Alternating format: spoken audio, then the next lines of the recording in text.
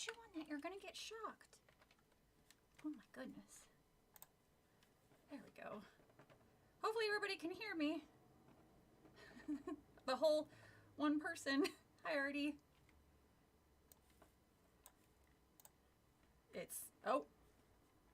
It says you can hear my voice, so I guess I'll have to wait and see. Come here. Come here. Whew. Time to distract. Hi, Adam. We have a special guest today, you guys. Hey, no. You're gonna shock yourself. See, it's Rufio. Hello, Rufio.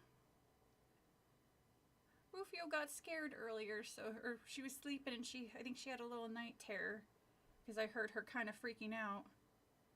So I just brought her in here to kind of calm her down a little bit before I put her back to bed. So she's hanging out with me. Oh, it's so late. Oh, it's so late. You should be asleep. How's everybody doing? Is everybody doing okay? Oh, thank you. I'm wearing it's like one of these, the like 70s style shirts I really like. Oh, I forgot to put that on mute. Sorry. Mute. Just took out a pizza. Ooh, I love me some pizza.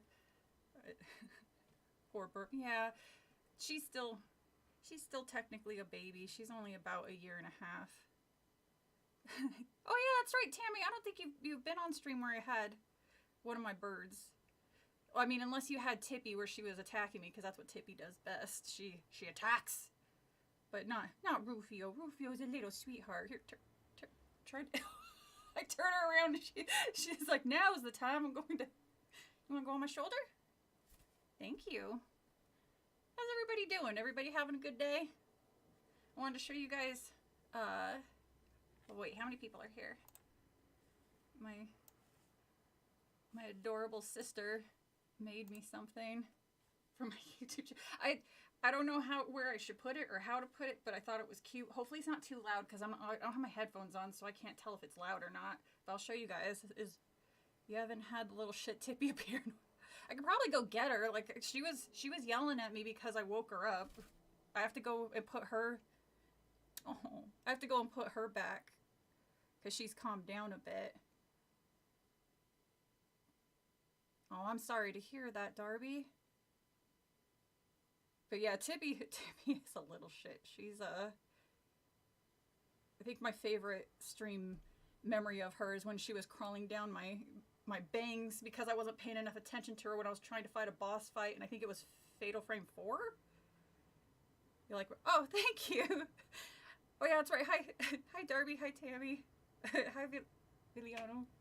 I like these type of shirts because they have like little buttons on the shoulders. I think that's neat. Oh, that's wonderful, Tammy. I hope your mom's doing well. I guess if she's able to come home, that must mean she's doing better. Whew. Let's see what we got here. We have a whole of 9 people. It's about the same we usually have. But here, look at what my wonderful little sister did. It's so cute to me.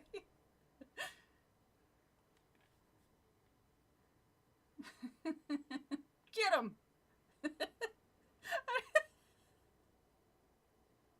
I don't know. It's so funny to me. Every time I watch it, it makes me laugh. I know it is funny. Hi, transmission. Oh, I gotta get the scritches. Whew. So it does seem like everybody's having a pretty decent day with the exception of baby Darby. I am sorry that you had to... It's never fun to go through best outro ever. Hi, Lawrence. Oh, it's been a while. Hey! Undead bullying.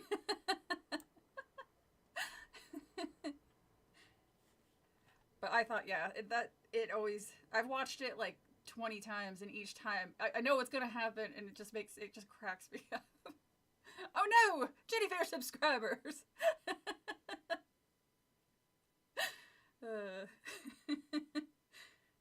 Okay, so I read the synopsis on this this the book I'm reading, and I think I read this one as a kid because it sounds super familiar.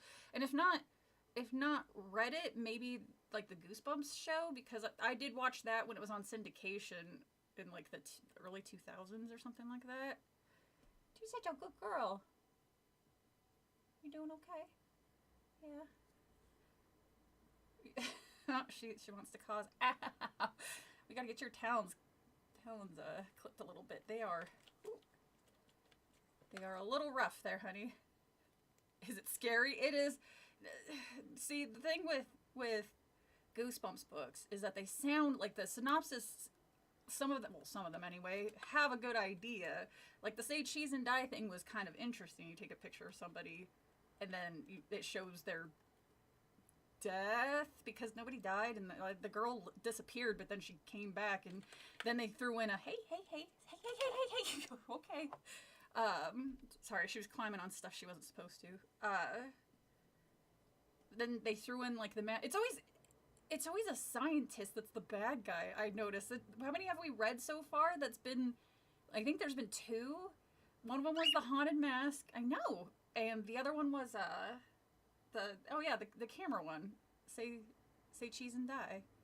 I remember this one being kind of dark, at least to my 6-year-old self. Well, I used to be scared of pound puppies. Okay, or the pound puppies, specifically the stuffed animals. So, oh, look at your beautiful little wings. Oh, damn it! I saw it. Damn it! All right, I gotta put her back. Here, watch this again while I go put her back and clean up the poop she just gave me. Damn it! I saw it too. I saw you backing up.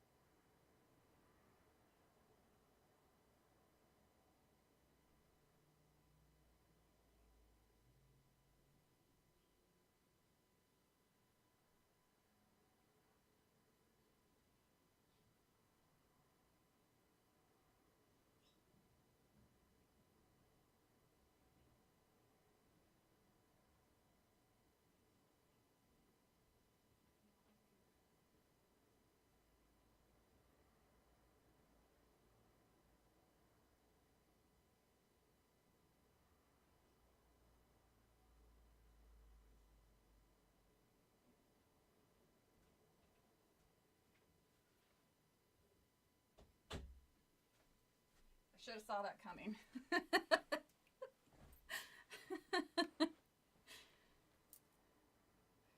Yep, she sure did. The second I saw her starting to back up, I was like, no, it's coming. I can see it coming.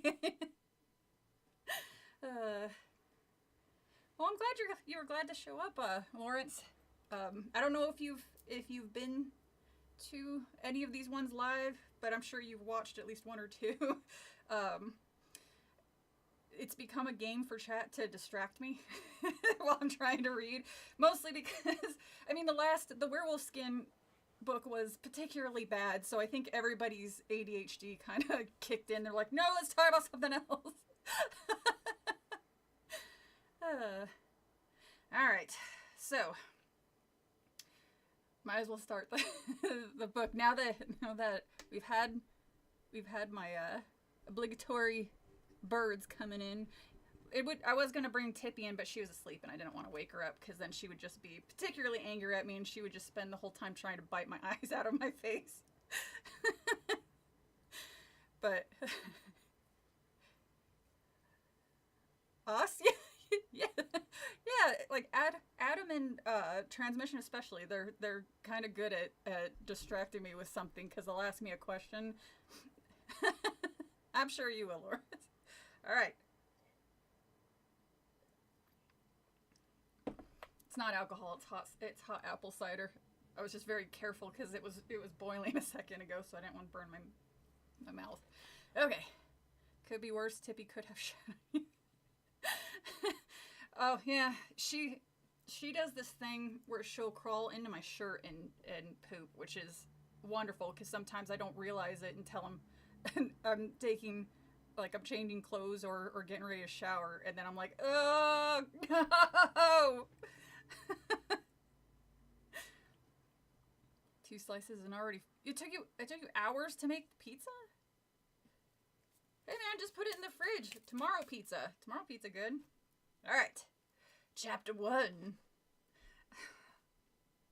I just scanned the first. Okay. Josh and I hated our new house. Sure, it was big.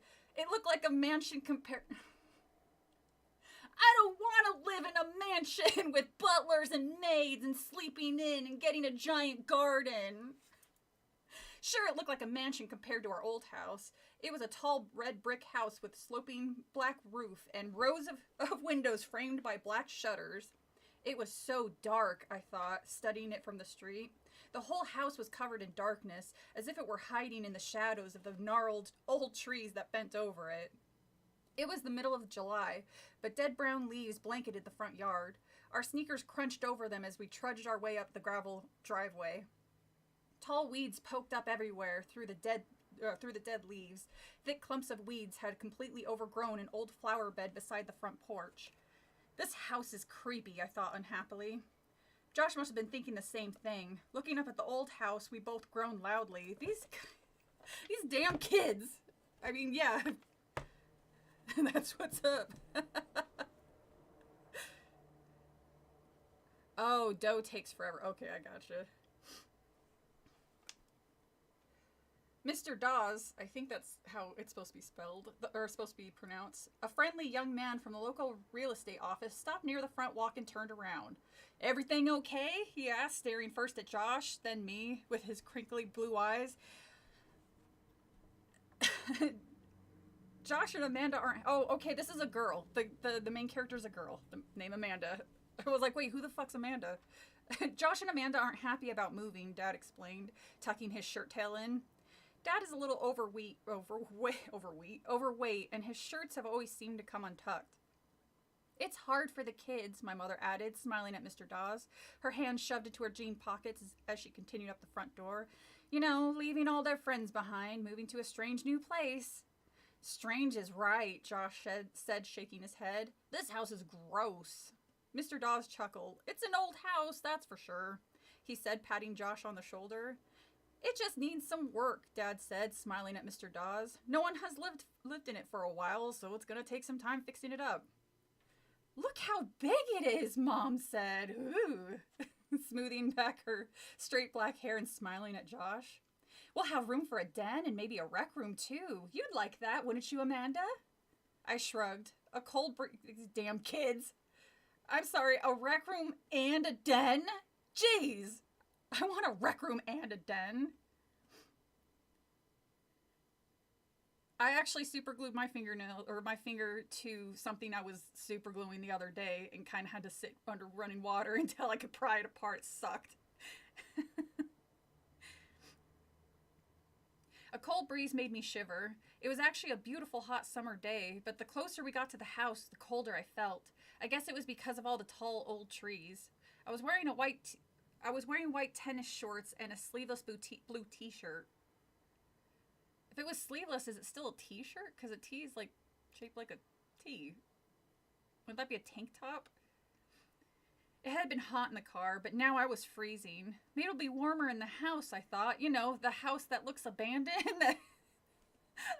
that hasn't had anybody in it for years. How old are they? Mr. Dawes asked Mom, stepping onto the front porch. Oh, damn, the kids are starting early tonight. Amanda is 12, Mom answered, and Josh turned 11 last month. They look so much alike, Mr. Dawes told Mom. They're siblings! Of course they do! I couldn't decide if that was a compliment or not. I guess it's true. Josh and I are both tall and thin and have curly brown hair like Dad's and dark brown eyes. Everyone says we have serious faces. I really want to go home, Josh said, his voice cracking. I hate this place. You haven't even been in the house yet. It could be really cool. Just give it a fucking try. Sorry. You guys have no idea how lucky it is, or how lucky you are. My brother is the most impatient kid in the world, and when he makes up his mind about something, that's it. He's a little spoiled, at least I think so. Whenever he makes a fuss about something, he usually gets his way. We may look alike, but we're really not that similar. I'm a lot more patient than Josh is, a lot more sensible, probably because I'm older and because I'm a girl. You tell him, Amanda. Josh had grabbed Dad's hand and was trying to pull him back to the car. Come on, let's go. Let's go, Dad. I knew this was one time Josh wouldn't get his way. We were moving to this house, no doubt about it. After all, the house was absolutely free. This is literally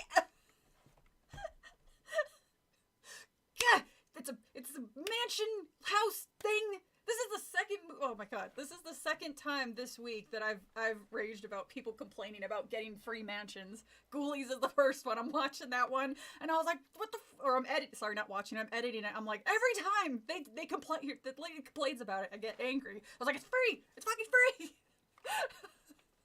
You just have to pay property taxes."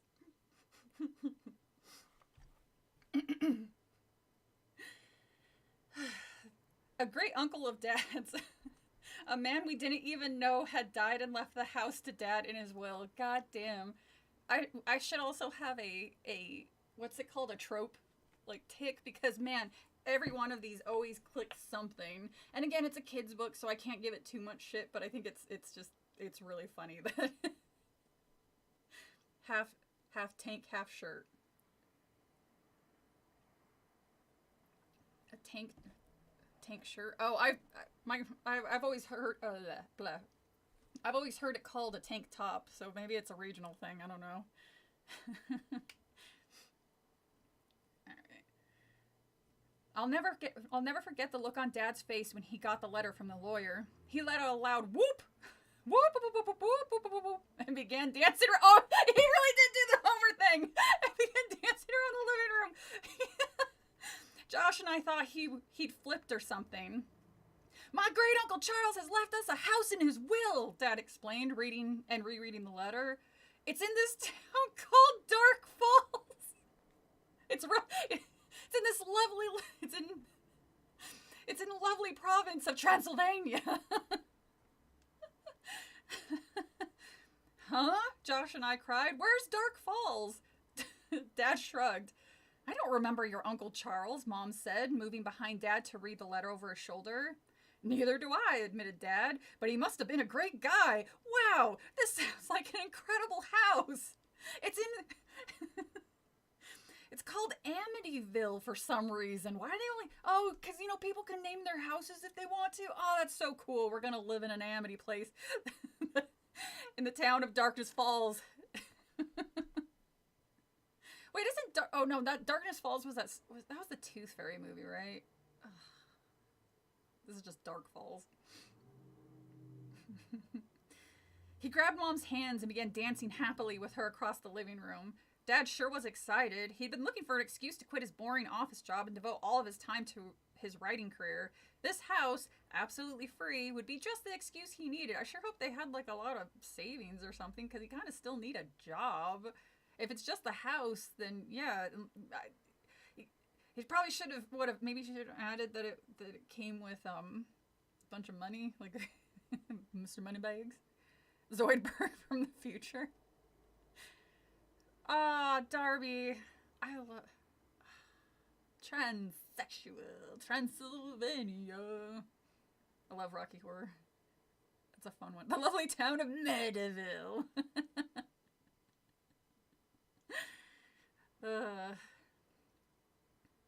And now, a week later, we're here in Dark Falls, a 4-hour drive from our home, seeing our new house for the first time. We hadn't even gone inside, and Josh was trying to drag Dad back to the car. So, were they renting? Are they just abandoning their old house for this new haunted house? I mean, if it looks anything like the one here, the one here, I'm down. I mean, wait, I think that's actually... Here, it kind of looks like the Psycho house. There we go. I'm going to move me real quick. Yeah, it kind of looks like the Psycho house to me. Alright, I'm coming back. Boom! Look at me go. Josh, stop pulling me, Dad snapped impatiently, struggling to tug his hand out of Josh's grip. Dad glanced helplessly at Mr. Dawes. I could see that he was embarrassed by how Josh was carrying on. I decided maybe I could help. Let go, Josh, I said quietly, grabbing him by the shoulder. We promised we'd give Dark Falls a chance. Remember? I already gave it a chance, Josh whined, not letting go of Dad's hand. This house is old and ugly, and I hate it. Well, I hate you too. Hi, Anthony.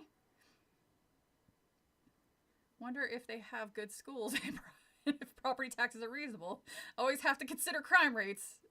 They are children in this story, after all. That's a good point. They might have good schools in Dark Falls. You know, they have great doctors, like Dr. Acula. Anyway. Is Jenny Goth emo or norm? Oh, right. I love that's the three. The three that you chose. Am I goth, emo, or normal? I don't know why that tickled me so much.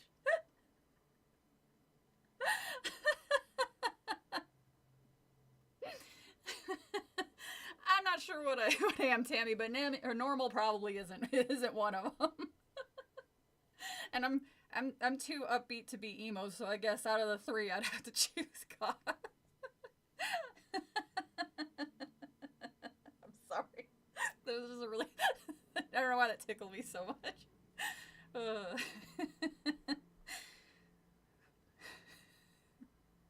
Pastel Goth was my nickname in high school. Oh, you guys are so funny. Okay. You haven't even gone inside, Dad said angrily. Yes, let's go in. Yes, let's go in, Mr. Dawes urged, staring at Josh. I'm staying outside, Josh insisted, little brat. He can be really stubborn sometimes. I felt just as unhappy as Josh looking in this old dark house, but I'd never carry on the way Josh was. Josh, don't you want to pick out your own room? Mom asked. No, Josh muttered. He and I both glanced up at the second floor. There were two large bay windows side by side up there. They looked like two dark eyes staring back at us. Bay windows are great. They're huge. What the hell, kids? The goth that smiles and laughs? I guess that's what the pastel part is.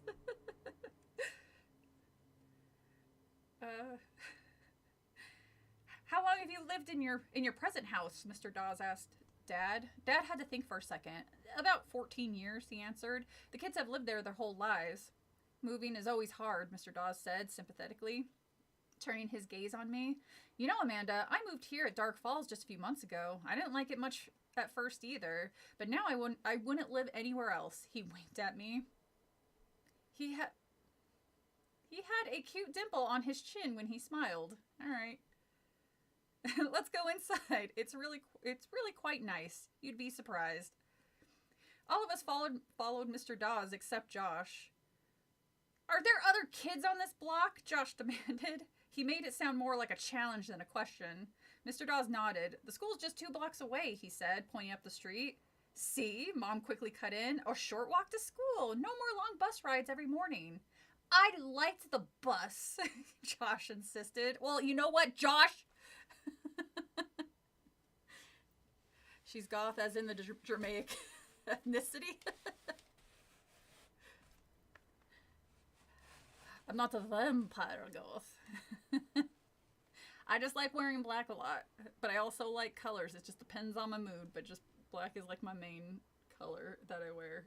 It's usually main black with like a splash of color. Well, you guys, I was like, you guys see my wardrobe. I don't know why I'm telling you this. You guys watch my videos and come on the streams. I sure did.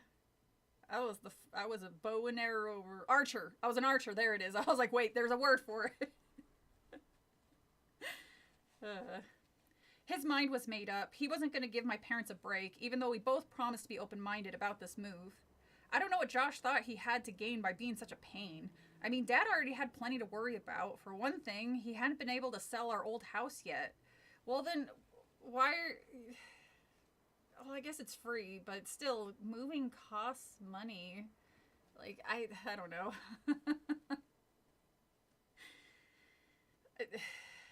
I didn't like the idea of moving. Sorry, I'm just so. The older you get, the more aware you are of real estate and moving and just costs of things. So this kind of thing, I'm like, if you're like in elementary school, it's like, yeah, sure, whatever. But reading it as an adult, I was like, fuck, moving to a whole other city with all your shit is expensive. I know. Bo and Arista. There it is. Hey, hey, I like garlic. Candy corn I can do without. Candy corn is just not great. Never seen Jenny in the day. Ooh, shit! I've been outed. Already figured it out. I only streams at night, and you only see my videos when because I record them at like 3 or 4 in the morning.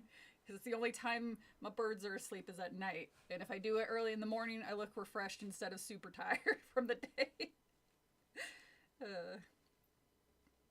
I didn't like the idea of moving, but I knew that inheriting this big house was a great opportunity for us. We were so cramped in our little house, and once Dad managed to sell the old place, we wouldn't have to worry at all about money anymore. Okay, so that's where the money was supposed to go, but still, you haven't sold the house yet. This is the... Ugh. Josh should at least give it a chance. That's what I thought.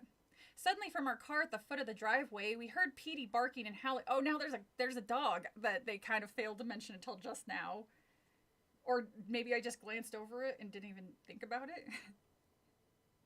Petey is our dog, a white curly-haired terrier. Oh, cute as a button and usually well-behaved. You know, I always get nervous when they introduce animals in scary... Jesus. I don't know why the cops aren't permanently staked out here. They would catch these kids so many times. One of them got arrested because they were going hella fast down that road. And it was super dark. I don't get it. Even my birds are vampire birds. With little bird fangs. Oh, honey, they don't need fangs. Those beaks can bite pretty hard. He never minded being left in the car. Oh, maybe at least roll down a goddamn window for the dog. Jesus. He never minded being left in the car, but now he was yowling and yapping at full volume and scratching at the car window, desperate to get out. Probably because he has to pee, or he's thirsty, or it's like 1,000 degrees in the car, you dumbasses. Petey, quiet, quiet, I shouted. Petey usually listened to me, but not this time. I'm gonna let him out, Josh declared, and took off down the driveway toward the car. No, wait, Dad called, but I don't think Josh could hear him over Petey's wails. Might as well let the dog explore, Mr. Dawes said. It's going to be his house, too. Yeah, but you don't want your animal, like, exploring without you around it. Just like, no, it'll be fine. The dog knows his way around here in the place that he's never been, right? Birdacula? Oh, shit. That's a great name. I'm going to have to put that in my back pocket for if I ever get an African gray parrot. Call him Bird Dracula. Because they just look like very goth. They're very vampire-like.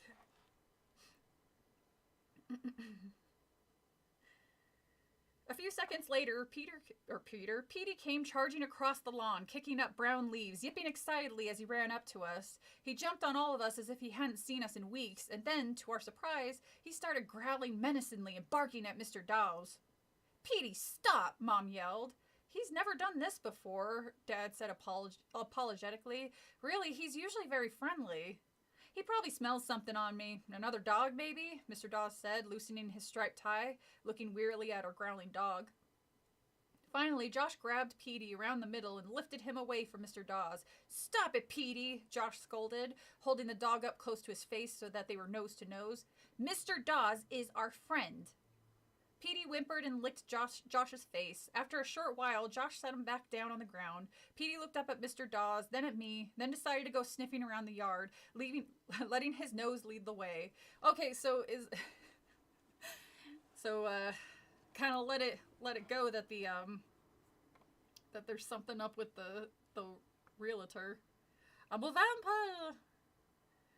I think it was AI transmission. What?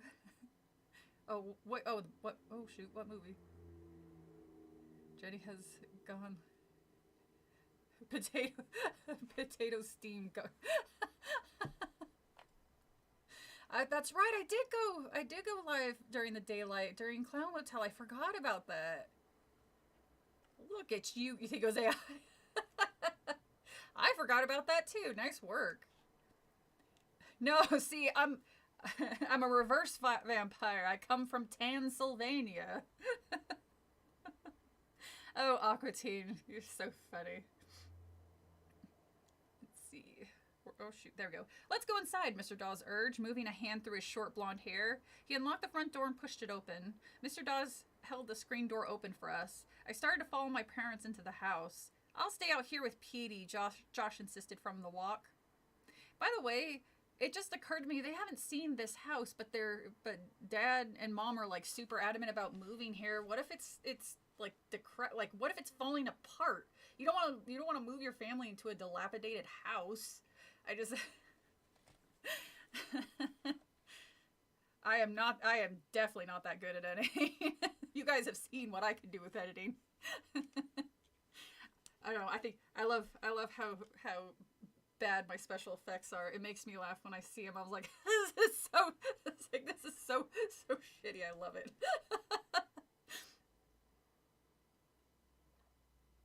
Like, damn, I couldn't even figure out how the hell my sister made this thing. It's like Sivaliania.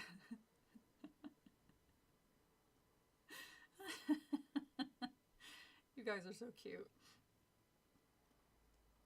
Dad started to protest but changed his mind. Okay, fine, he said, sighing and shaking his head. I'm not going to argue with you. Don't come in. You can live outside if you want. He sounded really exasperated. I want to stay with Petey, Josh said again, watch Petey nose his way through the overgrown flower bed. Mr. Dawes followed us into the hallway, gently closing the screen door behind him, giving Josh a final glance. He'll be fine, he said softly, smiling at my mom. He could be so stubborn sometimes, Mom said apologetically. She peeked into the living room. I'm really sorry about Petey. I just don't know what got into that dog. No problem. Let's start in the living room, Mr. Dawes said, leading the way. Let's talk about the dog and the dog more. Hell yeah, make a Backrooms comic. They're making a what is it, A24, Studio A24? They're making a Backrooms movie. I'm real fucking, excited for that. Oh, we're cute.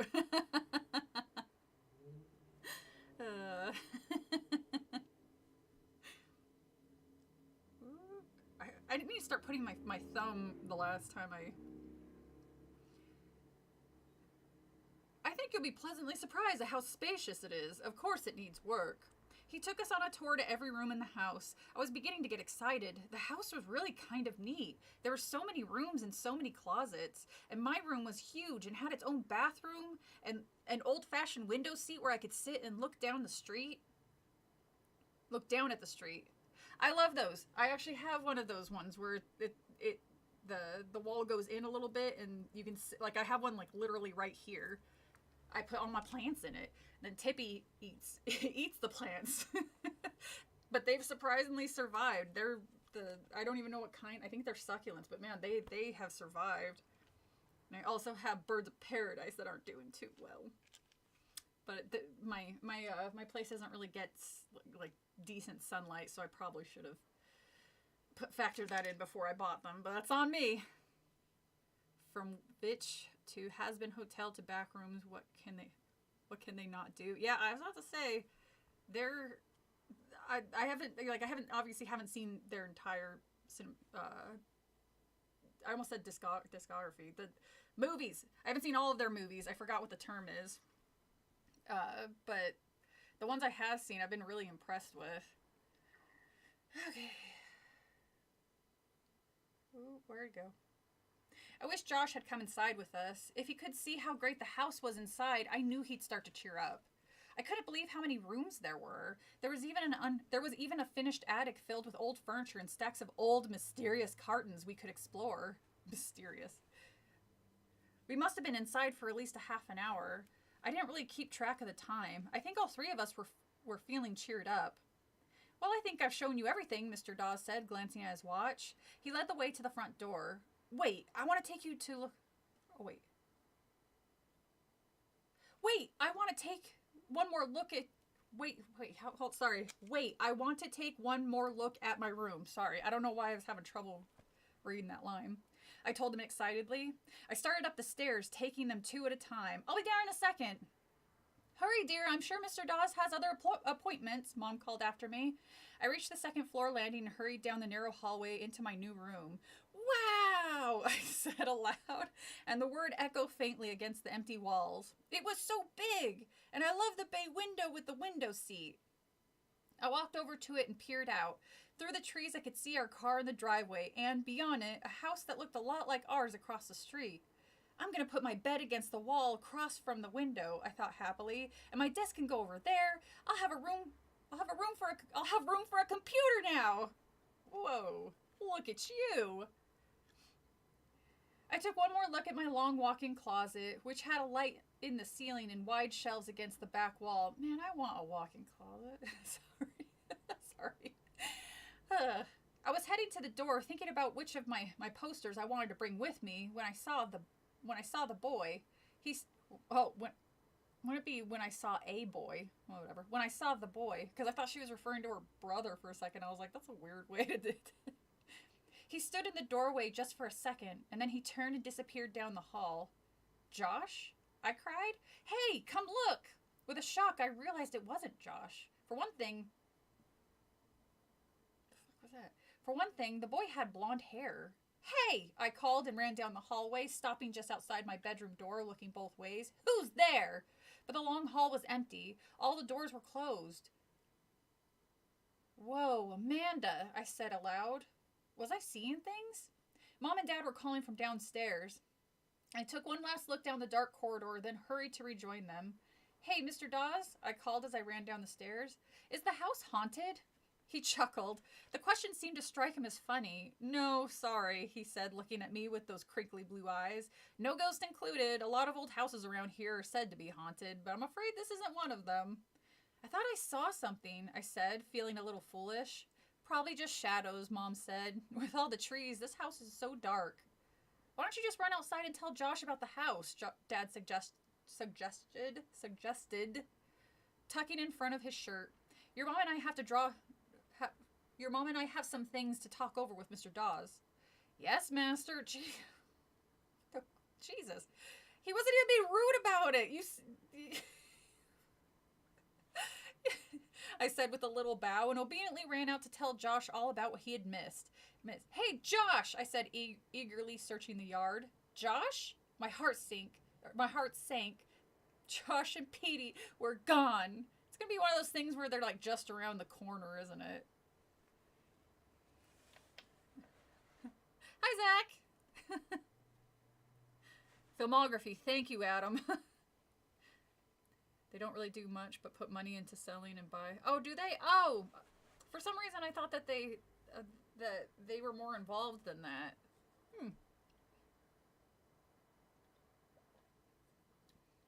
It would make my night if this story ends up mirroring the plot of the Tom Hanks movie, The Money Pit.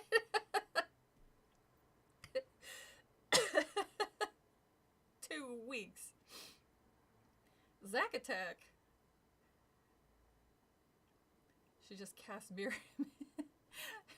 there's like a mirror on this side too. That was kind of a long chapter. Usually the chapters are pretty short, but this one was particularly like. But then again, I think it gets shorter as it goes. And I definitely remember reading this as a kid. There are parts of at least this opening that I remember. Terminal. Chapter 2. Josh! First I called Josh, then I called Petey, but there was no sign of either of them. I ran down to the bottom of the driveway and peered into the car, but they weren't there. Mom and Dad were still inside talking to Mr. Dawes. I looked along the street in both directions, but there was no sight of them. Josh! Hey, Josh! Finally, Mom and Dad came hurrying out the front door looking alarmed. I guess they heard my shouts. I can't find Josh or Petey, I yelled up at them from the street. Maybe they're around back, Dad shouted back to me. I headed up the driveway, kicking away dead leaves as I ran. It was sunny down on the street, but as soon as I entered our yard, it was back in the shade, and it was immediately cool again. Hey, Josh, where are you? Why did I feel so scared? It was perfectly natural for Josh to wander off. He did it all the time. Yeah, but when he did it, it was in a familiar setting, kiddo. That's why you're freaked out, because you're not in a familiar setting. Which one is real? I mean, this one isn't terrible. That's why this one hasn't had like a terrible opening yet. I've been teasing it a little bit, but it hasn't been bad. Like a couple times, like the ones that I've read before are like terrible right from the word go. Chapter 1. I ran full speed along the side of the house. Tall trees leaned over the house on this side, blocking out nearly all of the sunlight. I mean, there's like, what, 20 chapters? I think you're good. Tall trees leaned over the side. Oh, sorry. The backyard was bigger than I expected. A long rectangle that sloped gradually down to a wooden fence at the back, just like the front. His yard was a mess of tall weeds, poking through a thick covering of brown leaves. A stone bird bath had toppled onto its side. Beyond it, I could see the side of the garage, a dark brick building that matched the house. Hey, Josh! He wasn't there. I stopped and searched the ground for footprints or a sign that he had run along the thick leaves. Well, Dad, out of breath, came jogging up to me. No sign of him, I said, surprised at how worried I felt. Did you check the car? He sounded more angry than worried. Yes, it was the first place I looked. I gave the backyard a quick search. I don't believe Josh would just take off. I do, Dad said, rolling his eyes. You know your brother when he doesn't get his way. Maybe he wants us to think he ran away from home. He frowned. Currently working on reviews for the Crow movies. I keep forgetting that the remake is coming out. I don't know how I feel about what he looks like, by the way. Oh my god! Did anybody... I know Adam did, but have you guys seen the teaser trailer for the new Beetlejuice movie? It's like, I was like, what? It looks like they're doing... Like, it looks like it could be good. I'm trying to like push down any excitement, because I have been disappointed before in things that I was actually looking forward to, so I'm trying to just... try to be no one is? Oh no, I'm not excited no yet. All that character set up in the first chapter, hence the long... Yeah, that does make sense. Where is he? Mom asked as we returned to the front of the house. Dad and I both shrugged. Maybe he made a friend and wandered off, Dad said. He raised a hand and scratched his curly brown hair. I could tell that he was starting to worry too. We've got to find him, Mom said, gazing down the street. He doesn't know this neighborhood at all. He probably wandered off and got lost. Mr. Dawes locked the front door and stepped down off the porch, pocketing the keys. He couldn't have gotten far, he said, giving Mom a reassuring smile. Let's drive around the block. I'm sure we'll find him. Mom shook her head and glanced nervously at Dad. I'll kill him, she mumbled. Jeez. This is quite the turn. She's all super worried, but she's like, I'm gonna murder him when I find my son. Wait, what's happening? What's Oh, in the story or in the chat? Because the chat's talking about how disappointing the oh yeah, Beetlejuice is one of my favorite movies of all time too.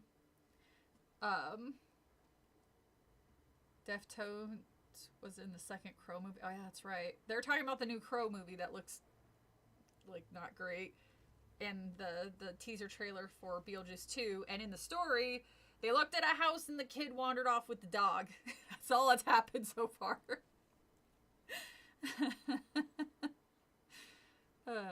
I'm optimistic because Tim Burton's... Oh, one of my neighbors is opening their window. That scared the shit out of me, because I was like, whoa! What? It sounded like it was my window for a second. I think those are the neighbors that smoke weed, because sometimes I can smell it when... if I happen to have my window open and I hear them up in there, I'm like 90% sure that's what they're doing.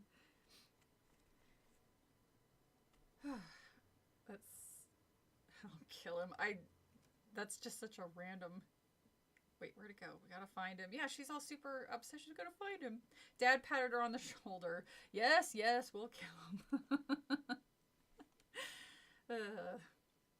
Mr. Dawes opened the trunk of the small Honda, pulled off his dark blazer, and tossed it inside. Then he took out a wide-brimmed black cowboy hat and put it on his head. Oh, is this his driving hat? Hey, that's quite a hat. It's so boomer. I, my dad and all of his friends all wore cowboy hats. It was so funny.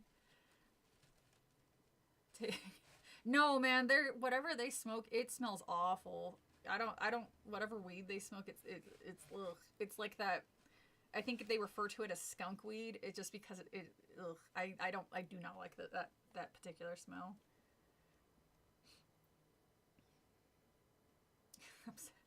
I just can't. That's quite a hat. Next, they're gonna stand next to barbecues and talk about when they need to flip the burgers. Keeps the sun away, Mr. Dawes said, sliding behind the wheel and slamming the car door. Slamming? Why is he slamming the car door? Mom and I got in back. Glancing over at her, I saw that Mom was as worried as I was. We headed down the block in silence, all four of us staring out the car window. The houses we passed all seemed old. Most of them were even bigger than our house. All of them seemed to be in better condition, nicely painted with neat, well-trimmed lawns. I didn't see any people in the houses or yards, and there was no one on the street. It certainly is a quiet neighborhood, I thought, and shady. The houses all seemed to be surrounded by tall, leafy trees, as opposed to what? Like all of them have all of them have leaves or pine or needles, or so yeah, pine.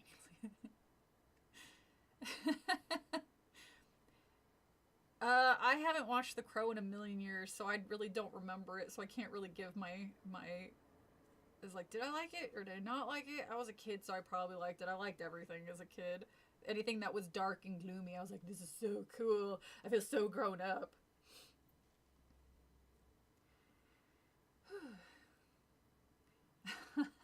The street was the only sunny place, a narrow gold ribbon that ran through the shadows on both sides. Is this about vampires? Because you guys were joking. I wonder if this was... Maybe that's why it's called Dark Falls, I thought. Where is that son of mine? Dad asked, staring hard out. Oh, I read that like it was Mom. Staring hard out the window shield. Window shield? Staring out the window shield. Alright. Windshield. I think that's a typo. I'll kill him. I really will, Mom muttered. It was, man, Mom was off her meds, it seems, because she was ready to murder my brother for... I mean, to be fair, I understand it's a colloquialism, but it's funny to go from, oh, we have to find him, I'm so worried, to, I'll fucking kill him.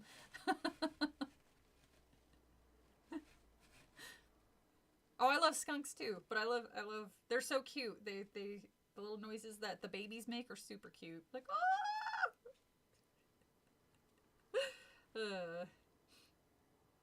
We had gone around the block twice. No sign of him. Mr. Dawes suggested we drive around the next few blocks, and Dad quickly agreed. I hope I don't get lost. I'm new here. I hope I don't get lost. I'm new here too, Mr. Dawes said, turning a corner. Hey, there's the school, he announced, pointing out the window to the tall red brick building. Man, I almost said Stephen King. R.L. Stine really likes red brick buildings, because he also mentions those, or he has those a lot. It looked very old-fashioned, with white columns on both sides of the double front doors. Of course it's closed now, Mr. Dawes added. My eyes searched the fenced-in playground behind the school. It was empty. No one was there. Could Josh have walked here? Mom asked, her voice higher and tighter than usual. Josh doesn't walk, Dad said, rolling his eyes. He runs. Shut the fuck up, Dad. You know what I meant, Mom said. Or you know what I mean, Mom said. Dad was on the chopping block next after she finished Josh off. We'll find him, Mr. Dawes said confidently, tapping his fingers on the wheel as he steered. We turned a corner into another shady block. A tree sign read Cemetery Drive, and sure enough, a large cemetery rose up in front of us. Granite gravestones rolled along a low hill that sloped down and then up again onto a large flat stretch, also marked with rows of low grave markers and monuments. A few shrubs dotted the cemetery, but there weren't many trees. As we drove slowly past, the gravestones passed by in a blur on the left. I realized that this was the sunniest spot I had seen in the whole town. There's your son, Mr. Dawes pointed out the window. Stop the car suddenly. Oh, thank goodness, Mom exclaimed, cleaning her gun. Sorry. Sorry. leaning leaning down to see out the window on my side of the car. Sure enough, there was Josh, running wildly along the crooked row of low white gravestones. What's he doing here? I asked, pushing my car door open. I got out of the car, took a few steps onto the grass, and called out to him. At first, he didn't react to my shouts. He seemed to be ducking and dodging through the tombstones. He would run in one direction, then cut to the side, and then head another direction. Why was he doing that? Maybe he's being attacked by bees. I took another few steps and then stopped and gripped with fear. I suddenly realized why Josh was darting and ducking like that, running so wildly through the tombstones. He was being chased. Someone or something was after him. End of chapter 2. Brandon Lee made some bad movies. Oh, I was about to say, there's a lot of actors out there that are that did some good movies, and then you look at their filmography, and then you see some bad ones. Who would win in a fight? Jenna Ortega as Wednesday, or Jenna Ortega as Wednesday's daughter? Or Lydia's daughter, sorry. I don't know. Does Lydia's daughter have powers? Because doesn't Wednesday in that show have like some type of power? I know I watched I know I watched the series and I did like it. I just can't remember very much of it. I remember her werewolf roommate, and I remember calling the twist. Whew.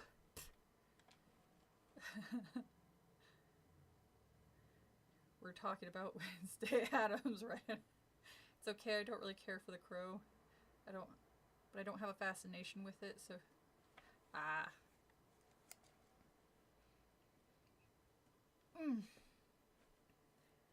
Well, I think the second chapter was indeed shorter.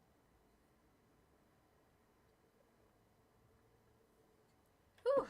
Oh my god, apple cider is so good. I love it so much.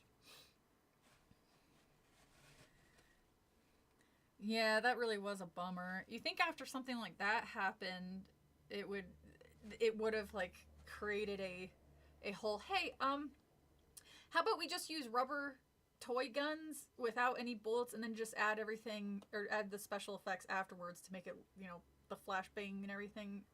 I don't know why they wouldn't do that, but clearly they didn't learn their lesson. I mean, hell, it took until the Twilight Zone movie with the helicopter beheading 3 people for them to put up new regulations. I think safety for children and actors in general. It's like, Jesus, dude, why did it have to take that? Ridiculous. Also, I had no idea that was a thing until it was much later, and I've seen that movie like 30,000 times because I used to love watching the old Twilight Zones and the movie. So thank you for that, Hollywood.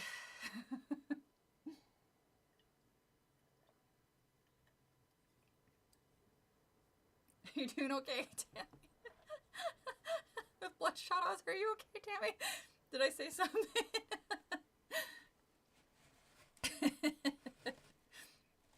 No. The Crow was indie, right? Isn't it the same thing? Yeah, that's what I was referring to. And he's still being charged, which I don't quite understand. Like, I've tried to look up the reasoning as to why an actor handling a prop that I would assume they would know they would assume is safe. If I was on a movie set and I if they handed me a prop gun, I would assume this gun is a prop, hence the name prop, therefore not a real gun. So people like bitching about how it was like, oh, you treat every gun like it's loaded. It was supposed to be a fake fucking gun. Like, I don't know. I'm not gonna get too much into it because, again, I don't know all the specifics, but I just think it's just something that I don't think should have ever happened, because I kind of feel like protection should have been put in place well before that. But you had too much coffee. I tend to get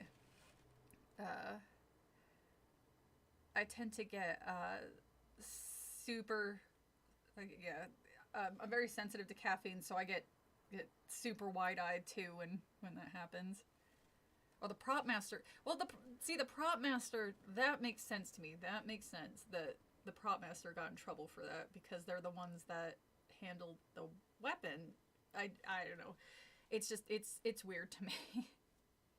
Yeah. Again, and then I heard that he was like a producer or something like that, and I was like, okay, that still doesn't make any sense. Like, I don't know.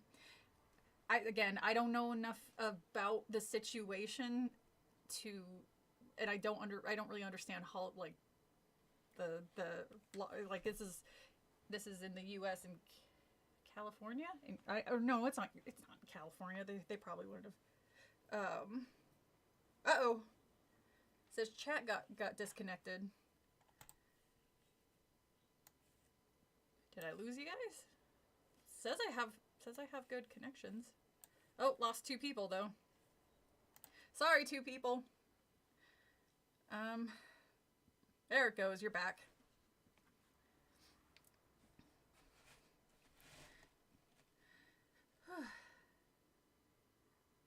A large vodka Red Bull. I don't like Red Bulls. I have never liked the taste of them.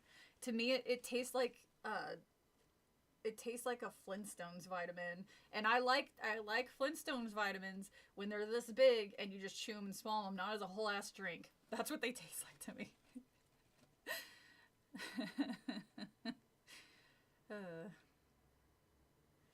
All right, chapter 3. Sorry, 2 people that I lost because I checked and I was like, oh, 15 people, and then it fell back to 13. All right, chapter 3.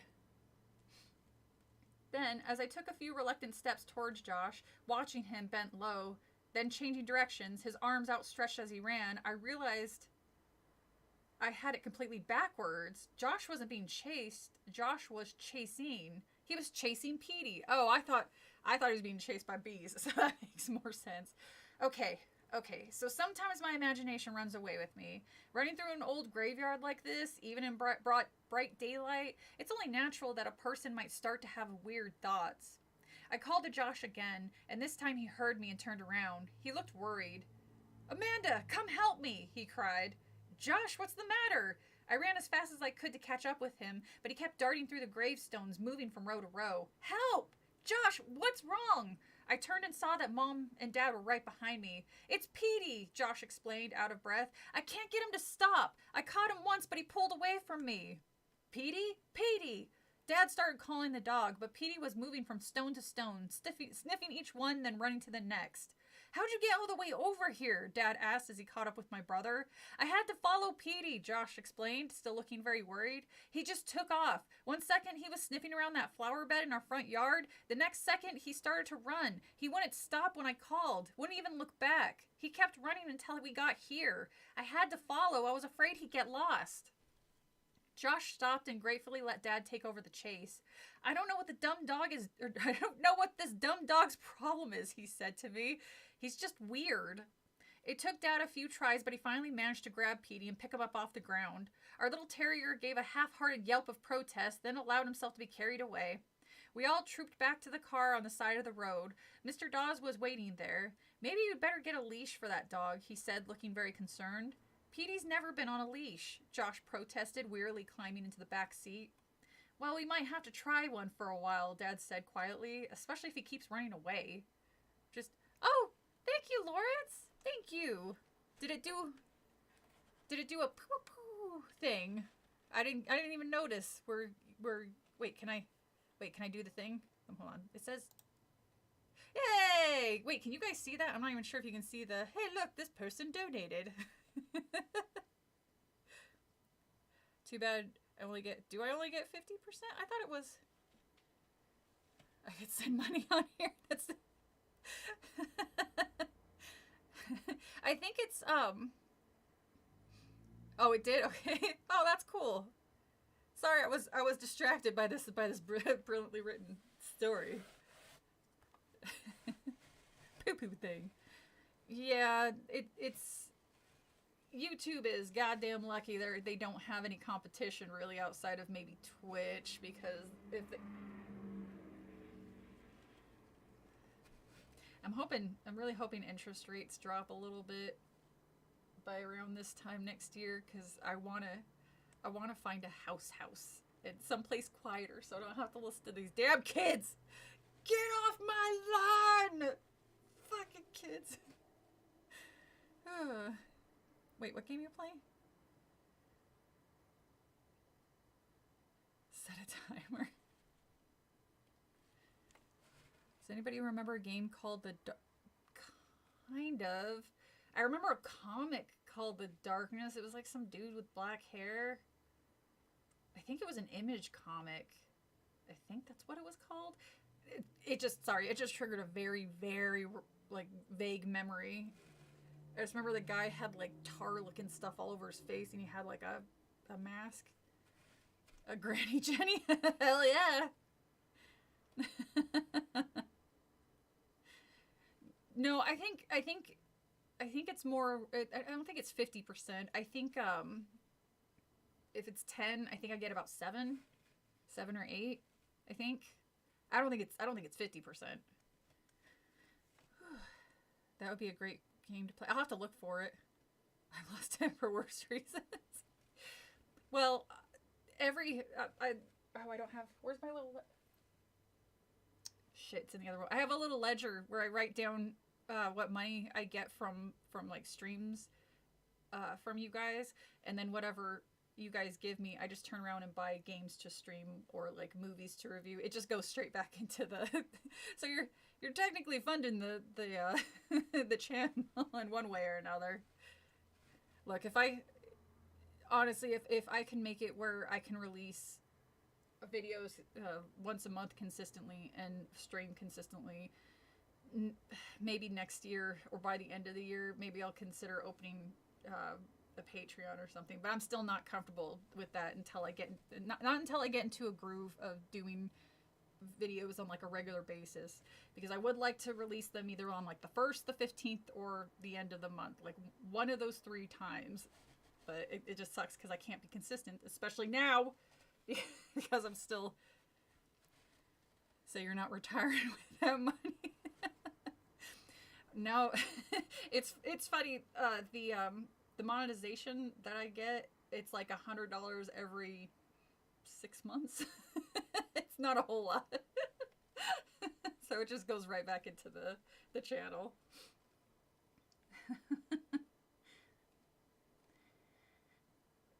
Oh, Jesus. Dad tossed Petey into the back seat. These guys are terrible pet owners. Jesus.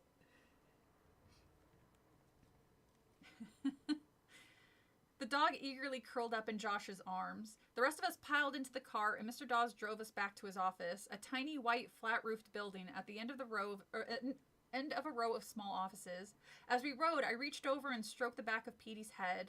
Why did the dog run away like that? I wondered. Petey had never done that before. Petey is also a dog, so if he caught wind of something that he was super into.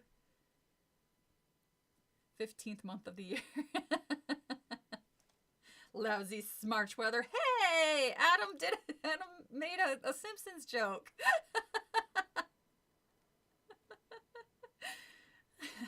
Yeah, they are assholes. Yeah, I don't like the way these people are treating this fictional dog.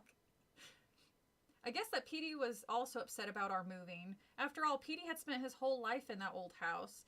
He probably felt a lot like Josh and I did about having to pack up and move and never see the old neighborhood again. I don't think he would care as long as he's going with you guys. But then again, the dogs have 6th sense, I swear. Oh yeah. I would agree with that. The new house, the new streets, and all the new smells must have freaked out the poor dog. Josh wanted to run away from the whole idea, and so did Petey. Anyway, that was my theory. Very deep for a 12-year-old.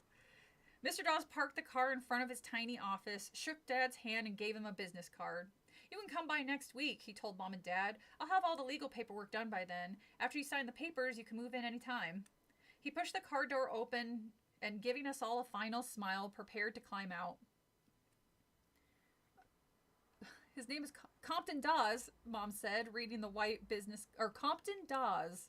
Mom said, reading the white business card over Dad's shoulder. That's an unusual name. Is Compton an old family name? Mr. Dawes shook his head. No, he said. I'm the only Compton in my family. I have no idea where the name comes from. No idea at all. Maybe my parents didn't know how to spell Charlie. Chuckling at his terrible joke, he climbed out of the car, lowered the wide black Setston hat on his head, pulled his blazer from the trunk, and disappeared into the small white building. Dad climbed behind the wheel, moving the seat back to make room for his big...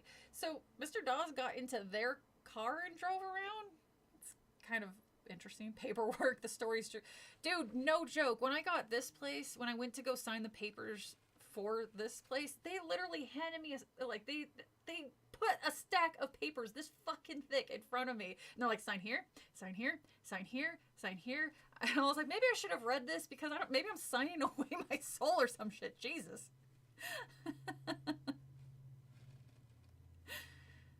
What are you guys doing? Someone called John Wick. I think they need to learn how. Yeah, no shit. Ugh. Dad climbed behind the wheel, moving the seat back to make room for his big stomach. Mom got up front, and we started the long drive home. I guess you and Petey had quite the adventure today, Mom said to Josh, rolling up her window because Dad had turned on the air conditioner. I guess, Josh said without enthusiasm. Petey was sound asleep in his lap, snoring quietly. You're going to love your room, I told Josh. The whole house is great, really. Josh stared at me thoughtfully but didn't answer. I poked him in the ribs with my elbow. Say something. Did you hear what I said? But the weird, thoughtful look didn't fade from Josh's face. The next couple of weeks crawled by. I walked around the house thinking about how I'd never see my room again, how I'd never eat breakfast in this kitchen again, how I'd never watch TV in the living room again. Morbid stuff like that. That's not morbid. That is just you moving on from a different place. Relax, honey.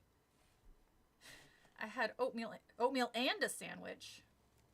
Oh, that's right. I need to play the next Final Fantasy. You know, I'm so behind on games. I just started playing Tears of the Kingdom I think a couple weeks ago. I just never had time for video games anymore unless I'm streaming them or working on a video about them.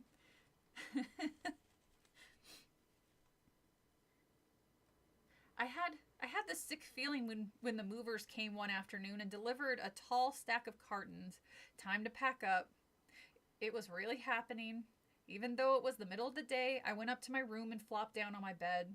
I didn't nap or anything. I just stared up at the ceiling more than an hour, and all these wild, unconnected thoughts ran through my head like a dream, only I was awake. I wasn't the only one who was nervous about the move. Mom and Dad were snapping at each other over nothing at all. One morning they had a big fight over whether the bacon was too crispy or not. Jesus. Hey, you better be careful. Mom is always polishing her pearl pistol. You don't want her to take it out on you. She almost offed Dad and Josh the other day. Sign with your blood.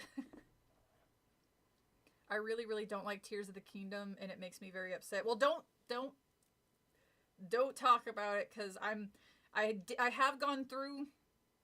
I have seen the Tears memories. I have gone through all the temples, but I haven't beaten it yet. Okay, and I just got the Master Sword, so don't spoil anything for me yet. I'm probably gonna beat it.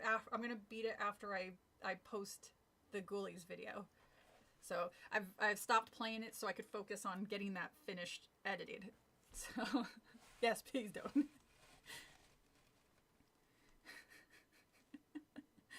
X-Men 97 was shockingly good for the first episode. Oh, hi, Siegel. Oh my god. Wow, you snuck in. Did you just show up? Because I glanced over because for a second your picture kind of looks like Adam's, and I just kind of glanced over. I was like, wait a second, that's not how you spell Adam. Hey, Siegel. Hope you're doing it. We need a 6-hour stream of Jenny playing through the quarry. Ooh, I would 100% do that. I would also play, what is it, Until Dawn?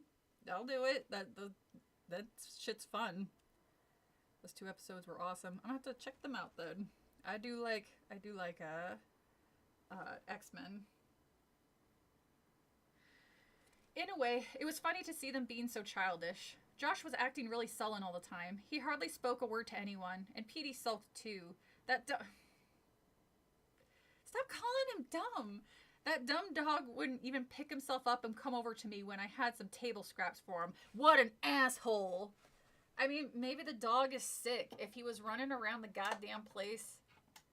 Oh, I was kind of hoping. Oh, it didn't. I thought I had. I thought I had this little light charged, but I guess it wasn't charging. Wait until the Until Dawn remaster. All right. Just snowing again. The first thing I screamed like Pee Wee. I just want to ride my bike. It's actually been surprisingly warm here. Like I actually had to when I was feeding my ferals today. I actually had to take off the sweater that I was wearing because I was starting to feel overheated. Poor Tammy. Too much coffee. I guess the hardest part about moving was saying goodbye to my friends. Carol and Amy were away at camp, so I had to write to them. But Kathy was home, and she was my oldest and best friend, and the hardest to say goodbye to. I think some people were surprised that Kathy and I had stayed such good friends. For one thing, we look so different. Yes, because if there's one thing that makes great friendships, it's how much you look alike. They're calling for 12 inches of snow where I am tomorrow. I'm salty. You know what? Unpopular opinion, I actually really like the snow. I like it when it snows. I wish I had a video of the first time Tippy saw snow. Like she came out, like she was walking behind me. That was when her wings were clipped because the stupid vet clipped them without asking me. But anyway, that was a whole other thing. So she would just either climb up my leg and hang out on my shoulder, or she would just follow me out. And she followed me out to the balcony where I was unwrapping my plants that I keep. You got to wrap your plants, otherwise they'll freeze to death. And I was checking on them, and she walked out behind me, and I saw her walk across. She walked into a piece of snow, like looked down, and then like turned around and went back in the house. I was like, yeah, of course. It's freaking cold. You're a tropical bird. What are you doing? Oh, and another thing, the baby parakeets, the one I introduced you guys to a couple streams back. So they're finally cohabiting with the other parakeets. Francis went feral immediately. Like he used to be the most snuggly one. He would like snuggle up to my neck and fall asleep on my shoulder and everything. But the second he got with the other ones, he's like, I'm too cool for school. And now he won't even come near me. But Freya is like, hey mom. And I was watching, but they're both, again, it made me feel pretty good because you guys know I miss Atticus, my other little parakeet.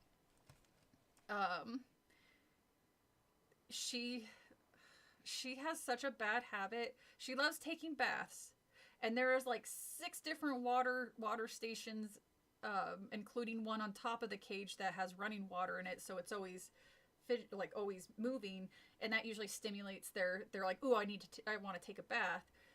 But Tippy doesn't like that one. She likes to be in still water, and sometimes on rare occasion in the sink, but the sink just has to be on a little tiny bit so she can go under it. But she does not like any type of water that's but anyway, I was watching her go from one water dish to another and taking baths in it back and forth, and I was just waiting for her to finish, because I was like, I need to switch those out because y'all are no one wants to drink Tippy's bath water.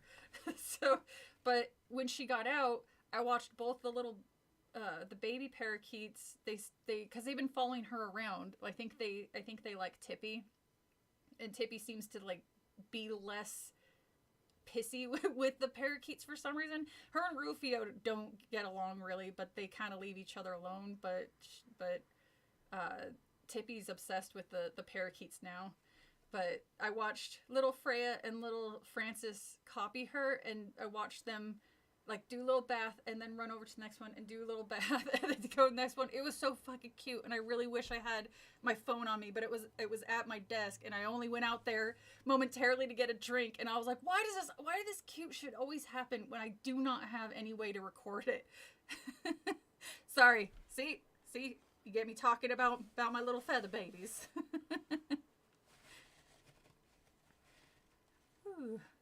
Uh-oh. Go for the achievement. I love the snow. I hate shoveling it. I love it when I don't have to leave. I'll agree with that. Mentioned my update was my depression was getting really bad. Oh my god, Zach, I hope you're doing better now. Jesus. Well, I hope you are doing better. That's terrifying. Eventually all my food gets tipped when it enters my stomach. You guys are so weird. Oh my goodness. Stop interrupting me. In a way, it was funny it's funny to see them being so childish. Josh was acting really sullen all the time. He hardly spoke a word to anyone, and Peter... Oh, that's right, I already read that. That's what it was, okay. I think some people were surprised that Kathy and I had staged as good friends. For one thing, we look so different. I'm tall and thin and dark, and she's fair-skinned with blonde hair and a little chubby. But we've been friends since preschool, and best friends since 4th grade. What happened to Dave? He was in the Discord the other day. He probably has just missed that because I'm an idiot and I forgot to tell everybody that I was streaming. I'm sorry. I'll get better at that. I need to start posting on social media more too. It's just, God, this job. I'm seriously. There are days I was like, I should just walk out. I should just quit. Dave's not.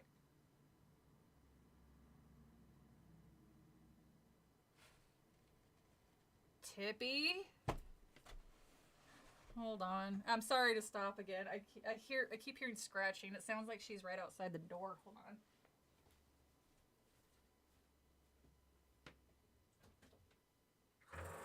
Whoa. Tippy?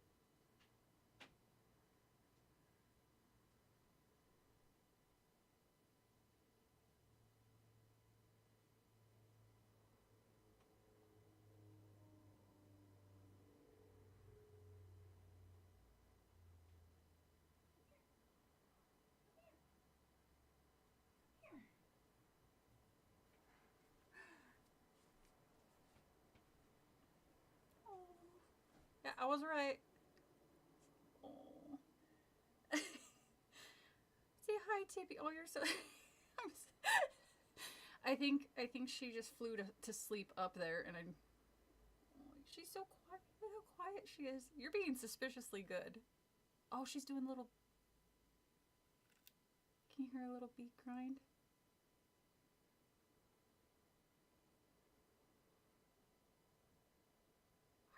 Put her back. I don't know why she was up there, but I think she has been sleeping up there, and she must have shifted, and that's what I heard. All right. Okay, sweetheart. We're going to go to bed. Just say hi to everybody. Say hi. All right. We're going to bed. All right. We're going to go back to bed. Come here, sweetheart. No. It's okay.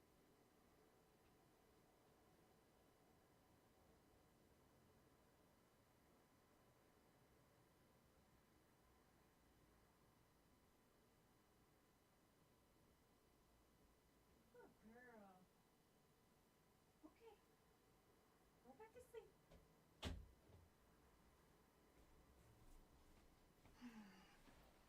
She must have tried to get into the room earlier, but saw that the door was open, so she just fell asleep on top of the door frame. Let her listen with us. She was doing the little beak grinding thing. I don't know if you guys could hear it because it is a very soft. But when birds get tired or they're comfortable, kind of like when babies suck their thumbs, birds will grind their beaks. It's so cute. I love that sound so much because it means they're happy and they're content and comfortable. It makes my heart happy. Rats, the birds of the ground. I do like rats too.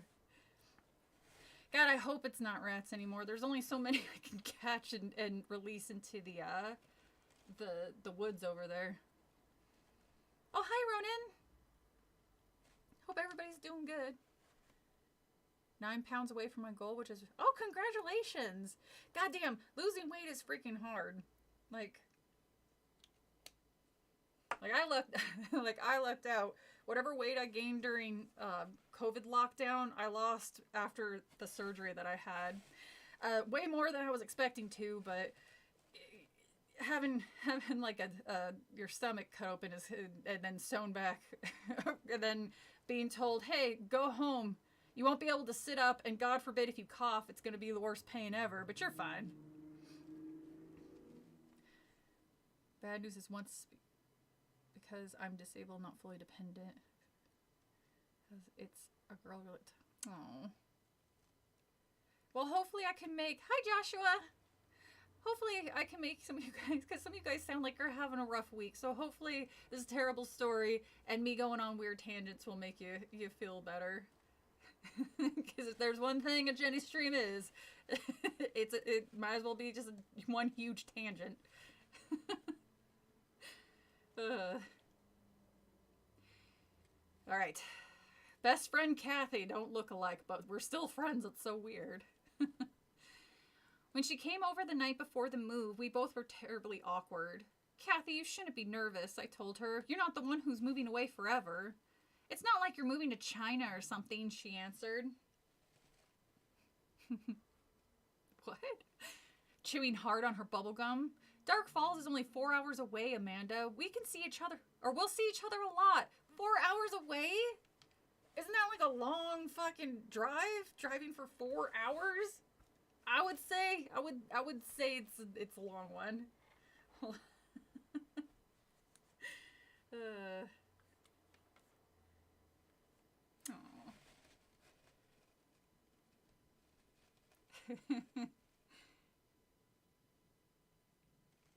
I always keep... God damn it, I keep moving or losing my spot. Yeah, I guess, I said, but I didn't believe it. 4 hours away was as bad as being in China, as far as I was concerned. I guess we can still talk on the phone, I said glumly. She blew a small green bubble, then sucked it back into her mouth. Yeah, sure, she said, pretending to be enthusiastic. You're lucky, you know. Moving out of this crummy neighborhood into a big house. It's not a crummy neighborhood, I insisted. I don't know why I was defending the neighborhood. I never had before. One of our favorite pastimes was thinking of places we'd rather be growing up. School won't be the same without you, she sighed, curling her legs under her on the chair. Who's gonna slip me the answers in math? I laughed. I always slipped you the wrong answers. Girls in math, I mean, come on. But it was the thought that counted. Well, at least she's happy about it. Did you miss anything? My little Tippy came to visit for a little bit, but she was tired, so I let her go back to sleep. Ugh, junior high. Is your junior high part of the high school or part of the elementary school? I made a disgusted face. Everything's in one building. It's a small town, remember? There's no separate school. At least I didn't see one. That's the way Tonopah was when I went. I was doing research on it for the Clown Motel video, and that's how I knew what the mascot was. And then I was looking at their graduating class, and there was only a handful of kids. And then it said they were just all in one small school. I was like, that's kind of crazy, because if there's only a handful of people who graduated with you, it's like, I sure hope you guys were all friends, because if you were all rivals and shit, probably not the best. Aww. Bummer, she said. Bummer was right. We chatted for hours until Kathy's mom called and said it was time for her to come home. Then we hugged. I made up my mind that I wouldn't cry, but I could feel the big hot tears forming in the corner of my eyes. And then they were running down my cheeks. I'm so miserable, I wailed. I had planned to be really controlled and mature, but Kathy was my best friend after all, and what could I do? We made a promise that we'd always be together on our birthdays, no matter what. We'd force our parents to make sure we didn't miss each other's birthdays. And then we hugged again, and Kathy said, "Don't worry, we'll see each other a lot, really." And she had tears in her eyes, too. She turned and ran out the door. The screen door slammed hard behind her. I stood there staring into the darkness until Petey came scampering up, his toenails clicking across I hate this word. The linoleum. I hate that word. I never can say it right the first time. And started to lick my hand. The next morning, moving day, was a rainy Saturday. Not a downpour, no thunder or lightning, but just enough rain and wind to make the long drive slow and unpleasant. Every time I've had to move somewhere, it's always been hot. Like bright ass sun beating down on you. I've never had. I would love to have a rain. Hell, I would love to move in snow. Anything but super hot summertime. Ugh. The sky seemed to get darker as we neared the new neighborhood. The heavy trees bent low over the street. "Slow down, Jack," Mom warned shrilly. The street is really slick. But Dad was in a hurry to get to the house before the moving van did. "They'll just put the stuff anywhere if we're not there to supervise," he explained. Josh, besides me in the back seat, was being a real pain as usual. He kept complaining that he was thirsty. Ugh, kids and needing to be hydrated. What is with this family? First the dog is stupid for having the nerve of being spooked in a new neighborhood and not eating food that I gave it. And now my stupid kid brother is thirsty after being in a car for 4 hours. Quite the imagination. Lawrence was my nickname in high school. Jenny slipped into a liminal realm and had to fight God in an arena full of monsters. She was split into a billion pieces and had to beg fear to put her back together to keep streaming. That is a brand new sentence. And I love it. I love that sentence. Stop getting distracted. I can't because you guys are funny, and sometimes I just have to comment on what you're saying.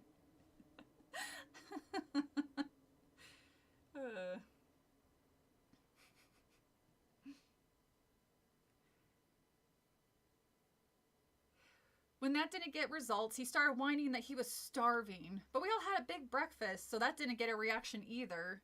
He just wanted attention, of course. I kept trying to cheer him up by telling him how great the house was inside and how big his room was. He still hadn't seen it. But he didn't want to be cheered up. But he didn't want to be cheered up. He started wrestling with Petey, getting the poor dog all worked up until Dad had to shout at him to stop. Let's all try really hard not to get in... I swear to God, Mom is on the edge. Mom is going to take an axe to this whole family. Let's all try real hard not to get on each other's nerves, Mom suggested. Dad laughed. Good idea, dear.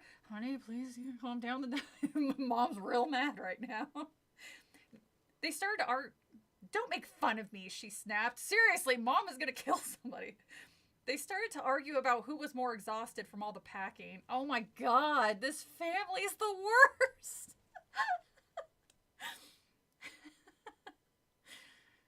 Petey stood up on his hind legs and started to howl at the back window.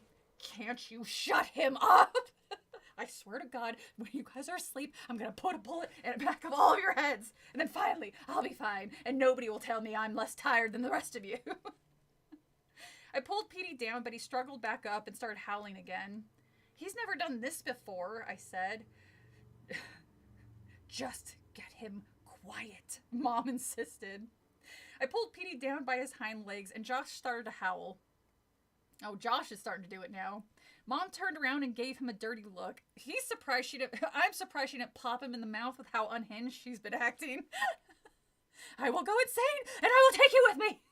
That's a good one, madam.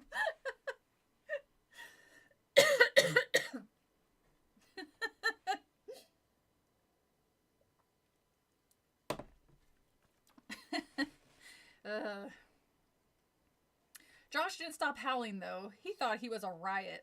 Finally, Dad pulled the car up in the driveway of the new house. The tires crunched over the wet gravel. Rain pounded on the roof. Home sweet home, Mom said. I couldn't tell if she was being sarcastic or psychotic. She says, or not, but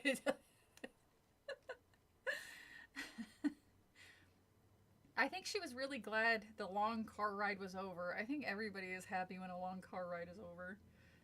At least we beat the movers, Dad said, glancing at his watch. Then his expression changed.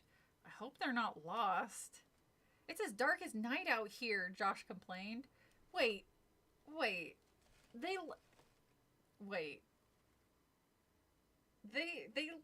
I'm sorry, back up. Did they say that it was a morning when they were... The next morning, moving day, was a rainy Saturday. So they had to... I'm sure they woke up knowing boomer dads. He probably forced everybody to wake up at like 6 or 7 to start packing up. But they're movers. So moving...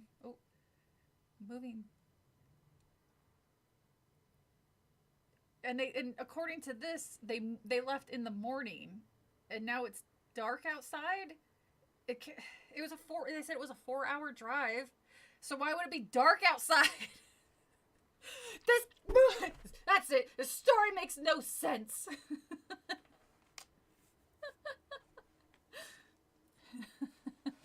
Mom is like, anybody got a plan before they get punched in the mouth. Mom is like, anybody got a plan before they get punched in the mouth. That's a good one. Petey was jumping up and down in my lap, desperate to get out of the car. He was usually a good traveler. You've been in the car for 4 hours. The dog probably has to pee. Jesus, this family and this poor dog.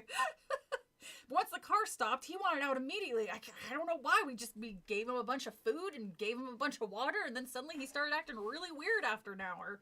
Whining and begging and just so annoying.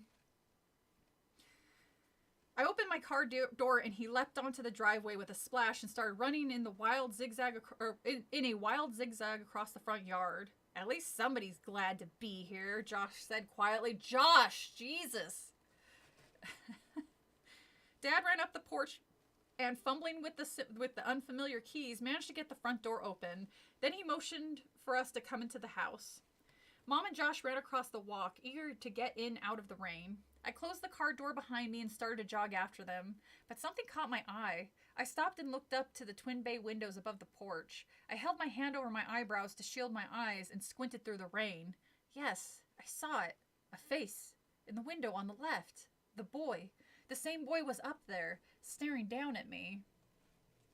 I'm not gonna mention this to my parents. It doesn't seem like something you need to really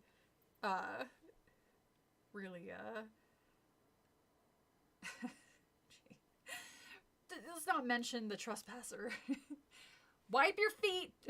Wipe your feet. Don't track mud on the nice clean floors, Mom called. Her voice echoed against the bare walls of the empty living room.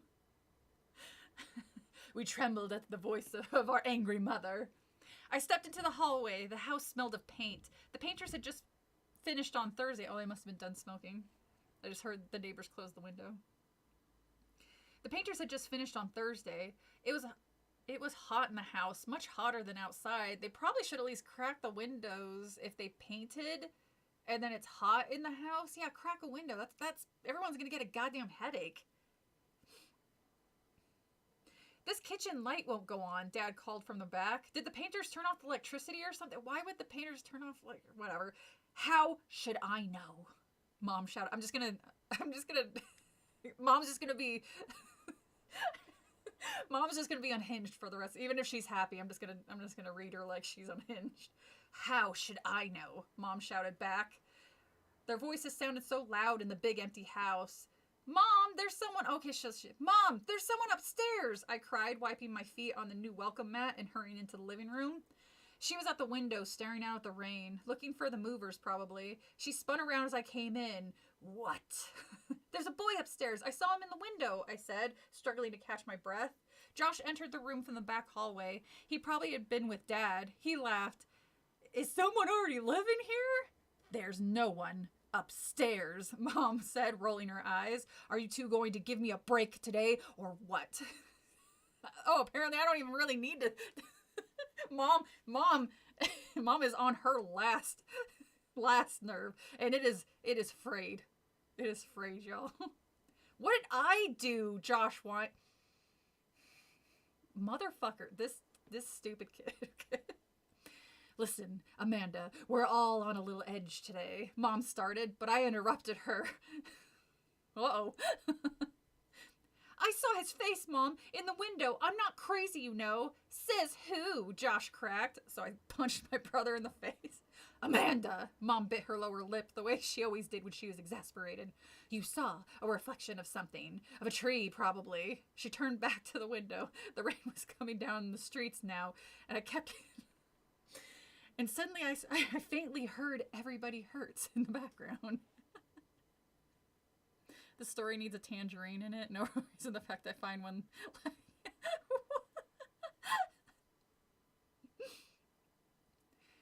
The rain was coming down in sheets now, the wind driving it noisily against the large picture window. I ran to the stairway, cupped my hands over my mouth, and shouted to the second floor, Who's up there? No answer. Who's up there? I called a little louder. Mom had her hands over her ears. Amanda, please. Josh had disappeared into the dining room. He was finally exploring the house. There's someone up there, I insisted, and impulsively I started up the wooden stairway, my sneakers thudding loudly on the bare steps. Amanda! I heard Mom call after me, but I was too angry to stop. Why didn't she believe me? Why did she have to say it was a reflection of a tree I saw up there? I was curious. I had to know who was upstairs. I had to prove Mom wrong. Being stabbed in the back multiple times by an intruder would show her. I had to show her I hadn't seen a stupid reflection. I guess I could be pretty stubborn, too. Maybe it's a family trait. Are you home alone, Tammy? Well, you said she's coming home soon, so it's not too bad. I thought your grandpa or grandparents were with you. Or is it just your cousins right now? I want an entire chapter about a tangerine, just lovingly describing a tangerine on the kitchen table and MC having an existential crisis about it. like that one story about the guy who lived his whole life until he realized there was something wrong with the lamp. There was something wrong with the lamp when he woke up from the coma, and since then he's felt like his whole life is a lie. I was like, God damn, I don't know how I would react with that. The stairs squeaked and creaked under me as I climbed. I didn't feel at all scared until I reached the second floor landing. Then I suddenly had this heavy feeling in the pit of my stomach. I stopped, breathing hard, leaning on the banister. Who could it be? A burglar? A bored neighbor kid who had broken into an empty house for a thrill? Maybe I shouldn't be up here alone, I realized. Yeah, it took you... I was gonna say, I'm definitely gonna be here for how long are my streams? Like 5-6 hours. So at least you got us to keep you company until somebody comes home. But yeah, it gets even adults get spooked out during the night when it's late at night and you're home alone. I get spooked sometimes too. It just happens. There's just like a weird feeling that you get sometimes. It also doesn't help that I have such a bad habit of watching horror movies or playing horror games at night. And I was like, this was dumb. I shouldn't have done this. Why do I keep doing this? It's like eating spicy food before bed when you guarantee get heartburn. Maybe the boy in the window was dangerous. Anybody up here? I called, my voice suddenly trembling and weak. Still leaning against the banister, I listened, and I could hear footsteps scampering across the hallway. No, not footsteps. The rain. That's what it was. A patter of rain against the slate shingled roof. You know what? So far, I am gonna say it like this isn't written terribly. Like Werewolf Skin, I was really like not feeling that story, and I genuinely don't remember that one at all. Even though I'm pretty sure I had that book. It was probably one I just bought but never ended up reading. Kind of like Go Eat Worms. I never read that one, but I know I had that book.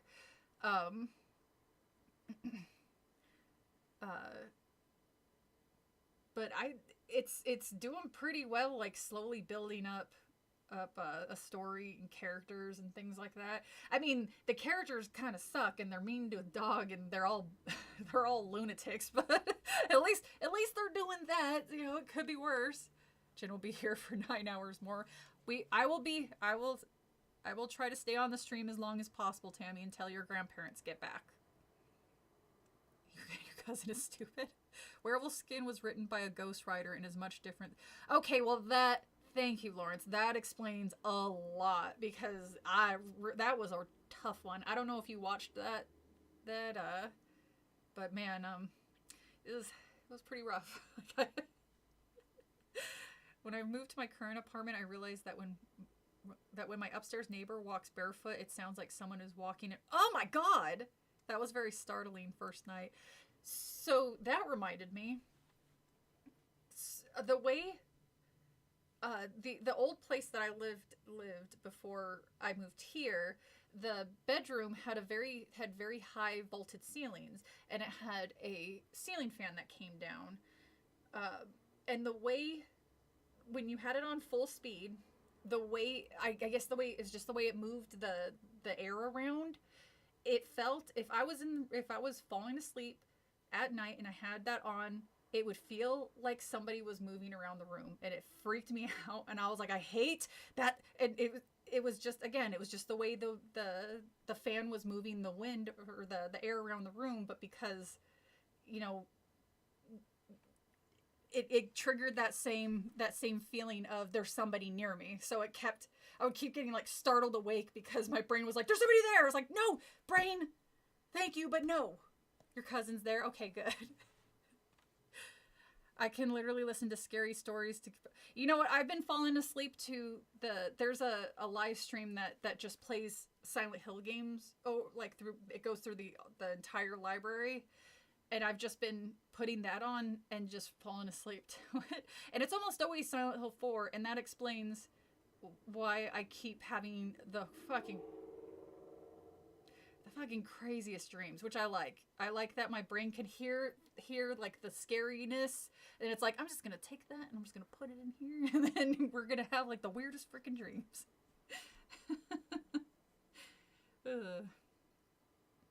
For some reason, the sound made me feel a little calmer.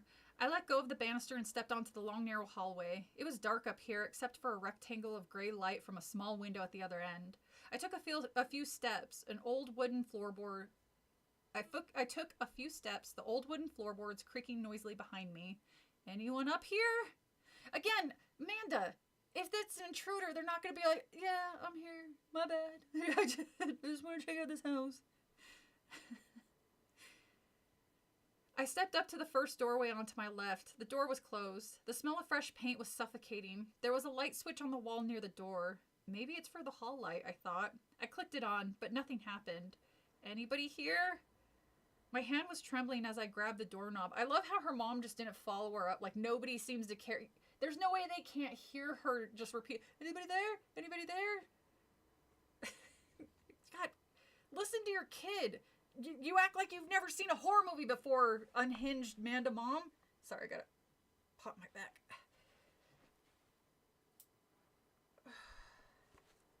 When I was a little kid, I thought the only reasons monsters didn't get me was because I thought they were afraid of me. Oh my God, that's such a good thing to teach kids. It's like, oh, honey, the monsters aren't going to come for you. They're terrified of you. Monsters are scared of little kids. No, sweetheart. If they're hiding under the bed, it means they're scared of you. They don't want to come after you. Holy fuck, Ronan. That is genius. You can write a whole goddamn kids book based off of that. Sorry, that is such a good idea to tell little kids. You got an ad. I turned off you shouldn't have gotten an ad. I turned off monetization. Did you guys has anybody else gotten one? Because if so, that really fucking pissed me off. Because I turned off on my streams. I don't have them anymore. I did at one point, but I think Lawrence pointed out that they just kept it when he was trying to watch them. They kept popping up. So after that, I just turned off my ads because I don't like that shit. So I'm not gonna force you guys to go through it. No ads? Okay. Well, that makes me irritated. I'm sorry, Tammy. I turned them off, so I don't know what the hell's up with you, Oh, were you teasing me? Were you teasing Tammy? Trying to get me mad? Because Yeah, it's really easy for me to get mad at YouTube nowadays, but I think all any type of content creator, big or small, like, are pissed off at them for one reason or another. My hand was trembling as I grabbed the doorknob. It felt warm in my hand and damp. Ew. I turned it and, taking a deep breath, pushed open the door. I peered into the room. Gray light filtered in through the bay window. A flash of lightning made me jump back. The thunder that followed was a dull, distant roar. Slowly, carefully, I took a step into the room. Then another. No sign of anyone. This was a guest bedroom. Or could it be Josh's room? Or it could be Josh's room if he decided he liked it. Another flash of lightning. The sky seemed to be darkening. It was pitch black out there, even though it was just after lunchtime. I backed into the hall. The next room down was going to be mine. It also had a bay window that looked down on the front yard. Was the boy I saw staring down in my room? I crept down the hall, letting my hand run along the wall for some reason, and stopped outside my door, which was also closed. Taking a deep breath, I knocked on the door. Who's in there? I called. I listened. Silence. Then a clap of thunder closer than the last. I froze as if were paralyzed, holding my breath. It was so hot up here, hot and damp, and the smell of paint was making me dizzy. Yeah, exactly. I grabbed the doorknob. Anyone in there? I started to turn the knob when the boy crept up from behind and grabbed my shoulder. It's gonna be your brother, isn't it?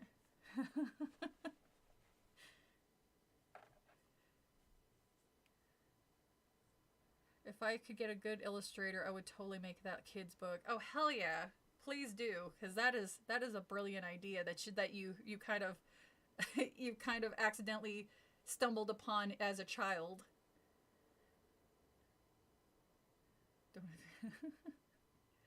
Hell fucking yeah. If you guys actually go through with that, I will promote the hell out of it. Hell, I will read it on stream. I will do whatever I can. I'm an itty bitty YouTube channel, but who knows? Alright.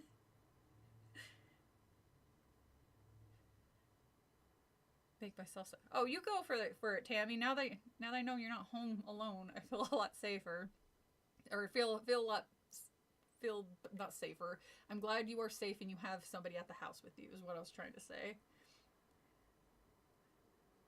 Okay. It's definitely gotta be her brother. There's no way it's not.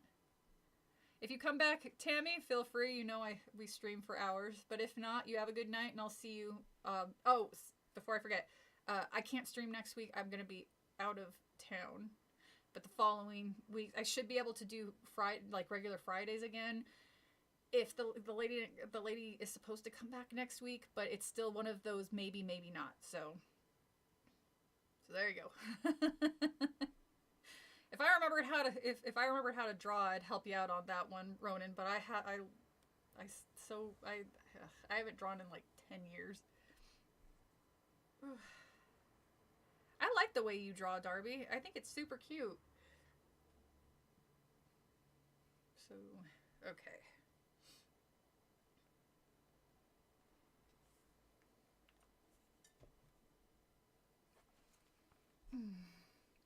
You know that Cher song, Sooner or Later We'll Sleep Alone? Aww. We're at chapter 5 already. I couldn't breathe. I couldn't cry out. My heart seemed to stop. My chest felt as if it were about to explode. With a desperate, terrified effort, I spun around. Josh! Whoa, what a twist. I shrieked. You scared me to death. I thought. He let go of me and took a step back. Gotcha, he declared, and started to laugh. A high-pitched laugh that echoed down the long, bare hallway. My heart was pounding hard now. My forehead throbbed. You're not funny, I said angrily. I shoved him against the wall. You really scared me. He laughed and rolled around on the floor. He's really a sicko. I tried to shove him again, but missed. Angrily, I turned away from him, just in time to see my bedroom door slowly swinging open.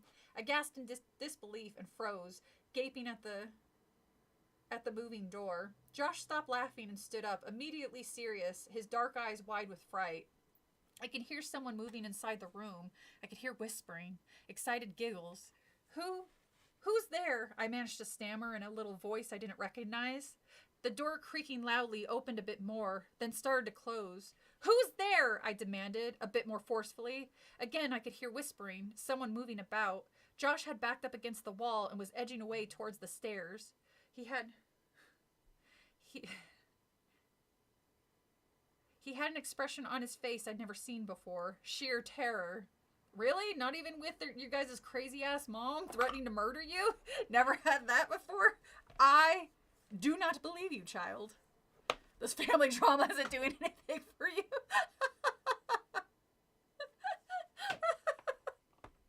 Oh, come on, man. You never know. Maybe mom will go full Norman Bates on him. Or Patrick Bateman. You don't know. She could chop up the whole family to simply irresistible. Simply irresistible. Just finally, quiet. The stupid husband would never write his stupid book anyway. Goosebumps. Who would read that? God. Family drama not doing it. You're so funny. I think this is secretly a book about house flipping. You know what? It would be a slow clap. I was like, goddamn, R.L. Stine, you got little kids to read a story about house flipping, making them think that it was something. Well, we're 25% through the book, so it's not halfway. It's a quarter way.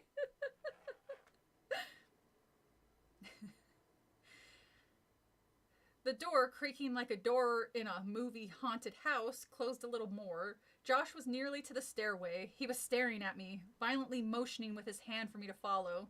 But instead, I stepped forward, grabbed the doorknob, and pushed the door open hard. It didn't resist. I let go of the doorknob and stood blocking the doorway. Who's there? The room was empty. Thunder crashed. It took me a few seconds to realize what was making the door move. The window at the opposite... Oh, I just realized that this was... Oh, I should probably not mess around with it. I just realized I was kind of like off to one side and didn't notice.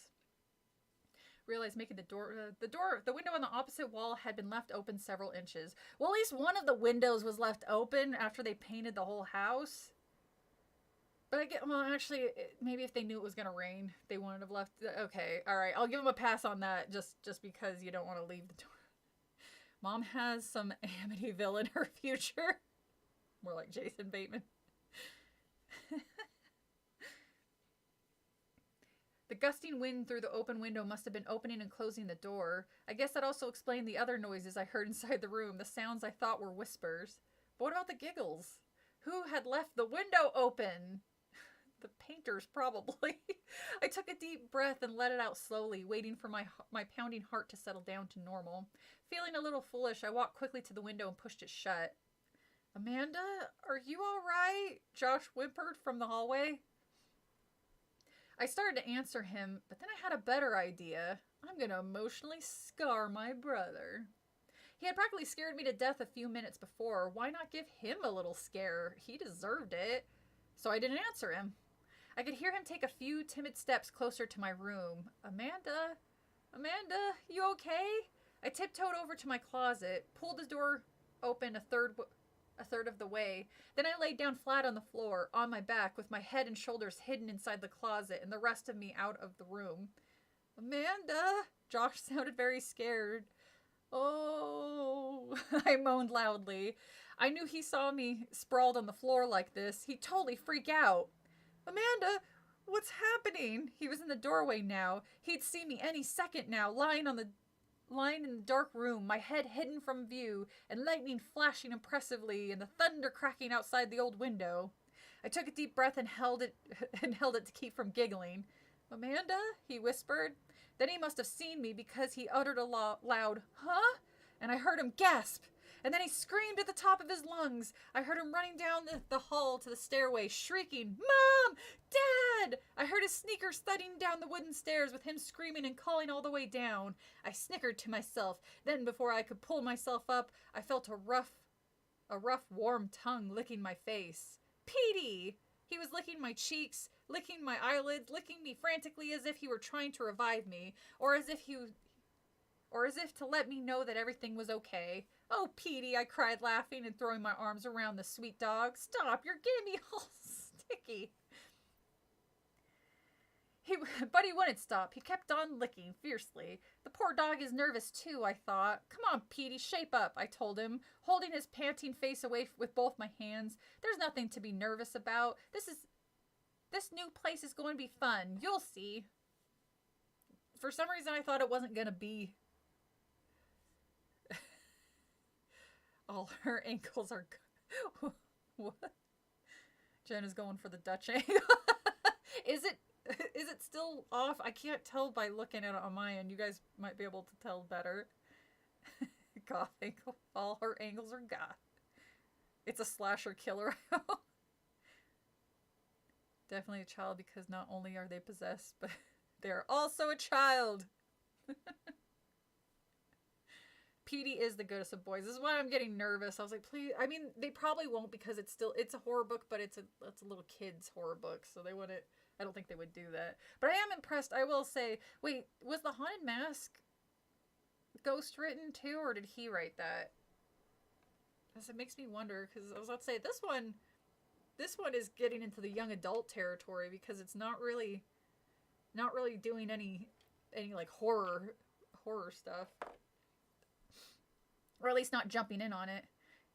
You look centered, but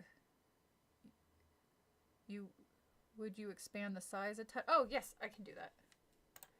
Sorry, I think I was messing around with it earlier. Hello, animated Jen. Hello. Sorry, so stupid. Okay. Chapter 6. Dude, I don't know why I'm so good. I haven't even been drinking. I don't know. I guess I'm just in a particularly good mood today. Chapter 6. That night, I was smiling to myself as I fluffed up my pillow and slid into bed. I was thinking about how terrified Josh had been that afternoon, how frightened he looked even after I came prancing down the stairs perfectly okay, how angry he was that I fooled him. Of course, Mom and Dad didn't think it was very funny. My mom did one of these when she saw me coming down the stairs. I don't really know what that means. I wasn't wearing a necklace. The dog is wearing Michael Myers' mask. Haunted Mask was Arlstein, okay. He didn't start using ghostwriters until later in the series. It does kind of make sense because of how crazy popular they became. He probably couldn't keep up with the stories. Of course, Mom and Dad didn't think it was funny. They were both nervous and upset because the movie van had just arrived an hour late. Well, it's also storming outside. They can't move. They're driving a big fucking truck. They can't drive as fast. God. Y'all love you, Jen. Oh, thank you. The dog is a red herring. Asbestos will kill the family so hard. Just you wait. In 60 years, Amanda. Cancer. Goofy Jen is the best Jen. Yeah, you can normally tell when I'm in a particularly good mood. Everything makes me laugh. Well, not usually. I am in a good mood when I stream because it's like hanging out with buddies. Tippy spiked her mommy juice. I wouldn't be surprised. I did keep I did take my eyes off her for a second. And she was being suspiciously sweet when she came to make a cameo.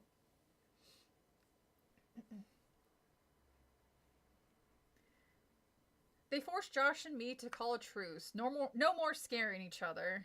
It's hard not to get scared in this creepy old place, It's hard not to get scared in this creepy old place, Josh muttered. But we reluctantly agreed not to play any more jokes on each other if we could possibly help it. The men, complaining about the rain, started carrying in all of our furniture. Josh and I helped show them where we wanted the stuff in our rooms. They dropped my dresser on the stairs, but only got a small scratch. Dude, the movers this time around, wrecked so much of my shit. But luckily, nothing that broke, anything that broke I was able to fix, and if they broke, and the only furniture they broke, I ended up not wanting to keep anyway, so it was fine. The furniture looked strange and small in this big house. Josh and I tried to stay out of the way while Mom and Dad worked all day, arranging things, emptying cartons, putting clothes away. Mom even managed to get the curtains hung in my room. Good old. Then she added this extra rope. It told me to give it a try with just my neck. I don't know what is up with Mom. She's just being real weird. Now, a little after 10 o'clock, trying to get sleep for the first time in my new room, I turned to my side, then onto my back. Even though this was my old bed, I couldn't get comfortable. Everything seemed so different, so wrong. The bed didn't face the same direction as my old bedroom. The walls, you can fix that. You can fix it. When I was 12 years old, I used to rearrange my room all the goddamn time.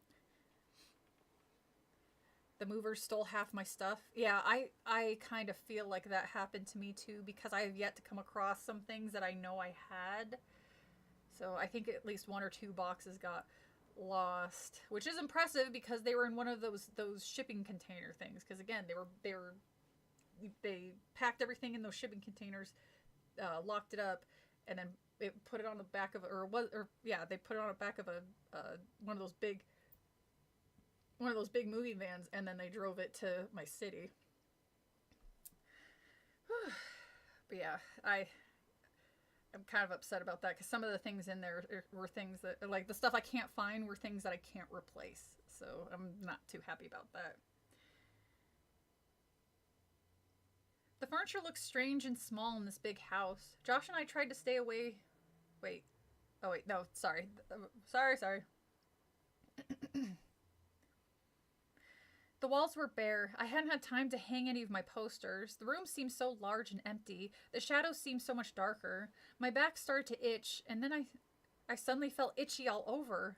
The bed is filled with bugs, I thought, sitting up. But of course, that was ridiculous. It was my same old bed with clean sheets. I forced myself to settle back down and close my eyes. Sometimes when I couldn't get to sleep, I count silently by twos, picturing each number in my mind as I think. It usually helps to clear my mind so that I can drift off to sleep. I tried it now, burying my face in the pillow, picturing the numbers rolling past. 4, 6, 8. I yawned loudly, still wide awake at 2:20. I'm going to be awake forever, I thought. I'm never going to be able to sleep in this new room. But then I must have drifted off without realizing it. I don't know how long I slept, an hour or 2 at most. It was a light, uncomfortable sleep. Then something woke me. I sat straight up, startled. Despite the heat of the room, I felt cold all over. Looking down the end of the bed, I saw that I had kicked off the sheets and light blanket. With a groan, I reached down for them, but then froze. I heard whispers. Someone was whispering across the room. Who's there? My voice was a whisper too, tiny and frightened. I grabbed my covers and pulled them up to my chin. I heard more whispers. The room came into focus. As my eyes adjusted to the dim light, the curtains, the long sheer curtains from my old room that my mother had hung that afternoon, were fluttering at the window. So that explains the whisper. That explained the whispers. You know, the wind that sounds like people whispering. Joke's on them. They stole 2 containers of plastic animatronics. Oh, I would have been super pissed if that was, if that was the case, because animatronics are expensive, man. Not to me, my couches are heavy and I live on the 3rd floor. Movers, my heroes that I pay. Yeah, I never would have been able to move all this stuff because I live on the 2nd floor. There's no way I would have been able to carry all this shit. What did I eat for breakfast? I had waffles because I love waffles. I think I told you guys that before. I've been on a waffle kick for a couple months now. And it goes from strawberries to maple syrup. And strawberries, maple syrup. And then the other day I wanted to make blueberry ones, but I see what you're doing.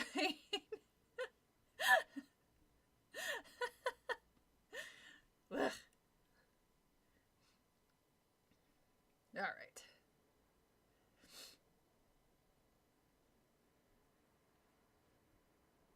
I got lost again.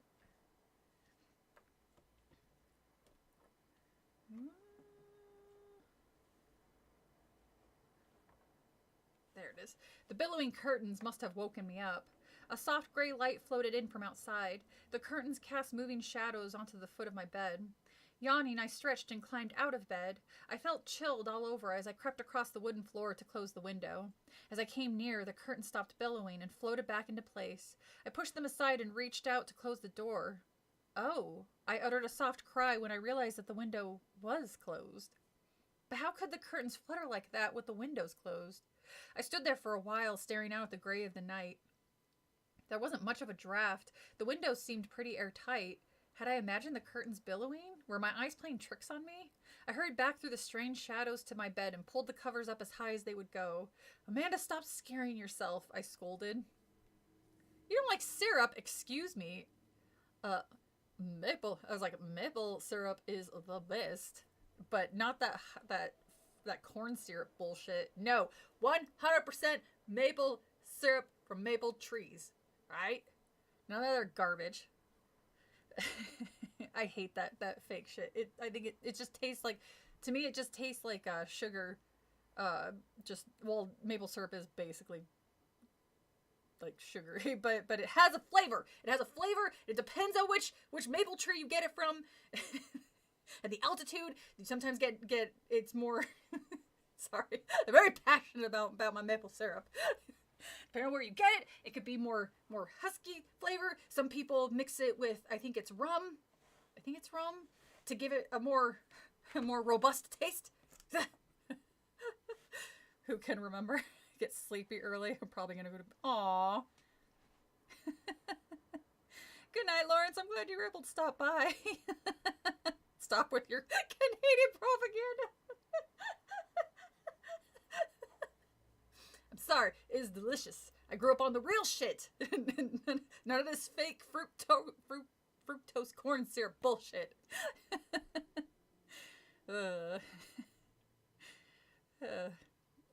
Thinking of moving states again, but with no help. The time gives me. Which state would you think of? Ooh, dumplings for dumpling stew tomorrow. Hey man, I'm assuming it's late where you are, so it's fine just to be a little bit lazy.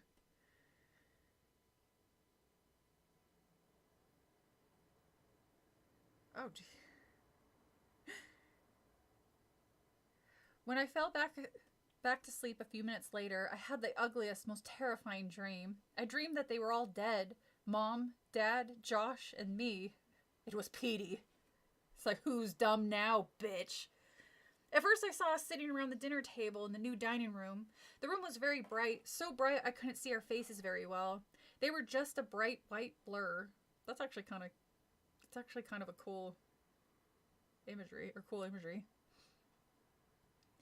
One day I'll have a life where I don't have to wake up at 4 a.m. and can hang out. Well, I was about to say, I do tend to do them a little bit later. If it wasn't for my work schedule and having to kind of decompress a little bit when I get home, I would probably stream a little bit earlier. I'll have to work, and maybe I can start doing them a little bit earlier. Fake gamer, real Canadian. I thought you would like fake syrup since you're a fake game. You're not a gamer girl. That's right. You guys pieced it together. I'm not Canadian. I'm Transylvanian. Good night, Lawrence. But then, slowly everything came into focus, and I could see that beneath our hair we had no faces. Our skin was gone, and only our gray-green skulls were left. Bits of flesh clung to my bony cheeks. There were only deep black sockets where my eyes had been. The four of us, all dead, sat eating in silence. Wait, how would you do that? If it's just skeleton, that means there'd be a hole right here. So would they just be eating and it would just be falling out? Ugh. The four of us, all dead, sat eating in silence. Our dinner plates, I saw, were filled with small bones.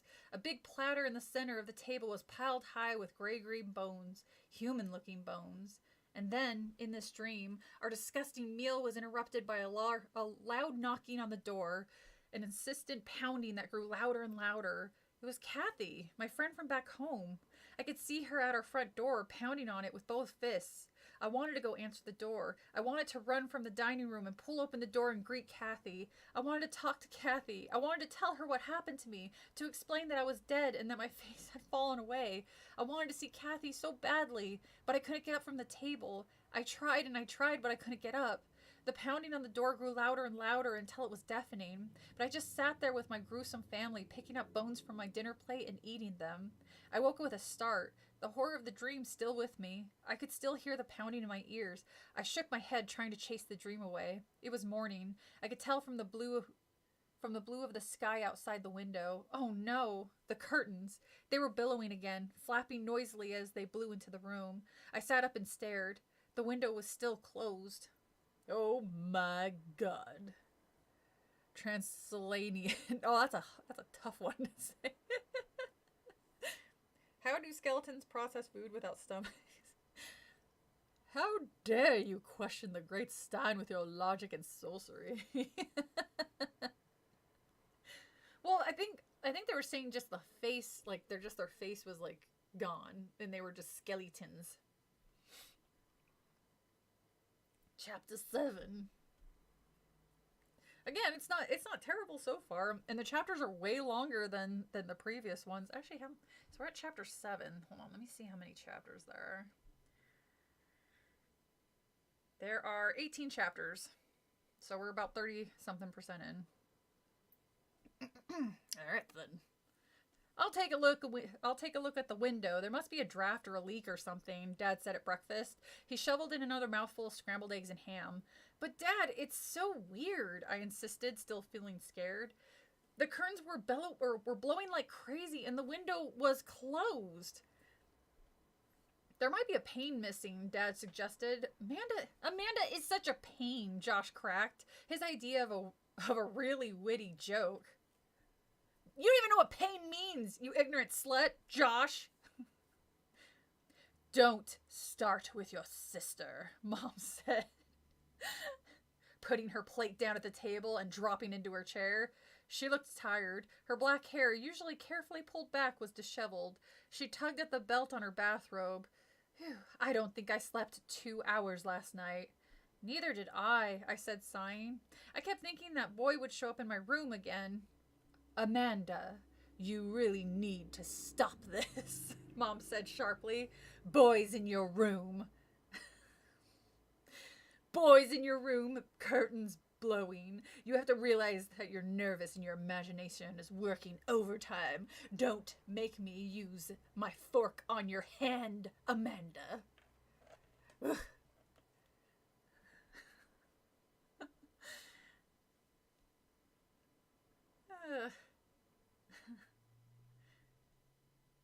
Alright, let's see what you guys are up to. Indeed, I dare. Move from DC to New York, but only if I get a job. Oh, wow. Isn't DC supposed to be... Aren't both those places, like, really expensive to live?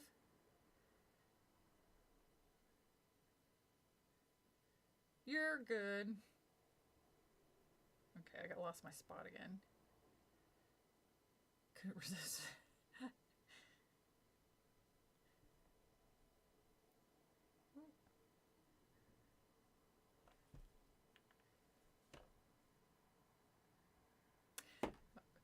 You're nervous. Oh, your imagination is working. But Mom, maybe a ghost was behind the curtains, Josh said, teasing. He raised up his hands and made a ghostly ooh wail. Whoa. Mom put a hand on Josh's shoulder. She tightened her grip onto it. Remember what you promised about scaring each other? She threatened him with a knife. It's going to be hard for all of us to adjust to this place, Dad said. You may have dreamed about the curtains blowing, Amanda. You said you had bad dreams, right? The terrifying nightmare flashed into my mind. Once again, I saw the big platter of bones on the table and I shivered. It's so damp in here, Mom said, but not damp enough. How much blood does a normal human have in their body, husband? A little sunshine will help dry the place out, Dad said. Okay, hold on. It should not be damp. Like, they said it was freshly painted, but she says it's still damp. Paint should not be damp for that long. They have water damage somewhere. There's black mold in this house. I solved it. I solved the mystery, everybody. It's just black mold poisoning. They're just all hopped up on poison is what it is. Does anybody have CO2? Wait, this is an old... Yeah, they don't have CO2 carbon monoxide carbon monoxide detectors in that house. That's what it is. It's just carbon monoxide poisoning. I peered out the window. The sky had turned solid gray. Trees seemed to spread darkness over our backyard. Where's Petey? I asked. Out back, Mom replied. 6 feet under. He wouldn't stop barking. Swallowing a mouthful of eggs, he got up early too. Couldn't sleep, I guess, so I let him out.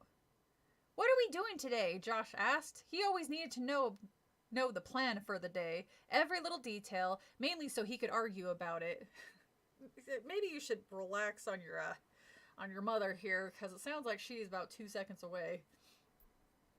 Your father and I still have a lot of unpacking to do. God forbid you children help, Mom said, glancing back at the back hallway, which was cluttered with unopened cartons.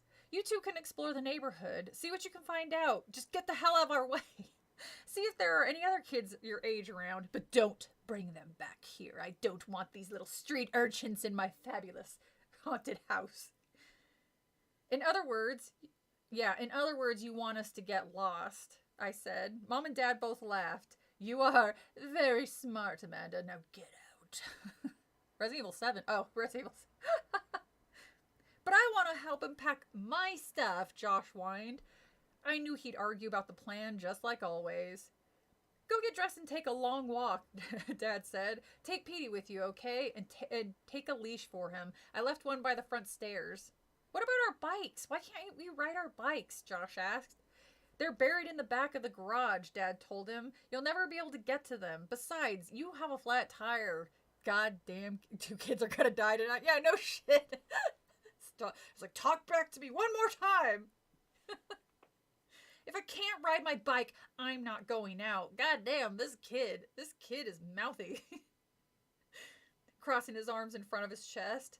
Wait, this kid's 11. He should know better than to act like this. Mom and Dad had to argue with him, then threaten him. Finally, he agreed to go for a short walk. I finished breakfast thinking about Kathy and my other friends back home. I wondered what the kids were like here in Dark Falls. I keep wanting to say Darkness Falls. Here in Dark Falls. I wondered if I'd be able to find new friends, real friends.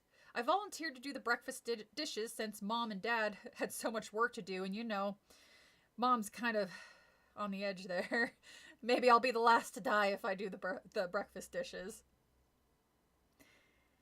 The warm water felt soothing on my hands as I sponged the dishes clean. I guess maybe I'm weird. I like washing dishes. I'm sure you do.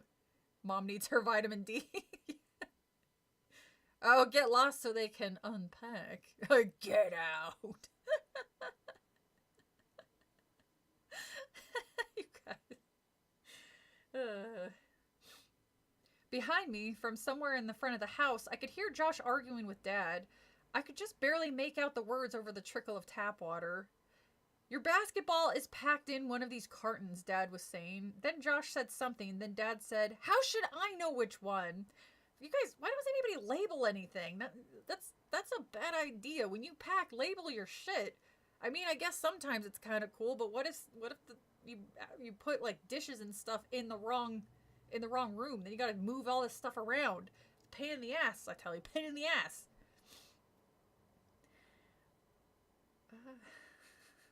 This poor Dad too. He is probably balding. He already gained a bunch of weight, probably from stress. They said he had like a big belly. Then Josh said something, and then Dad said, no, I don't have time to look for it now. Believe it or not, your basketball isn't on the top of my list. Jesus Christ. I stacked the last dish on the counter to drain and looked for a dish towel to dry my hands. There was none in sight. I guess they hadn't been unpacked yet. Wiping my hands on the front of my robe, I headed for the stairs. I'll be dressed in 5 minutes, I called to Josh, who was still arguing with Dad in the living room. Then we can go out. I started up the front stairs and then stopped. Above me on the landing stood a strange girl, about my age, with short black hair. She was smiling down at me. Not a warm smile, not a friendly smile, but the coldest, most frightening smile I had ever seen. A hand touched my shoulder. I spun around. It was Josh. I'm not going for a walk unless I can take my basketball, he said. Josh, please! I looked back up at the landing and the girl was gone. I felt cold all over. My legs were all trembly. I grabbed the banister. Dad, come here, please, I called. Josh's face filled with alarm. Hey, I didn't do anything, he shouted. No, it's not you, I said. I called Dad again. Amanda, I'm kind of busy. Whatever freak out you're having, just have your panic attack on a landing so I don't have to catch you off or watch you fall down the stairs. This is the hill you're gonna die on, labeling. Hey, look, it saved a lot of time knowing exactly what place went where, alright? So there.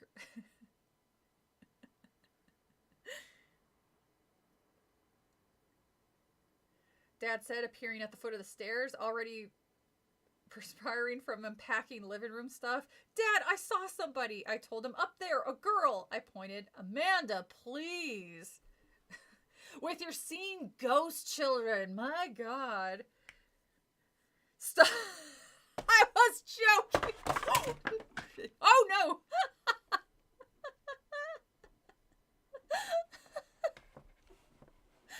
Oh, my God.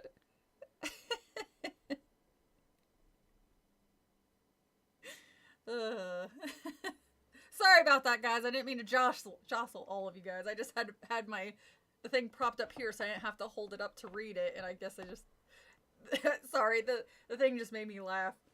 He says, Amanda, please, he replied, making a face. Stop seeing things. God, stupid carbon monoxide poison is making my kid super annoying.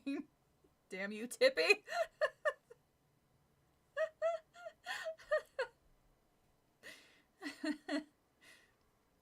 Oh my God.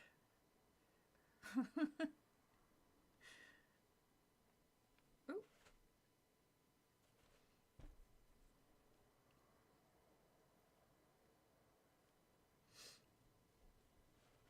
All right.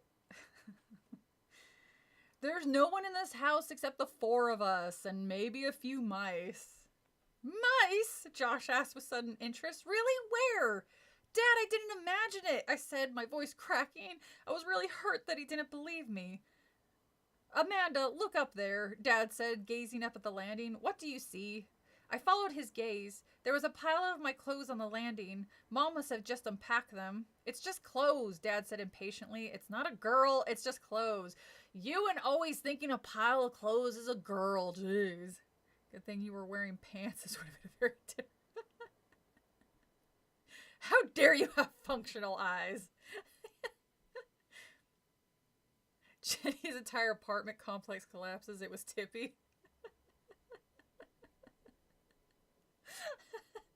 Nobody suspects the murder birds.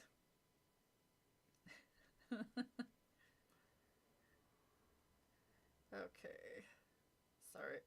When I dropped it, it went to like chapter 4. I have to get back to where...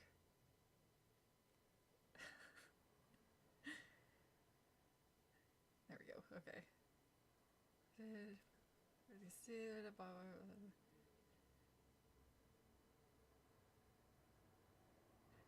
Sorry, I said quietly. I repeated it as I started up the stairs.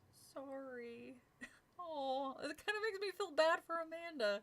See, this is why you gotta start listening to kids when they say they see creepy shit, because anybody who watches horror movies knows that's like it's like the number one thing you should be listening to. It's the kids, because the kids, they can see things we boring ass adults can't.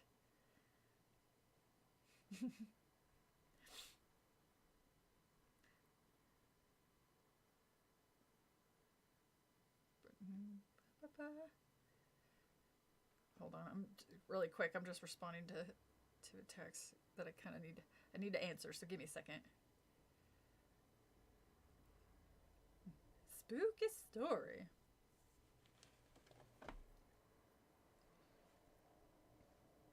Okay. I kind of feel bad. I said sorry. Like, they're not even hearing her out even remote. Like, maybe if she had a history of seeing shit or making shit up, I would be like way more forgiving of the parents. But I think, again, I'm joking about the carbon monoxide, but that would be one of the first things I was like, all right, if we don't have a monitor in here, we need to do that. Yeah, kids and animals always know. It's like, see, this is what you get. This is what you guys get. But I didn't really feel sorry. I felt confused and still scared. Was it possible that I thought a pile of clothes was a smiling girl? No, I don't think so. I'm not crazy, and I have really good eyesight, Dad. Dad, really good eyesight. So then what was going on? I opened the door to my room, turning on the ceiling light, and saw the curtain billowing in front of the bay window. Oh no, not again, I thought. I hurried over to them. This time the window was open. Who opened it? Mom, I guess? Warm, wet air blew into the room. The sky was heavy and gray and smelled like rain. Turning to my bed, I had another shock. Someone had laid out an outfit for me. A pair of faded jeans and a pale blue sleeveless t-shirt. They were spread outside by the side of the foot of the bed. Who had put them there? Mom? I stood in the doorway and called to her. Mom!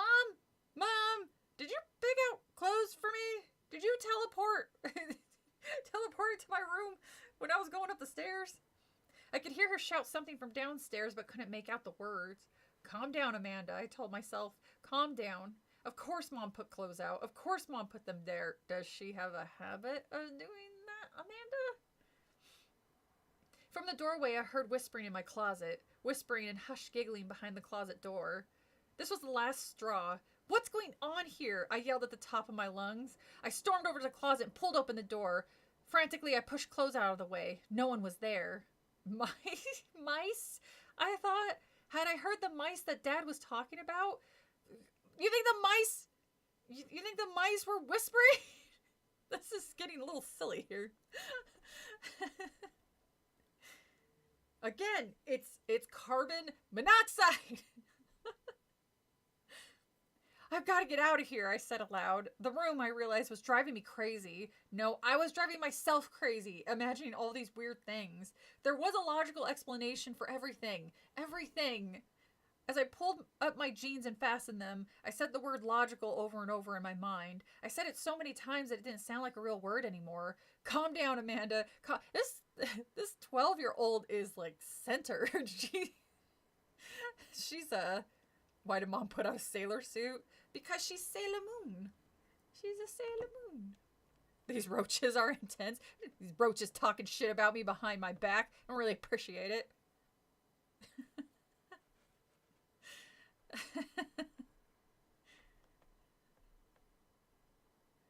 It's an old Goosebumps tale as old as time.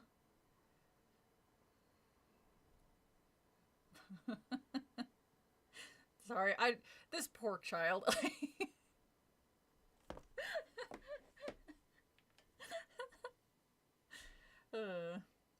I took a deep breath and held it to 10. Boo! Josh, cut it out. You didn't scare me, I told him, sounding more... Isn't she changing? Nobody believes this girl when she says anything, and nobody gives this poor child privacy. Like, my God. I see my cat left a message. I told him, sounding more cross than I had meant to. Let's get out of here, he said, staring at me from the doorway. This place is giving me the creeps. Huh? You too, huh? I exclaimed. What's your problem? He started to say something, then stopped. He suddenly looked embarrassed. Forget it, he muttered. No, tell me, I insisted. What were you going to say? He kicked the floor molding. I had a really creepy dream last night, he finally admitted. Oh, they're gonna find out that they both dreamt of Freddy Krueger. It's gonna, like, slowly turn into a Nightmare on Elm Street. Oh, that's where they are. They're living in the old Freddy Krueger home.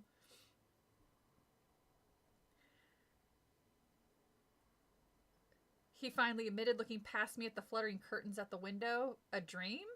Then I remembered my horrible dream. Yeah, there were these two boys in my room, and they were mean. What did they do? I asked. I don't remember, Josh said, avoiding my eyes. I just remember they were scary. And what happened? I asked, turning to the mirror to brush my hair. I woke up, he said. Oh, how anticlimactic, I said. And then added impatiently, "Come on, let's go." "Did the boys say anything to you?" I asked. "No, I don't think so," he answered thoughtfully. "They just laughed." "Laughed?" "Well, giggled, sort of," Josh said. "I don't want to talk about it anymore," he snapped. "Are we going to go for this stupid walk or not?" "All right, I'm ready," I said, putting down my brush, taking one last look in the mirror. "Let's go on this stupid walk." I followed him down the hall. As he passed the stack of clothing on the landing, I thought about the girl I had seen standing there, and thought about the boy in the window when we first arrived, the two boys Josh had seen in his dream. I decided it proved that Josh and I were both really nervous about moving to this new place. Maybe Mom and Dad were right. We were letting our imaginations run away with us. It had to be our imaginations. I mean, what else could it be? Carbon monoxide poisoning. They live in the Freddy Krueger remake home. Oh, geez. A few seconds later, we stepped into the backyard to get to Petey. He was as glad to see us as ever, leaping on us with muddy paws, yapping excitedly, running in frantic circles around the leaves. It cheered me up just to see him. It was hot and muggy, even though the sky was gray. There was no wind at all. The heavy old trees stood as still as statues. As we headed down the gravel pathway toward the street, our sneakers kicking the dead brown leaves, Petey running in zigzags, first in front of us, then behind. At least Dad hadn't asked us to rake all these old leaves, Josh said. "He will," I warned. "I don't think he's unpacked the rake yet. If he can find it." Josh made a face. We stood at the curb looking up at our house, the two second floor bay windows staring back at us like eyes. Isn't that what the original book cover was? It was the house with like the eyes looking things. Hobbies? I'm actually thinking about taking up embroidery because it looks like it's a lot of fun. I was thinking because I bought these curtains online, and they're like little. Oh, it's probably a little tough, but you see how they're like in sections. I was thinking about embroidering little things in each of them, but it would also take fucking forever. But it would be a nice little project, and I think it would look really cool once it was all done.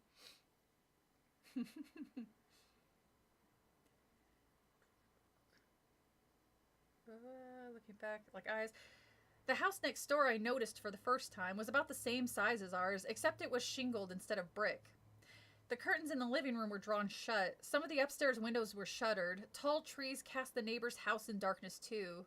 "Which way?" Josh asked, tossing a stick for Petey to chase. I pointed up the street. "The school's up that way," I said. "Let's check it out." The road sloped uphill. Josh picked up a small tree branch from the side of the road and used it as a walking stick. Petey kept trying to chew on it while Josh walked. That's so cute. "All I do is fight and watch Jenny read books."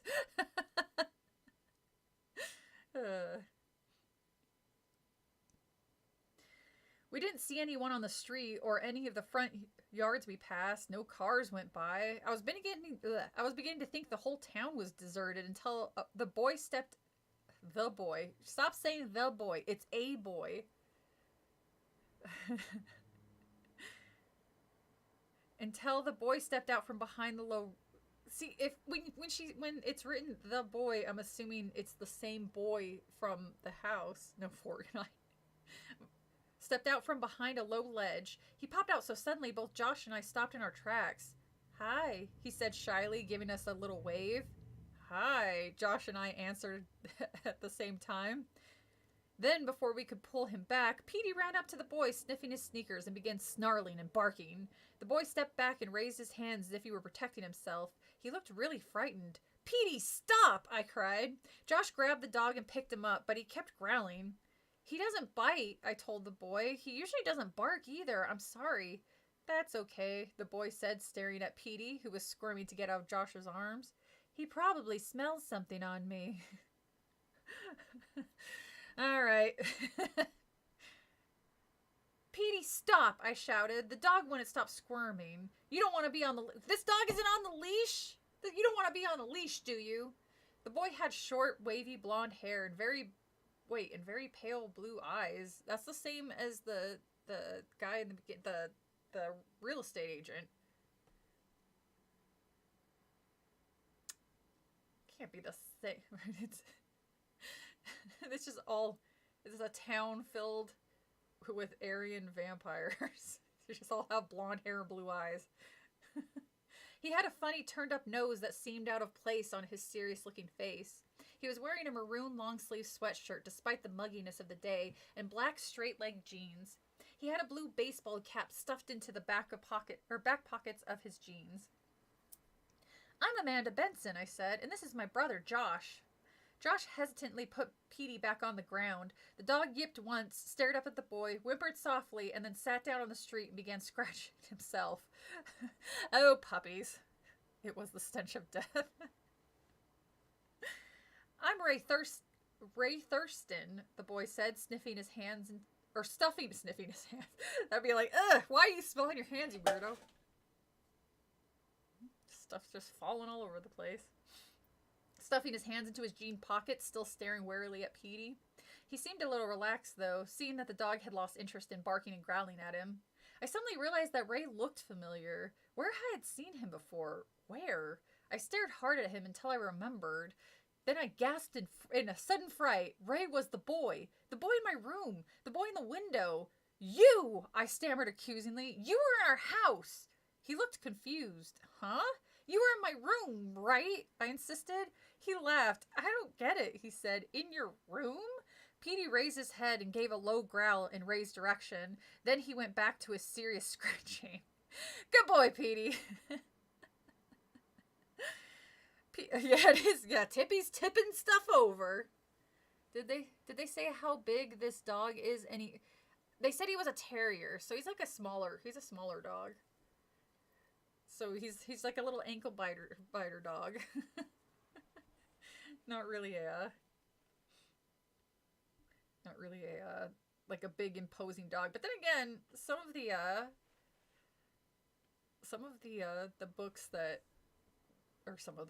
dogs, even like the small ones, are like can be like crazy aggressive.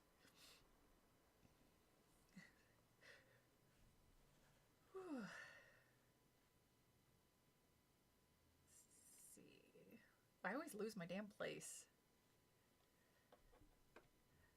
I thought I saw you, I said, beginning to feel a little doubtful. Maybe it wasn't him.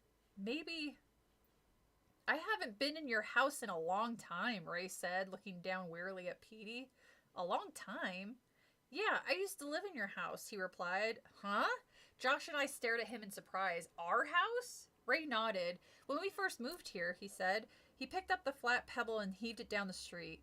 Petey growled, started to chase it, changed his mind, and plopped back down on the street, his stub of a tail wagging excitedly.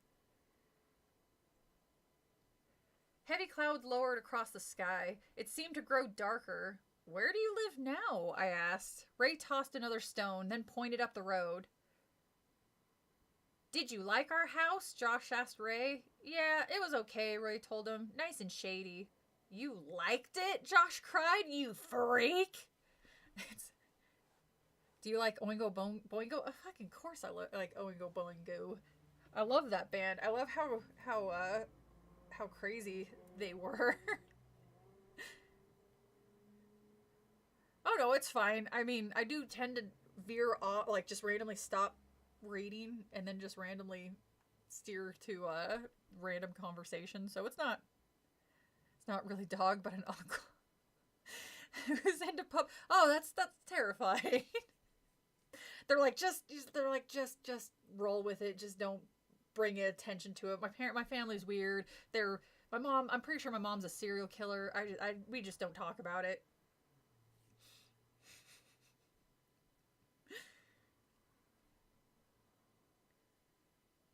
Oh damn it! Sorry. Blah blah blah. Where the hell is? Oh, there it is. You liked it? Josh cried. I think it's gross. It's so dark. Petey interrupted. He decided to start barking at Ray again, running up until he was a few inches away in front of Ray, then backing away. Ray took a few cautious steps back to the edge of the curb. Josh pulled the leash from the pocket of his shorts. Sorry, Petey, he said. I held the growling dog while Josh attached like, you should have done that to begin with, kids. Jesus. Hey, man, you can, well, to say, you can play anything you want. I was like, you don't have to be active in the chat. You do whatever you want. If you're listening, I am fine with that. He's never done this before, really, I said, apologizing to Ray. The leash seemed to confuse Petey. He tugged against it, pulling Josh across the street, but at least he stopped barking. Let's do something, Josh said impatiently. Like what? Ray asked, relaxing again, now that Petey was on a leash. We all thought for a while. Maybe we could go to your house, Josh suggested to Ray. Ray shook his head. No, I don't think so, he said. Not now, anyway. Where is everyone? I asked, looking up and down the empty street. It's really dead around here, huh? He chuckled. Yeah, I guess you could say... Fucking subtle. I guess you could say that, he said. Want to go to the playground behind the school? Yeah, okay, I agreed. All right, strange child, let's go play. The three of us headed up the street, Ray leading the way, me walking a few feet behind him, Josh holding his tree branch in one hand, the leash in the other, Petey running this way then that, giving Josh a really hard time. We didn't see the gang of kids until we turned the corner. There were 10 or 12 of them, mostly boys, but a few girls too. They were laughing and shouting, shoving each other playfully as they came toward us down the center of the street. Some of them I saw were about my age. The rest were teenagers. They were wearing jeans and dark t-shirts. Uh-oh, they're coming across the greasers. What were the West Side Story? I can't remember the rivals. God damn it, I watched the original one not that long ago, too. Something, dun, dun, dun, dun, America, dun, dun, dun, dun, dun, dun, Dark Falls, dun, dun, dun, dun, dun, in Dark Falls. Sorry, I don't remember the song. I probably could have improvised a little bit better.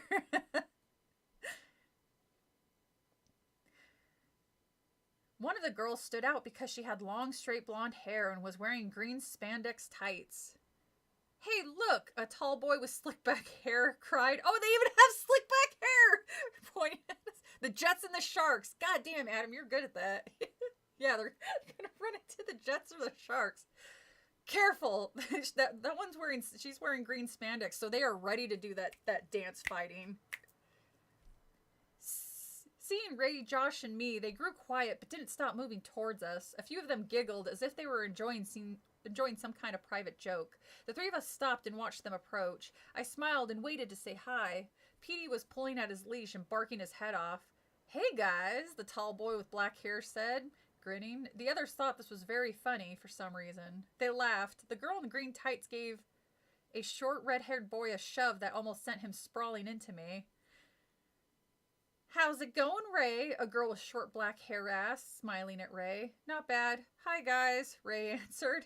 He turned to Josh and me. These are some of my friends. They're all from the neighborhood. Hi, I said, feeling awkward. I wish Petey would stop barking and pulling on his leash like that. Poor Josh was having a terrible time holding on to him. This is George Oh my god, this is... Yeah, it's John Travolta. It's baby John Travolta. Ugh. This is George Carpenter's boring tween shit, Ray said, pointing to the short-haired boy who nodded. And Jerry Franklin, Karen Somerset, Bill Gregory. Oh my god, I don't care. He went around the names, or he went around in a circle naming each kid. I tried to remember all the names, but of course it wasn't possible. You don't need to know their last names. What kid introduces themselves as a... I don't think I knew any of my the neighborhood's last names. How do you like Dark Falls? One of the girls asked me. I don't really know, I told her. It's my first day here. It seems nice. Some of the kids laughed at my answer for some reason. What kind of dog is that? George Carpenter asked Josh. Josh, holding tight to the leash handle, told him. I'm not going to repeat it. George stared hard at Petey, studying him as if he had never seen a dog like Petey before. Carrie Somerset, a tall, pretty girl with short blonde hair, came up to me while some of the other kids were admiring Petey. You know, I used to live in your house, she said softly. What? I wasn't sure if I heard her correctly. Let's go to the playground, Ray said, interrupting. Nobody responded to Ray's suggestion. They grew quiet. Even Petey stopped barking. Had Karen really said that she used to live in her house? I wanted to ask her, but she stepped back into the circle of kids. The circle? My mouth dropped open as I realized they had formed a circle around Josh and me. Oh, shit. And then they started doing this clapping thing, all in unison. I was like, I haven't gone to dance practice. I don't know this one. George Carpenter and John Romero. Yeah, I know. I felt a stab of fear. Was I imagining it? Was something going on? They all of a sudden looked different to me. They were all smiling, but their faces were tense, watchful, as if they expected trouble. 2 of them I noticed were carrying baseball bats. Jesus Christ! The girl with the green tights stared at me, looking up and down, checking me out. No one said a word. The street was silent except for Petey, who was now whimpering softly. I suddenly felt very afraid. Why were they staring at us like that? You should be kind of more worried the fact that they're surrounding you and they have weapons, honey. They're about to go jazz tap on their asses. No, see, when people circle you, that's when you have to do, like, the dance. You know, the, oh, oh, oh. You do the sprinkler. Sorry. The Cabbage Patch. Come on. You know, kids. Better baseball bats than vampire bats. Well, that's what I think that they're getting at. I don't remember anything apart from the opening of this book, which makes me think, did I even finish this book or did I get bored with it as a kid? And I was like, ugh, family drama sucks. Or was it my imagination running away with me again? See, this is what happens, parents. You keep gaslighting your kids and saying they're just crazy, and now they're about to get their asses kicked by a bunch of street urchins. I turned to Ray, who was still beside me. He didn't seem at all troubled, but he didn't return my gaze. Hey guys, I said, what's going on? I tried to keep it light, but my voice was a little shaky. I looked over at Josh. He was busy soothing Petey and hadn't noticed that things had changed. The 2 boys with baseball bats held them up waist high and moved forward. I glanced around the circle, feeling fear tighten in my chest. The circle tightened. The kids were closing in on us. The black clouds overhead seemed to lower. The air felt heavy and damp. Josh was fussing with Petey's collar and still didn't see what was happening. I wonder if Ray was going to say anything, if he was going to do anything to stop them. But he stayed frozen and expressionless beside me. The circle grew smaller as the kids closed in. I realized I'd been holding my breath. I took a deep breath and opened my mouth to cry out, "Hey kids, what's going on?" "Oh, hey kids, what's going on?" It was a man's voice calling from outside the circle. Everyone turned to see Mr. Dawes coming quickly towards us, taking long strides as he crossed the street, his open blazer flapping behind him. He had a friendly smile on his face. "What's going on?" he asked again. "Hey, were you guys about to sacrifice this child to a giant wicker man? Can we, not do that?" 1 second away from a butterfly knife being pulled. I know, or what are those little knives called that they come out and they can go like that? That's what I was waiting for. I was waiting for one of those things to pop out too. Or is that a butterfly knife? Is that what that thing is called? Is that what a butterfly knife is? Where you can play with it with your hands and do like little moves with it? Artie? Oh my god. He didn't seem to realize the gang of kids had been closing in on Josh and me. "We were heading to the playground," George Carpenter told him, twirling the bat in his hand. "You know, to play softball." Oh my god, they really... This is becoming Twilight now. What the fuck? I can't... Those are butterflies. Oh, okay. Oh, see, then you definitely beat me to the joke there, Anthony. I didn't know that's what they were called. I thought they were called something else. You know what I was thinking of? I was thinking of a Bowie knife. Not a I thought that's what I thought you meant with butterfly knife. Good deal, Mr. Dawes said, pulling down his striped tie, which had blown over his shoulder. He looked up at the darkening sky.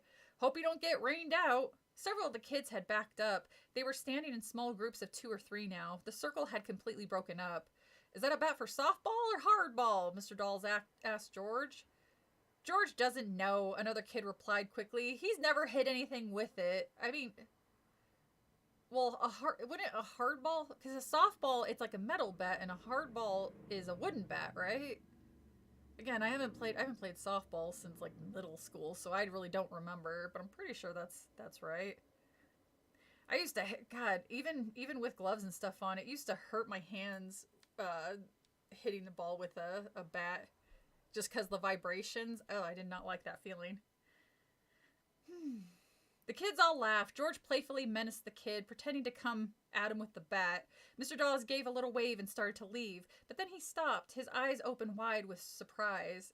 Hey, he said, flashing me a friendly smile. Josh, Amanda, I didn't see you there. They were originally called... Oh, this... Why is this stupid thing in the way? I don't understand why they had to put this... Ooh. I don't know why they had to put that little heart thing right in front of there where it blocks. They're originally called balasongs. I think that's what that says. In the Philippines, they were also originally from, but they're now called butterflies. Oh, well, that's interesting. It's always interesting how the origins of words and stuff just changes with time. Good morning, I muttered. I was feeling very confused. A moment ago, I felt terribly scared. Now everyone was laughing and kidding around. Had I imagined the kids? Man, she has this poor girl. She's like, am I going crazy? Because I'm pretty sure we were just surrounded, and we were about to have bees enclosed around our heads. I don't like this at all. Had I imagined the kids were moving in on us? Ray and Josh hadn't seemed to notice anything peculiar. Was it just me and my overactive imagination? That sounded more like a motorcycle. What would have happened if Mr. Dawes hadn't come along? How are you two getting along in the new house? Mr. Dawes asked, smoothing back his wavy blonde hair. Okay, Josh and I answered together. Looking up at Mr. Dawes, Petey began to bark and pull at the leash. Mr. Dawes put up an exaggerated hurt expression on his face. I'm crushed, he said. Your dog still doesn't like me. He bent over Petey. Hey, dog, lighten up. Yeah, dog. So far, Petey is the most likable character. Petey barked back angrily. He doesn't seem to like anybody today, I told Mr. Dawes apologetically. Mr. Dawes stood back up and shrugged. Can't win 'em all. He started back to his car, parked a few yards down the road. Wait, so he got out of his car and approached a group of children? I'm heading over to your house, he told Josh and me. Just want to see if there's anything I can do to help your parents. Have fun, kids. Try not to murder each other. Which one of you guys is Piggy? I watched him climb into his car and drive away. He's a nice guy, Ray said. Yeah, I agreed. I was still feeling uncomfortable, wondering what the kids would do now that Mr. Dawes was gone. Would they form the frightening circle again? No, everyone started walking, heading down the block to the playground behind the school. They were kidding each other and talking normally, and pretty much ignoring Josh and me. I was starting to feel a little silly. It was obvious that they hadn't been trying to scare Josh and me. Just say us. I must have made the whole thing up in my mind. I must have. At least I told myself. I didn't scream or make a scene. At least I didn't make a total fool of myself. The dog has been catching this whole... Yeah, exactly. He knows... And the best actor? Yeah, exactly. Come join he who walks behind the rows. The playground was completely empty. I guess that most of the kids had stayed inside because of the threatening sky. The playground was, yeah, as if that would ever stop the kids from going outside. Hell, like the number of times that we had to be literally dragged out of a pool because it was starting to like thunder outside. We're like, no, we'll be fine. Just a little lightning roll. Here, let me put my metal swim cap on. Kids do not give a shit. It means being outside and having fun. I mean, I don't know how kids are nowadays, but man, back then, I used to love running around. I almost never had shoes. I'm kind of surprised I never got like something jammed in my foot or something with how often I ran around barefoot in the freaking woods.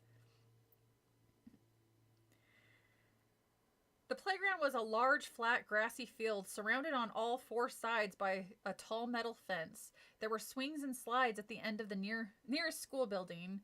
There were two baseball diamonds on either end. Beyond the fence, I could see a row of tennis courts. You all had tennis courts? Also deserted. Josh tied Petey to a fence, then came running over to join the rest of us. Oh my god, Ellie, make sure it's at least in the shade if the sun comes out. Jesus. Metal swimsuits are great for swimming.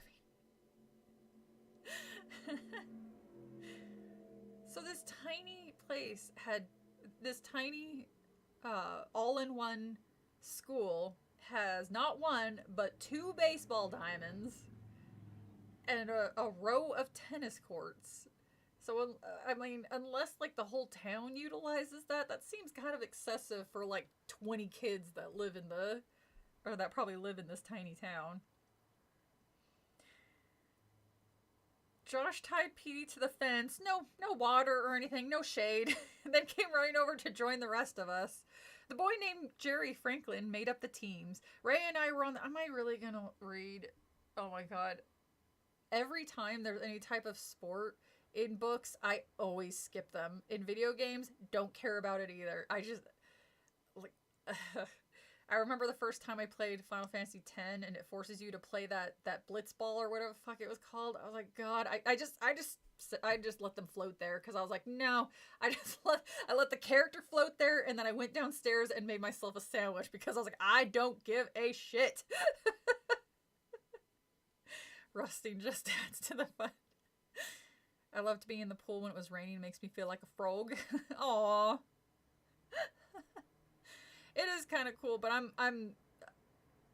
get too nervous because I'm like, I do not need to be struck by lightning. It's like that with my luck. I would like the one time I was like, you know what, I'm gonna try swimming in the rain. It's like, poof. Well, at least I died doing what I love, being stupid.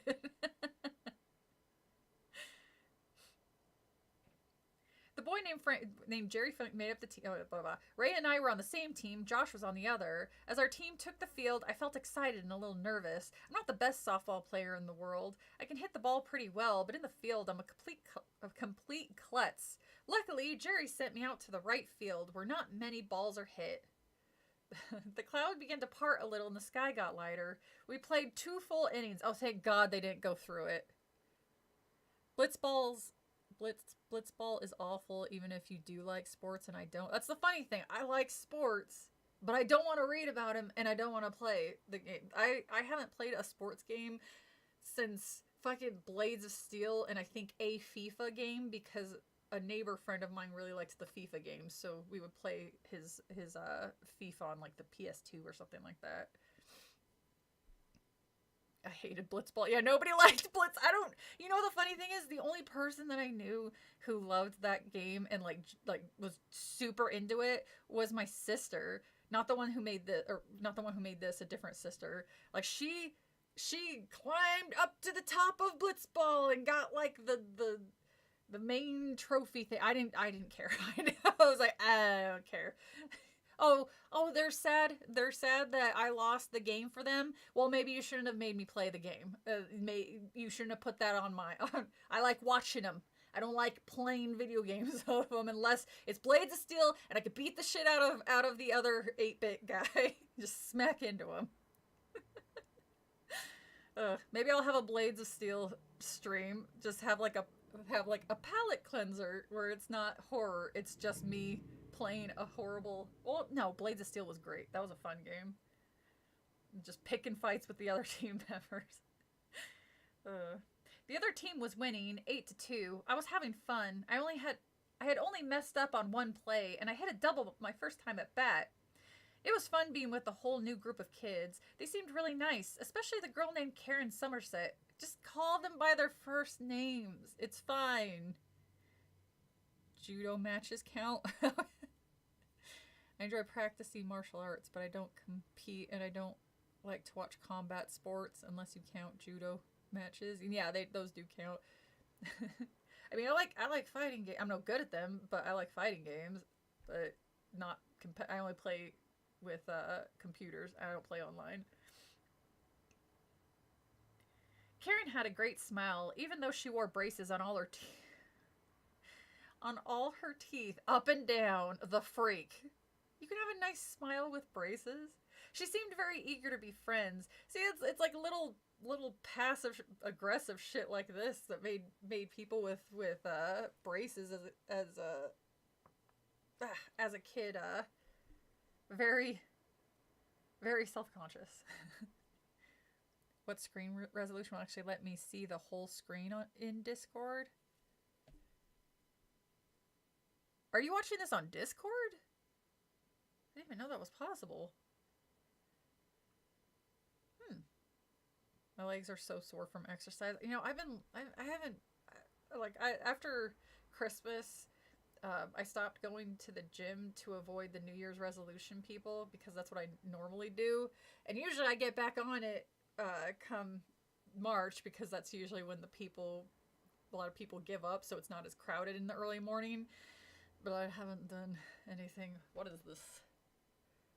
Oh, Darby, I see you're playing Dead by Daylight. Did you say you had braces? Oh yeah, when I was like, I think 13 to 15. I think that's how long I had them. I had a gap right here in the middle of my teeth, though. Do I think I have. I'd have to dig through my pictures, but I'm pretty sure I have a few pictures of me smiling with my braces. I still have my my retainer. No, I'm just trying to use Discord in the background. I tried looking up your... Oh, huh. Apple, I thought you were on our Discord. Like, I have a Discord. I just suck at apparently inviting people. She seemed very eager to be friends. The sun was coming out as my team started to take the field for the beginning of the third inning. Suddenly, I heard a loud, shrill whistle. I looked around until I saw that it was Jerry Franklin blowing a silver whistle. Everyone came running up to him. "We'd better quit," he said, looking up at the brightening sky. "We promised our folks, remember? We'd be home for lunch." I glanced at my watch. It was only 11:30. Still early. Oh, I'm sorry. Is 11:30 too early to have lunch? Some of us wake up at like 5 in the morning and have breakfast at 5:30 and then feed their animals and then get ready for work. Huh? It's fine if you're going to be hungry at 11:30, Judgy.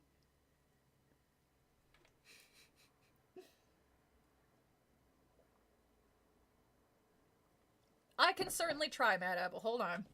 Let me see. Pause, everybody. Let me see if I can figure out where the hell did Discord go. I had it up a second ago. Hang on. 2 seconds. Nope. Come back up. Where are you, Discord? Hello, Discord. There is a Discord. Now, the real question is, how the hell do I do this?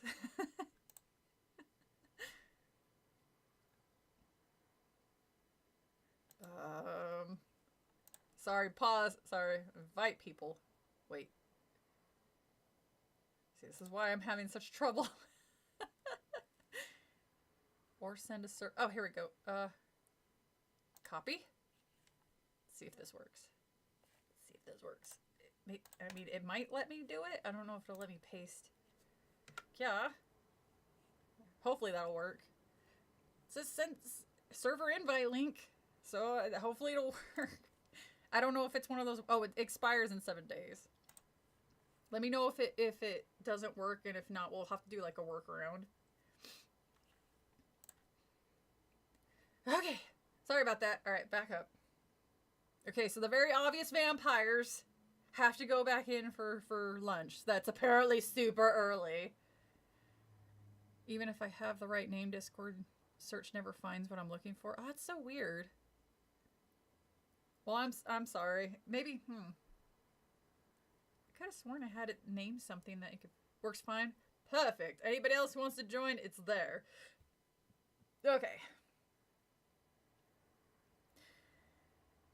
But to my surprise, nobody protested. They all waved to each other and called out farewells and then began to run. Like, weirdly run. Like, run in fear. Some of them were scream crying. I I don't know why, but it was really weird. I couldn't believe how fast everyone was. Jesus, this is Twilight.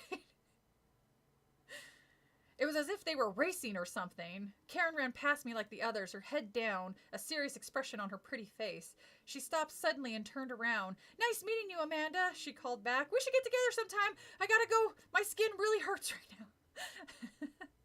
Great, I called to her. Do you know where I live? I couldn't hear her answer very well. She nodded, and I thought she said, yes, I know it. I used to live in your house. But that couldn't have been what she said. Why? Why couldn't it have been what she said? Maybe like they were just serial movers. Like maybe it was like what is that? Musical houses. It's like musical chairs, only it's musical houses. Or maybe this place is just big on wife swapping. You know, you never know. Or family swapping, I guess it would be.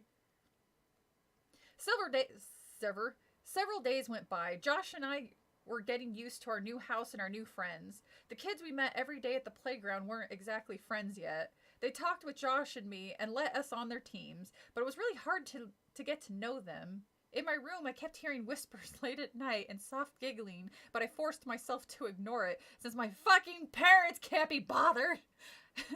I ignored it because I had to listen to the steps of my mother to see if she finally lost it. I keep meaning to use Discord more. Most of the channels I follow on there eventually went dark. I mean, they're doing pretty good. I need to start setting up a kind of like a ritual every day, since even though I have my notifications on for both Discord and Instagram and all of my stuff, I do not get notifications when people post. I have no idea why. Everything is on. Everything is worked correctly. I cannot figure it out. My phone's been doing that with text messages too for some reason, and it's a little frustrating, especially when I'm waiting for someone to text and I don't hear it because my phone has decided randomly to put that person's notifications on silent. And I know I didn't fucking do it, so I don't know what's going on with it. We have Dave. But this one, so long as I have a channel, I'll have a Discord. So like so long that and so long it doesn't get people don't get weird with it. Okay. One night, I thought I saw a girl dressed in all white at the edge of the upstairs hall, but when I walked over to investigate, there was just a pile of dirty sheets and other bedclothes against the wall. Again, this is worrying. And the fact that none of her, like, neither of her parents, just ignore her. It's like, Dad's busy writing his novel. In fact, he's probably in the typewriting, or in the den, writing no work and no play. Or, this family is just driving me crazy. Josh and I were adjusting, but Petey was still acting very strange. We took him with us to the playground every day, but we had to leash him to the fence. Otherwise, he'd bark and snap at the kids. He's still nervous about being in a new place, I told Josh. He'll calm down. But Petey didn't calm down. In fact, Petey started drinking a lot of coffee. He got real jittery. Every time we would try to wake him up, he'd pull a knife on us. It's like, man, Petey, you need to calm down a little bit. About 2 weeks later, we were finishing up a softball game with Ray and Karen. Oh my God, they're still doing the whole. Are the names supposed to mean something? I get the feeling he's like drilling the names into your head for a reason. Karen Somerset. We were finishing up a softball game with Ray and Karen Somerset and Jerry Franklin and George Carpenter and a bunch of other kids when I looked over the fence and saw that Petey was gone. Somehow he had broken out of his leash and run away. We looked for hours, calling Petey, wandering from block to block, searching front yards and backyards, empty lots and woods. And then, after circling the neighborhood twice, Josh and I suddenly realized we had no idea where we were. If you circled the neighborhood, just keep walking that way. Petey's been spiking that coffee.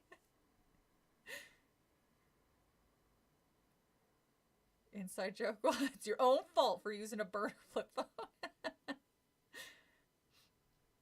Well, what's weird. I've only ever gotten one notification from someone messaging me directly, even though I've logged on to see my new messages and personal chats. Yeah, I I don't know what it is. It's really, well, at least he's consistent. Yeah. Melons and hoodas. The streets of Dark Falls looked the same. They were all lined with sprawling old brick or shingle houses, all filled with shady old trees. I don't believe it. We're lost, Josh said, leaning against a tree trunk. Their friends didn't bother. They're like, oh no, your dog is missing. Well, we're going to play more softball, so fuck you, I guess. Josh said, leaning against a tree trunk, trying to catch his breath. That's stupid. Stop calling the dog stupid. He's very clearly trying to give you a clue, you damn kids. I muttered, my eyes searching up the street. Why did he do this? He's never run away before. Okay, well, he's never barked at strangers before. He's never growled at strangers before. He's never taken off running before. Clearly something's going on and you guys are ignoring these obvious red flags. These kids are driving me crazy. This family's driving me crazy. I don't know how he got loose, Josh said, shaking his head, then wiping his sweaty forehead with the sleeve of his t-shirt. I tied him up really well. Hey, maybe he ran home, I said. The idea immediately cheered me up. Yeah. Josh stepped away from the tree and headed back over to me. I'll bet you're right, Amanda. He's probably been back at home for hours. Wow. We've been stupid. We should have checked home first. Let's go. You guys are lost. Damn it. Well, I said, looking around the empty yards, we just have to figure out which way is home. I looked up and down the street trying to figure out which way we turned when we left the school playground. I couldn't remember, so we just started walking. Great idea. Luckily, as we reached the next corner, the school came into sight. We had made a full circle. It was easy to find our way home from there. Oh, well, crisis averted. Something strange and then... Okay, we are about 50% through this story, and nothing has really happened except family drama and making new friends and softball. Yay.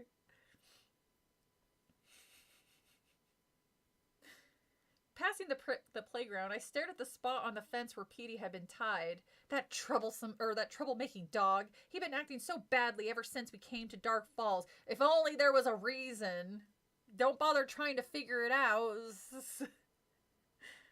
Would he be home when we got there? I had hoped so. A few minutes later, Josh and I were running up the gravel driveway, calling the dog's name at the top of our lungs. The front door burst open, and Mom, her hair tied in a red bandana, the knees of her jeans covered with dust, leaned out. She and Dad had been painting the back porch. Where have you two been? Lunchtime was 2 hours ago, and you didn't go They went looking for the dog, but not their children? Josh and I both answered at the same time. They keep doing that, too. Hi, Belle. We've been looking for Petey. Is he here? Mom's face filled with confusion. Petey? I thought he was with you. You fucking kids. I give you one job to do, and you can't even do that. Oh, Mom's last nerve is gone. My heart sank. Josh slumped in the driveway with a loud sigh, sprawling flat on his back in the gravel and leaves. Wow, you are dramatic, kid. You haven't seen him? I asked, my trembling voice showing my disappointment. He was with us, but he ran away. Oh, I'm sorry, Mom said, motioning for Josh to get up from the driveway. He ran away? I thought you'd been keeping him on a leash. What have you done? Mom doesn't sound very interested in the fact that the family pet has gone missing. Might have to call Stephen King to write a better story. Yeah, I mean, come on, man. Like, nothing's really happened. Drama queen. Oh, hey, Dave.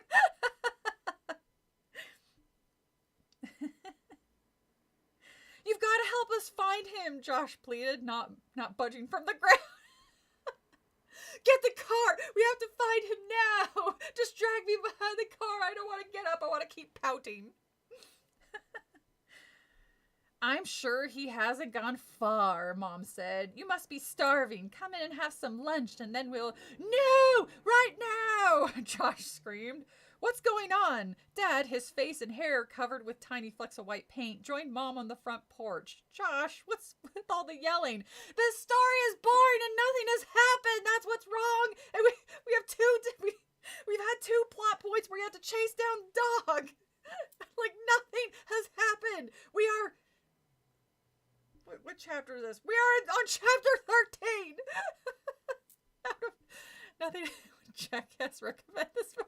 Nice work, Anthony. Hey, people who didn't vote on the story, it's on you. This is what we got. We could have got Stay Out of the Basement, but we got this one because you guys wanted to read Welcome to Dead House. We explained to Dad what had happened. He said he was too busy to drive around looking for Petey. Why do you people have a fucking dog? You clearly do not care about him. You just call him names. You tie him to a post when you're... Welcome to Doghouse. Yeah, exactly.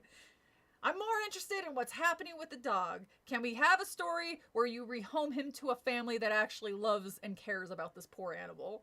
Jesus. Mom said she'd do it, but only after we had some lunch. I pulled Josh up by both arms and dragged him into the house. That's kind of a funny... Just picking him up and dragging him like he's a wounded soldier. We washed up and gulped down some peanut butter and jelly sandwiches. Ugh. Them jam, not jelly. Jelly is so fucking gross. It's jam. It's jam. Again, with the maple syrup and the jam. God damn it. Step up your game. Then Mom took the car out of the garage and we drove around and around the neighborhood searching for our lost pet. With no luck, no sign of him. Josh and I were miserable, heartbroken. Oh yeah? Did you actually care about the dog you kept calling stupid and an idiot?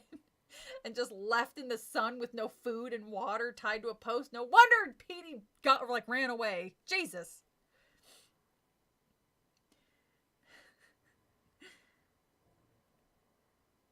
Mom and Dad called the local police. Maybe Petey broke into a house and was staying there. Jam does spread easier. Thank you. Thank you. That's what I'm saying. And it's usually made with more real fruit than with jelly. Jelly is stuff. Yeah, just sticky jello. Yeah, exactly. Going to EP Gamers. Have a good night, Transmission. Thank you for stopping by. Dad kept saying that Petey had a good sense of direction, that he'd show up any minute, but we didn't really believe it. Where was he? The four of us ate dinner in silence. It was the longest, most horrible evening of my life. I tied him up really good, Josh repeated, close to tears, his dinner plate still full. Dogs are great escape artists, Dad said. Don't worry, he'll show up. Some night for a party, Mom said glumly. I had completely forgot they were going out. Some neighbors on the next block had invited them to a big party. I sure don't feel like partying either, Dad said with a sigh. I'm beat from painting all day, but I guess we have to be neighborly. Sure you kids are gonna be okay here? Well, Mom has to plan out her new victims. I mean, it's too obvious if you just kill your whole family, right away. You gotta, kind of make it a little less obvious. Sleep well, Transmission. Yeah, I guess, I said, thinking about Petey. I kept listening for his bark, listening for scratching at the door. Aww. But no. The hours dragged by. Petey still hadn't showed up by bedtime. Josh and I both slinked upstairs. I felt really tired, weary from all the worrying and running around and searching for Petey, I guess. But I knew I'd never be able to get to sleep. In the hall outside of my bedroom door, I heard whispering from inside my room and quiet footsteps, the usual sounds my room made. I wasn't at all scared of them or surprised by them anymore. Without hesitating, I stepped into my room and clicked on the light. The room was empty, as I knew it would be. The mysterious sounds disappeared. I glanced at the curtains, which lay straight and still.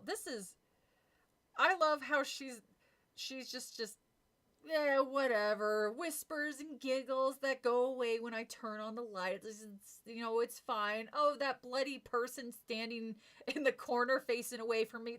It's whatever. Just hang my coat on it. I don't care.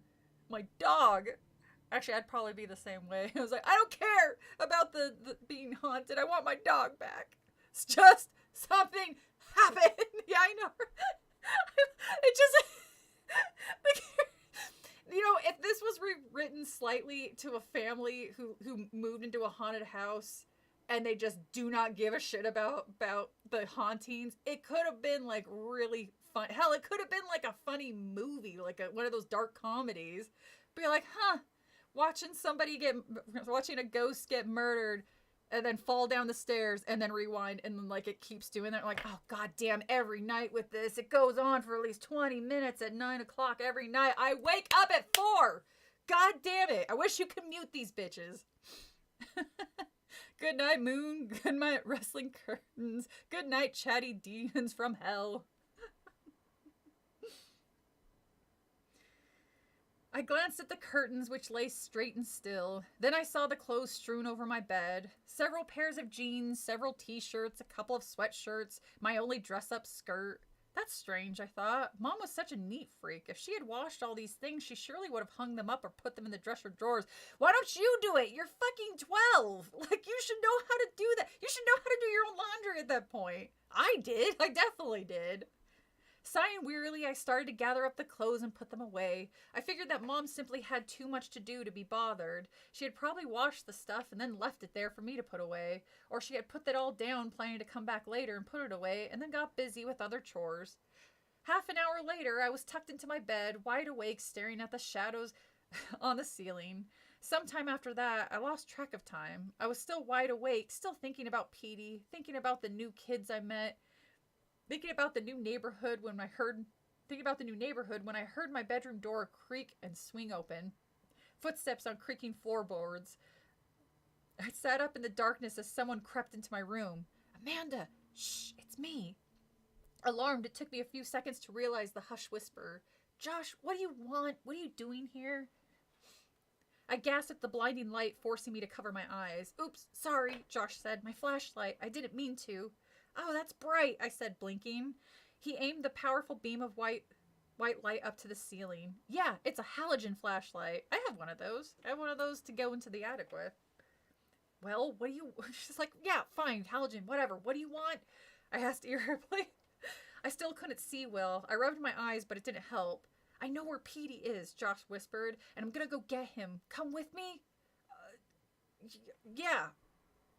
How? You guys got lost in the daylight, in bright-ass daylight, and now you're gonna go in the middle of the night like you're not gonna get fucking lost. All right.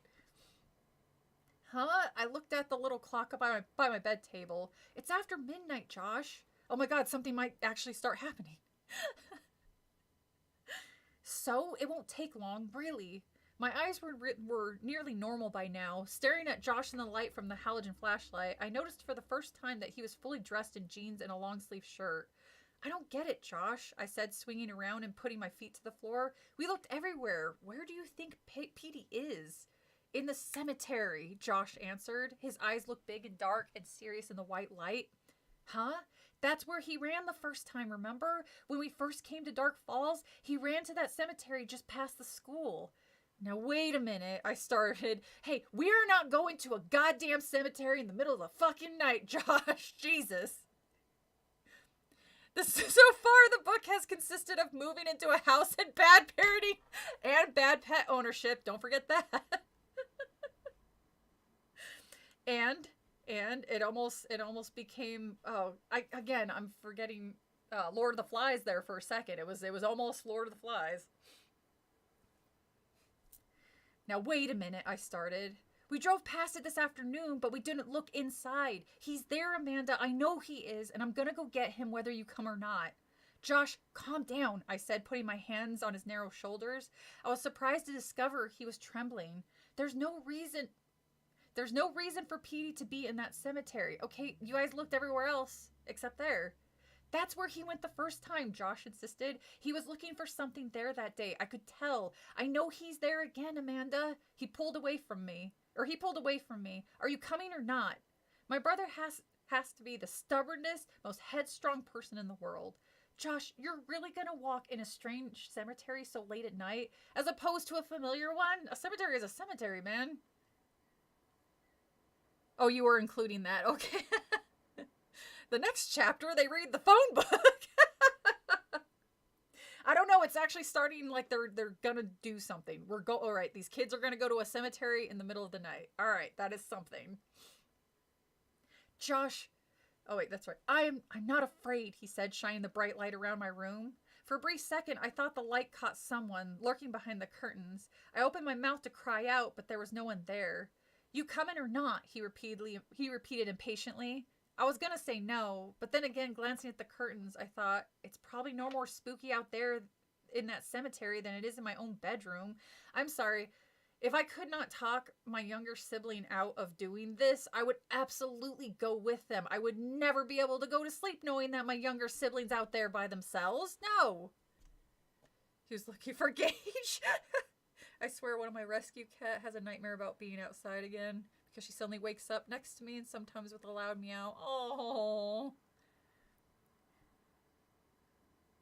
That's so cute. Cats are adorable. Yeah, okay, I said grudgingly. Get out of here and let me get dressed. Okay, he whispered, turning off the flashlight, helping or plunging us into blackness. Meet me down at the end of the driveway. Josh, one quick look at the cemetery, then we hurry back home. Got it? I told him. Yeah, right. We'll be home before Mom and Dad get back from that part. Oh shit, they're home alone. Watch not a goddamn thing happen in the graveyard. You shh. I was gonna joke. I was gonna joke about like we went there and nothing happened, so we came back. That's what I was gonna do before you said something. uh.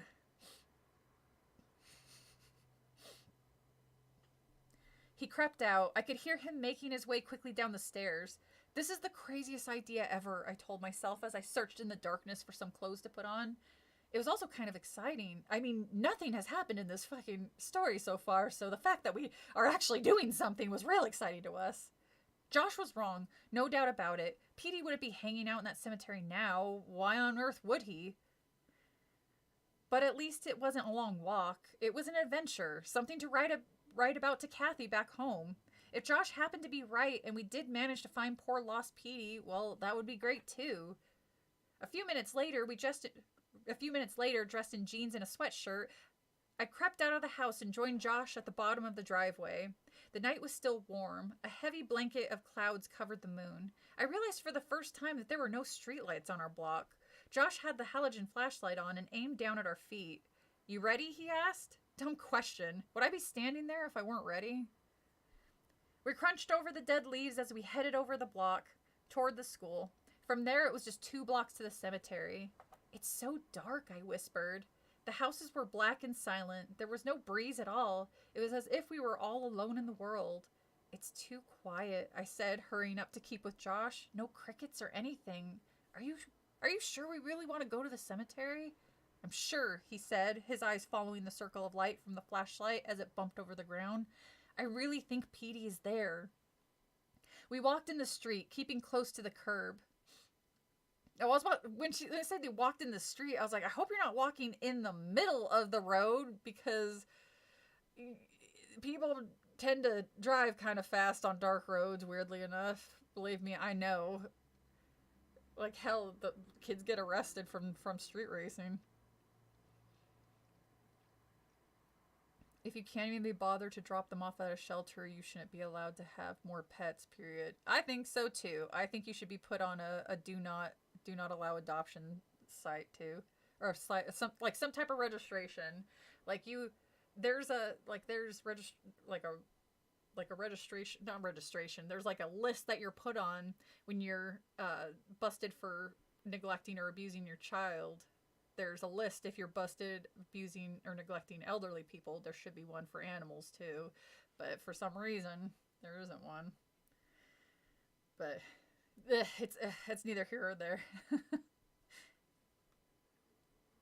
swear to God, if one more thing falls, I think this place is going to be haunted with the most boring ghosts ever.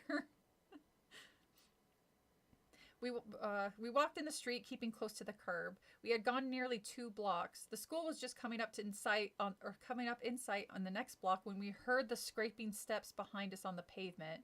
Josh and I both stopped. We lowered the light. We heard the sounds. I wasn't imagining them. Someone was following us.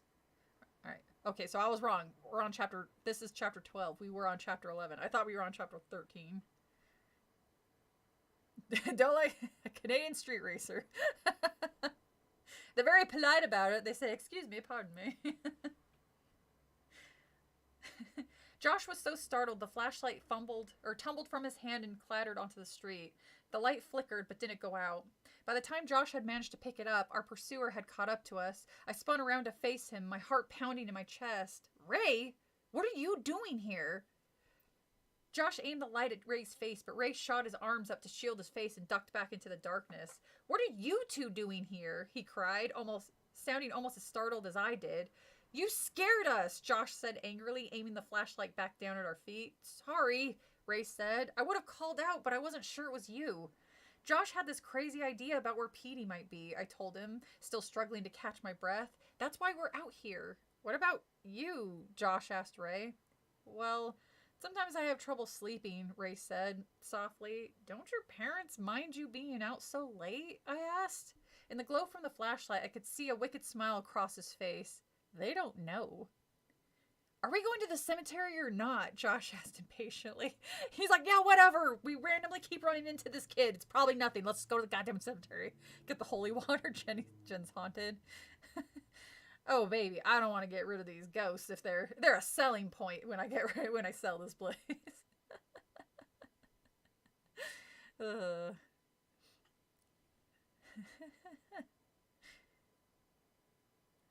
The Wet Bandits. From Home Alone. That's funny. Without waiting for an answer, he jogged up the road, the light bobbing on the pavement in front of him. I turned and followed, wanting to stay close to the light. Where are you going? Ray called, hurrying to catch up. The cemetery, I called back. No, Ray said, you're not. His voice was low, so threatening that I stopped. What? You're not going there, Ray repeated. I couldn't see his face. It was hidden in darkness, but his words sounded menacing. Hurry! Josh called back to us. He hadn't slowed down. He didn't seem to notice the threat in Ray's words. Josh, stop! Ray called. It sounded more like an order than a request. You can't go there. Why not? I demanded, suddenly afraid. Oh, I thought that was the wrong one. Why not? I demanded, suddenly afraid. Did he know something we didn't? Or was I making a big deal out of nothing once again? Honey, you are not making you're not making big enough deals about some of this shit. My goodness.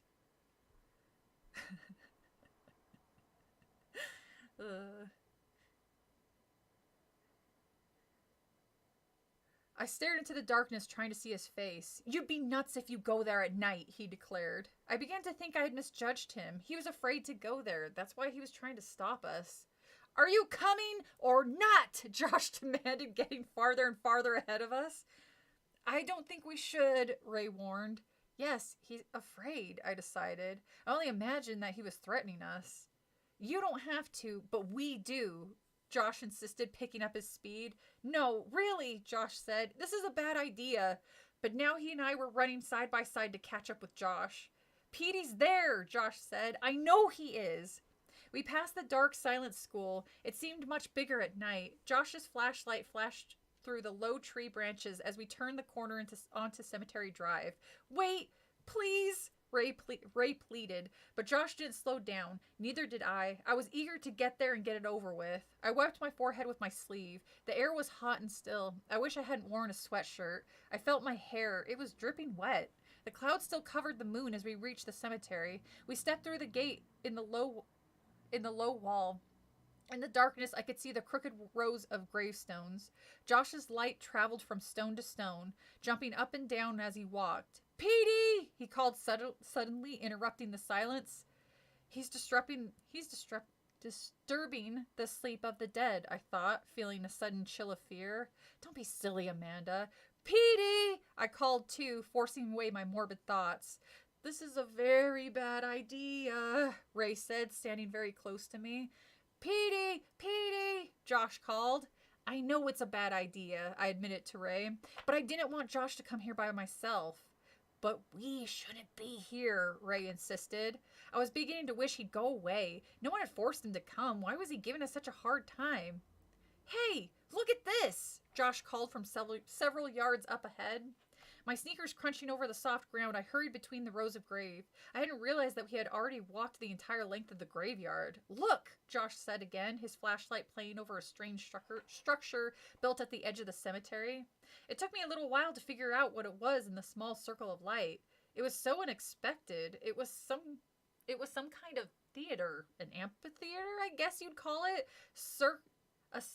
Circular rows of bench seats dug into the ground, descending like stairs to a low stage-like platform on the bottom. What on earth? I exclaimed. I started forward to get a closer look. Amanda, wait, let's go home, Ray called. He grabbed my arm, but I hurried away and he grabbed at my arm. Okay, he grabbed at my arm, but I hurried away and he grabbed only air.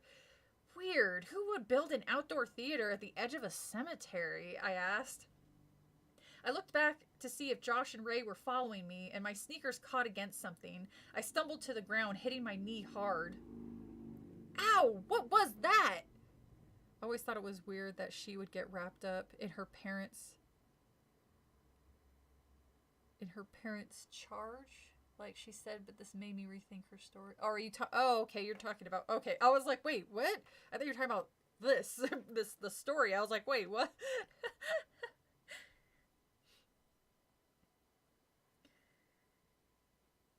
Josh shone the light on it as I climbed slowly, painfully to my feet. I had tripped over an enormous upraised tree root. Oh, thank God. I was like, it better not be fucking Petey that she just tripped over. In the flickering light, I followed the gnarled root over to a wide old tree several yards away. The huge tree was bent over a strange below-ground theater, leaning at such a low angle that it looked like looked likely to topple over at any second. Big clumps of roots were raised up from the ground. Overhead, the tree branches, heavy with leaves, seemed to lean to the ground. Timber! Josh yelled. How weird, I exclaimed. Hey, Ray, what is this place? It's a meeting place, Ray said quietly, standing close beside me, staring straight ahead at the leaning tree. They use it sort of like a town hall. They have town hall meetings here. We should probably leave.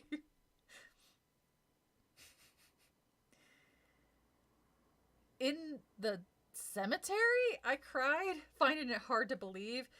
Let's go, Ray urged, looking very nervous. All three of us heard the footsteps. They were behind us, somewhere in the row of graves. We turned around. Josh's light swept over the ground. Petey! There he was, standing between the nearest row of low stone grave markers. I turned happily to Josh. I don't believe it, I cried. You were right! Petey! Petey! Josh and I both started running towards our dog. But Petey arched back on his hind legs as if he were getting ready to run away. He stared at us, his eyes red as jewels in the light of the flashlight. Petey, we found you, I cried. The dog lowered his head and started to trot away. Petey, hey, Petey, come back. Don't you recognize us?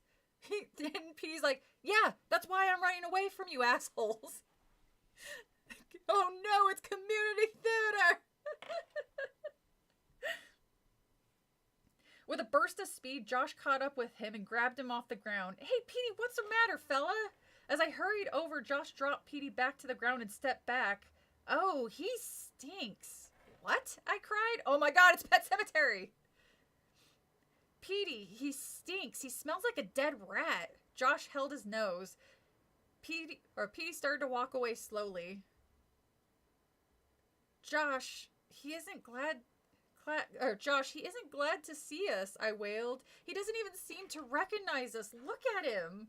It was true. Petey walked to the next row of gravestones, then turned and glared at us. I suddenly felt sick. What had happened to Petey? Why was he acting so differently?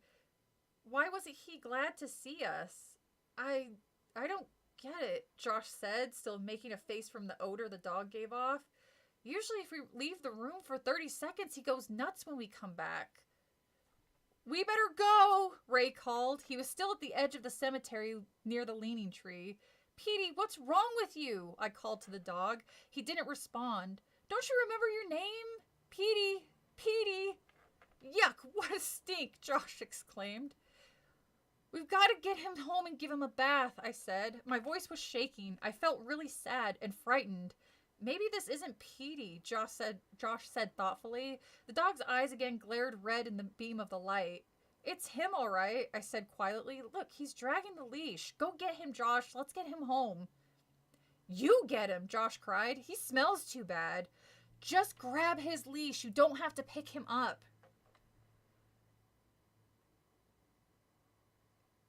He said. Oh, okay. I don't know why he wrote it like this. You get him, Josh cried.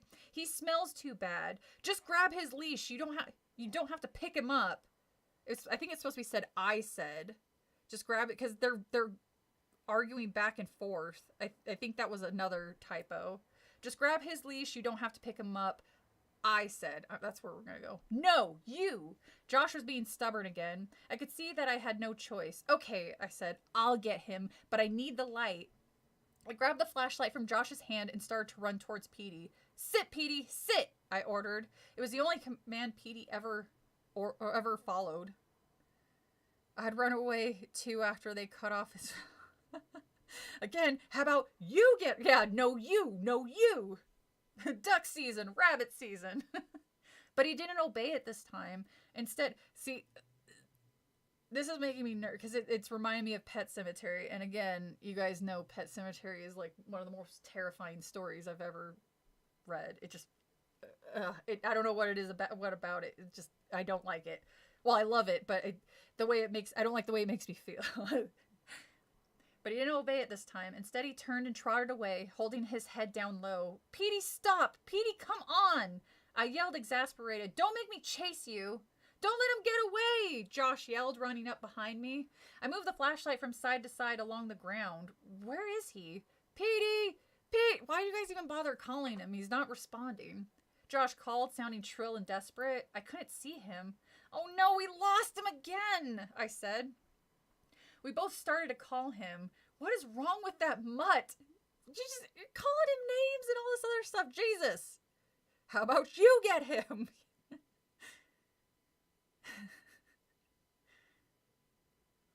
Despite seeing it written down, in a lot of places I've never actually heard someone say yuck out loud. Yeah, I think if it's usually like ugh. That's usually the so maybe that's what it's supposed to be. Ugh. But we have like a word for that. Is yuck, does that count as an onomatopoeia? Is yuck an onomatopoeia? Because I know like stuff like chugga chugga chugga and stuff like that is. I don't know if yuck counts as an onomatopoeia.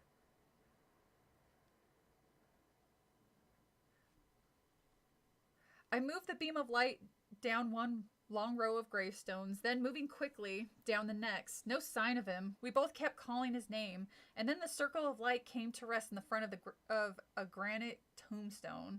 Reading the name at the top of the stone, I stopped short and gasped, Josh, look! I grabbed Josh's sleeve and held on tight. What's wrong? His face filled with confusion. Look, the name's on the gravestones. It was Karen Somerset. See, that's why they kept saying their full name. Josh read the name, and he stared at me, still confused. That's my new friend Karen, the one I talk to on the playground every day, I said. Huh? It must be your grandmother or something, Josh said, and then added impatiently, come on, look for Petey. No, look at the dates, I said to him. We both read the dates under Karen Somerset's name, 1977 to 1989. It can't be her mother or grandmother, I said, keeping the beam of light on the stone despite my trembling hand. This girl died when she was 12, my age, and Karen is 12 too, she told me.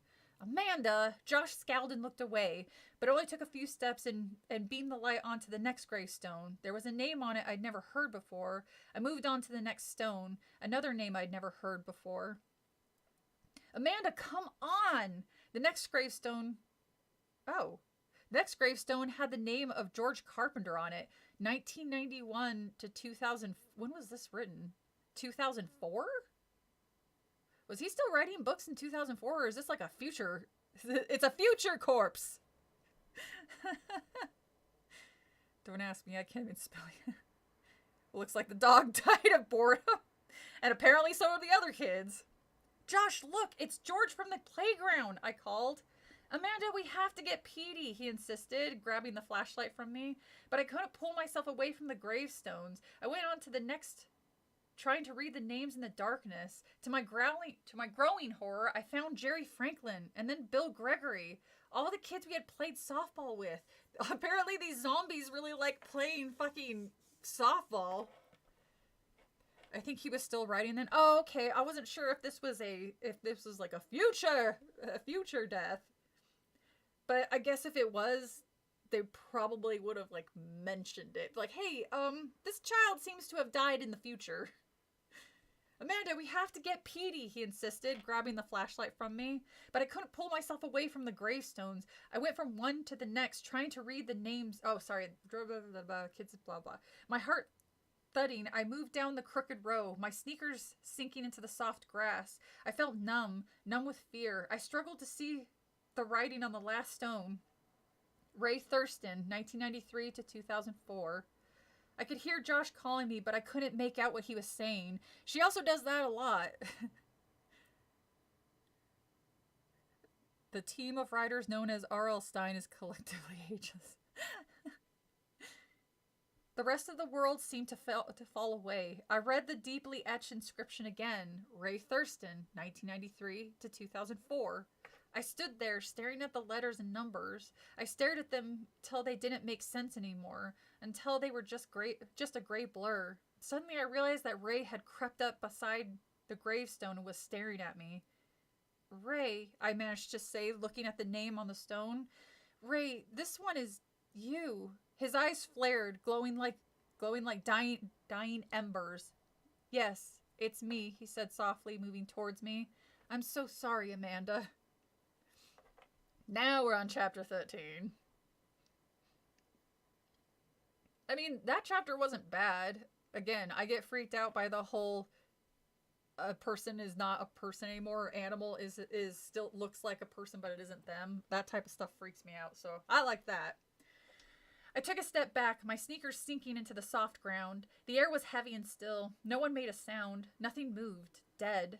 I'm surrounded by death, I thought. Then, frozen on the spot, unable to breathe, the darkness swirled around me, the gravestones spinning in their own black shadows. I thought, what is he going to do to me? Ray, I managed to call out, my voice sounded faint and far away. Ray, are you really dead? I'm sorry. You weren't supposed to find out yet, he said, his voice floating low and heavy in the stifling night air. But how? I don't understand. I looked past him at the darting white light of the flashlight. Josh was several rows away, almost to the street, still searching for Petey. Petey, I whispered, dread choking my throat. My stomach tightened in horror. Dogs always know, Ray said in a low, flat tone. Dogs always recognize the living dead. That's why they have to go first. They always know. You mean Petey... Oh, fuck. I hate it. I hate when this happens. Sorry, Amanda. Stab, stab, stab. The end. You mean Petey's dead? I choked out the words. Ray nodded. They killed the dogs first. No! I screamed and took another step back, nearly losing my balance as I bumped into the low marble gravestone. I jumped away from it. You weren't supposed to see this, Ray said, his narrow face expressionless except for his pale eyes, which revealed real sadness. You weren't supposed to know. Not for another few weeks, anyway. I'm the watcher. I was supposed to watch to make sure you didn't see it until it was time. Good job, Ray. Jeez. You had one job. Apparently it was to murder a dog. Congratulations. I hate this town. He took a step toward me, his eyes lighting up red, burning into mine. You were watching me from the window, I cried. That was you in my room. Again, he nodded yes. I used to live in your house, he said, taking another step forward, forcing me back against a cold marble stone. I'm the watcher. I've come to wash your windows. You mean Petey's dead? No shit, exactly. We killed your dog. You mean he's dead? All right, Amanda. All right. I forced myself to look away, to stop staring into his glowing eyes. I wanted to scream to Josh to run and get help, but he was too far away, and I was frozen there, frozen with fear. We need fresh blood, said Ray. What? I cried. What are you saying? The town. It can't survive without fresh blood. None of us can. You'll understand soon, Amanda. You'll understand why we had to invite you to the house. To the dead house. That was lightning. I also was not expecting them to kill the dog in a kid's book, but I guess this is somewhere between maybe it was like 2005 when this written, maybe 2006. It's way darker than I was expecting. I mean, once they finally got going, at least it's not skin you put on to turn it to a werewolf, I guess. It's a cannibal cult. Yeah, I guess they must drink the blood.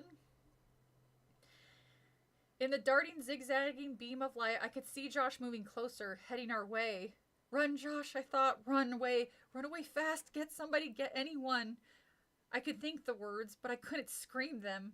Ray's eyes glowed brighter. He was standing right in front of me now, his features set cold and hard.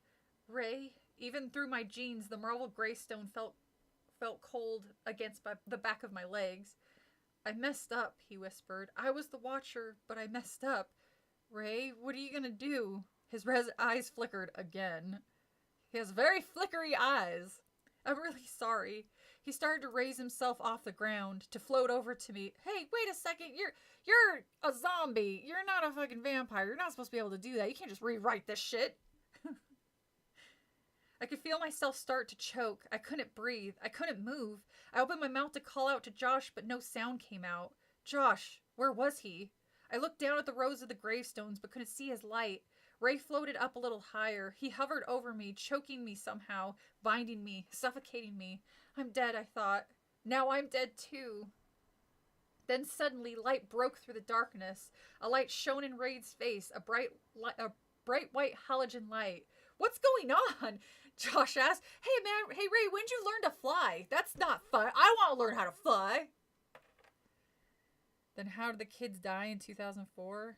Stay away from where the red fern grows. I had to read Where the Red Fern Grows in junior high. God, Don Bluth said it best. Kids can handle anything as long as there's a happy ending. Yeah, I guess. Google says it's from 1992? Back in the 90s, you can get away with trauma. Well,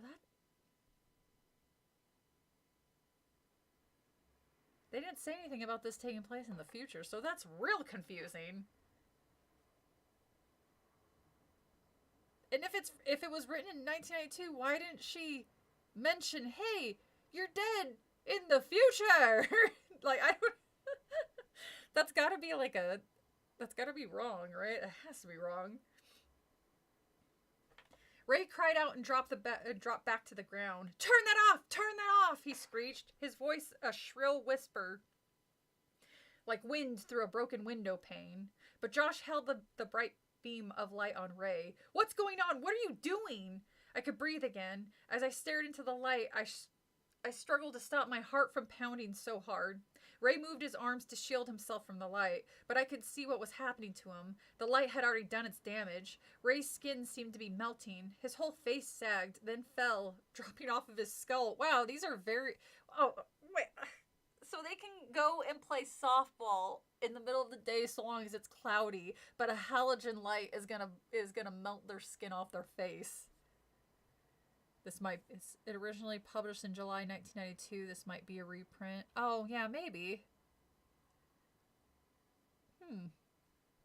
I once heard that R.L. Stine said he never portrayed split families because he only wanted to scare kids with horrors that don't exist.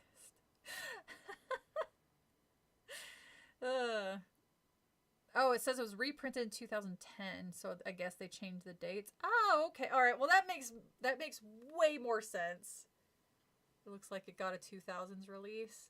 All right, well that makes more sense because I was like, wait, if it was 92 and it's not a reprint, then something happened here.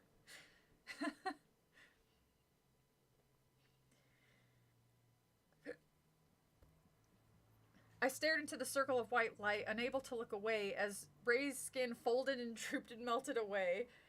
This is like a 12-year-old too. That's a little weird. As the bone underneath was revealed, his eyeballs rolled out of their sockets and fell silently to the ground.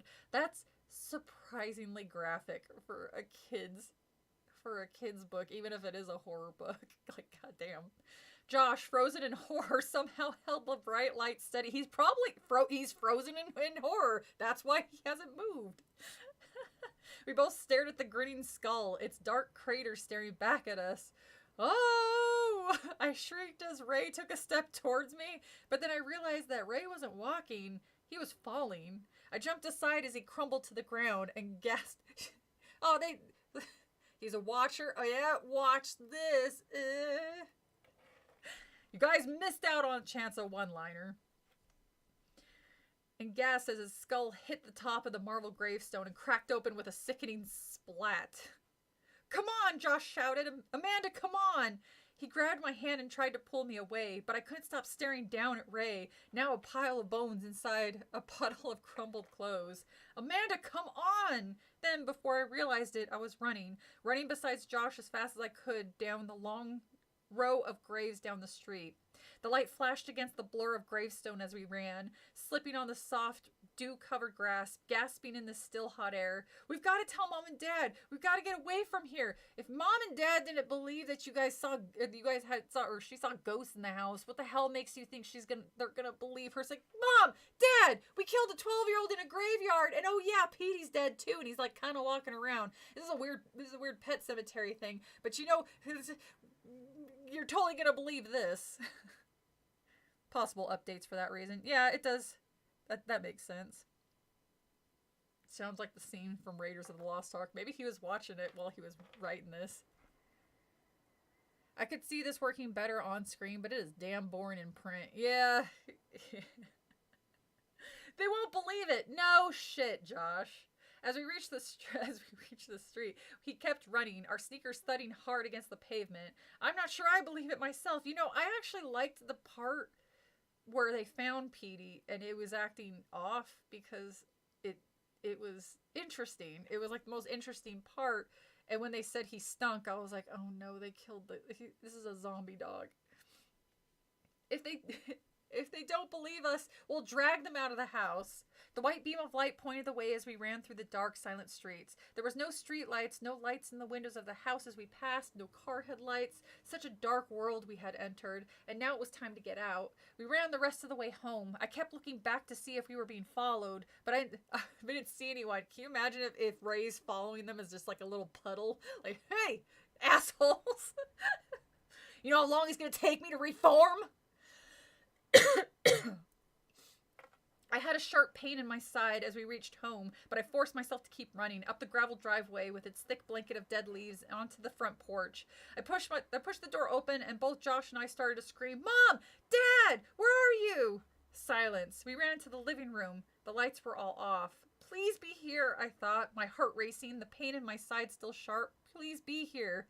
We searched the house. They weren't home. The party, Josh suddenly remembered. You guys forgot they went to a goddamn... Can they still be at that party? We were standing in the living room, both of us breathing hard. The pain in my side had let up a bit. I had turned on all the lights, but the room still felt gloomy and menacing. I glanced at the clock on the mantel. Nearly 2 a.m. They should be home by now, I said, my voice shaking and weak. Where did they go? Did they leave a number? Josh was already on his way to the kitchen. I followed him, turning on the lights as we went. We went right to the memo pad on the counter where Mom and Dad always leave notes. Nothing. The pad was blank. We've got to find them, Josh cried. He sounded very frightened, his eyes wide, reflected with fear. We have to get away from here. But what if something happened to them? That's what I wanted to say, but I caught myself just in time. I didn't want to scare Josh any more than he already was. Besides, he probably thought of that too. Should we call the police? The zombie police! I think people seem to forget most of the Goosebumps books are boring. I mean, they're for kids, so it might not be so boring for younger kids. We're all at least late teens to like 30s, and I think a couple of you guys are in your 40s, so like it's kind of You look at this stuff through rose-colored glasses until you reread it and you're like, God damn, this shit was boring. As he walked back into the living room and peered out the front door into the darkness. I don't know, I said, pressing my hot forehead against the cool glass. I just don't know what to do anymore. I want them to be home. I want them to be here so we can all leave. What's your hurry? A girl's voice said from behind me. Josh and I both cried out and spun around. Karen Somerset was standing in the center of the room, her arms crossed over her chest. But you're at least try to pretend like you didn't just murder their friends and you don't know that they're all dead.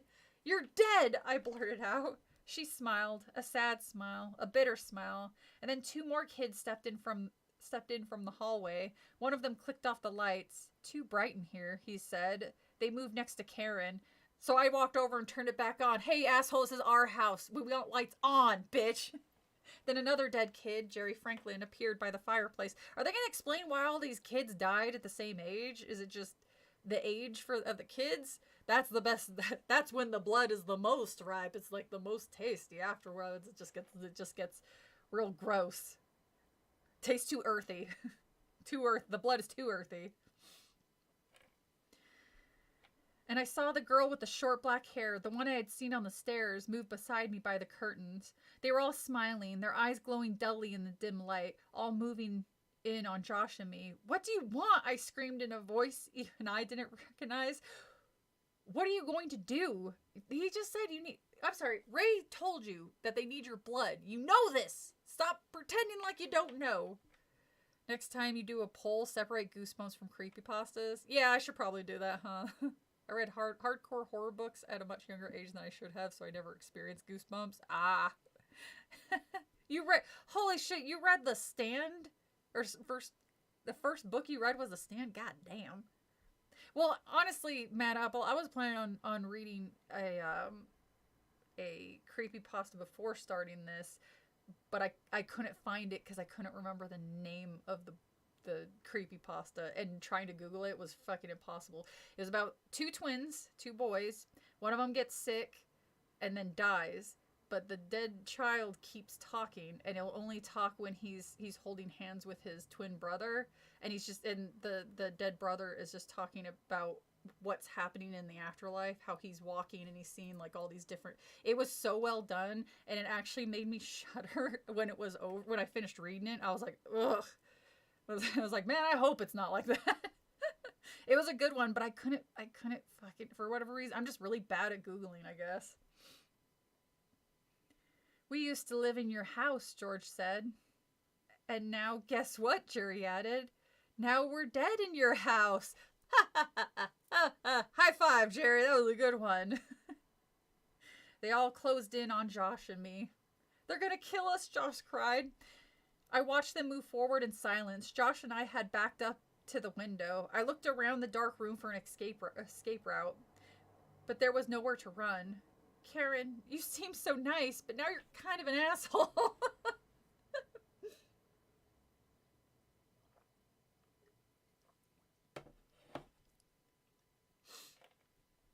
The words just kind of tumbled out. I hadn't thought before I said them. Her eyes glowed a little brighter. I was nice, she said in a glum monotone, until I moved here.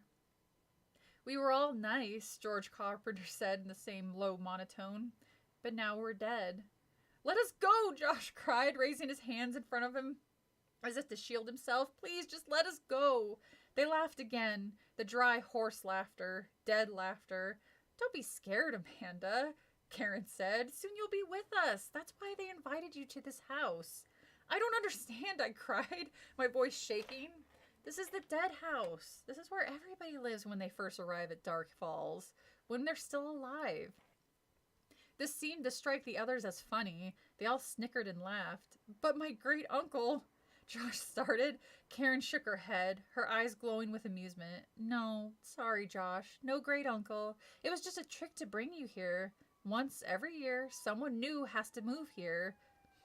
Uh-oh. Someone's in trouble. All right. Once every year, someone new has to move here. Other years, it was us. Or other years, it was us. We lived in this house until we died. This year, it's your turn. We need new blood, Jerry Franklin said, his eyes glowing red in the dim light. Once a year, you see, we need new blood. And then I said, okay, but why? Like, what do you bathe in it? Like Bathory? Like Elizabeth Bathory? I don't, what is, it sounds like you guys are confusing vampires and zombies. Have you guys had, like, you know that town meeting you guys have? Maybe you guys should, like, figure out if you're actually dead or you're, like, zombies, because it seems like you guys are more like vampires. And then Carrot says, hey, shut the fuck up. Stop being an asshole. Stop crushing us. This is good writing, okay? Just shut up, pedantic asshole. They're coming for you, Jenny.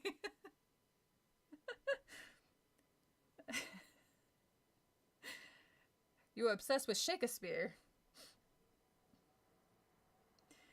Moving forward in silence, they hovered over Josh and me. I took a deep breath, a last breath perhaps, and shut my eyes. And then I heard a loud knock on the door. A loud knock repeated several times. I opened my eyes. The ghostly kids all vanished. The air smelled sour. Josh and I stared at each other, dazed, as the loud knocking began. It's Mom and Dad, Josh cried. We both ran to the door. Well, wait, why are they knocking? Josh stumbled over the coffee table in the dark, so I got to the door first. Mom, Dad, I cried, pulling open the door. Where have you been? I reached out my arms to hug them both and stopped with my arms in the air. My mouth dropped open and I uttered a silent cry. Mr. Dowse, Josh exclaimed, coming up beside me. We thought... Oh, Mr. Dowse, I'm so happy to see you, even though you were totally in on it. Why? Pushing open the screen door for him. Kids, you're okay, he asked, eyeing us both, his handsome face tight with worry. Oh, thank God, I got here in time.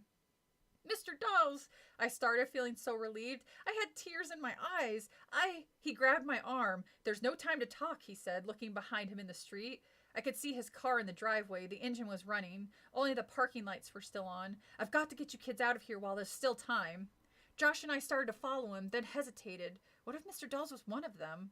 Hurry, Mr. Dawes urged, holding open the screen door, gazing nervously out in the darkness. I think we're in terrible danger.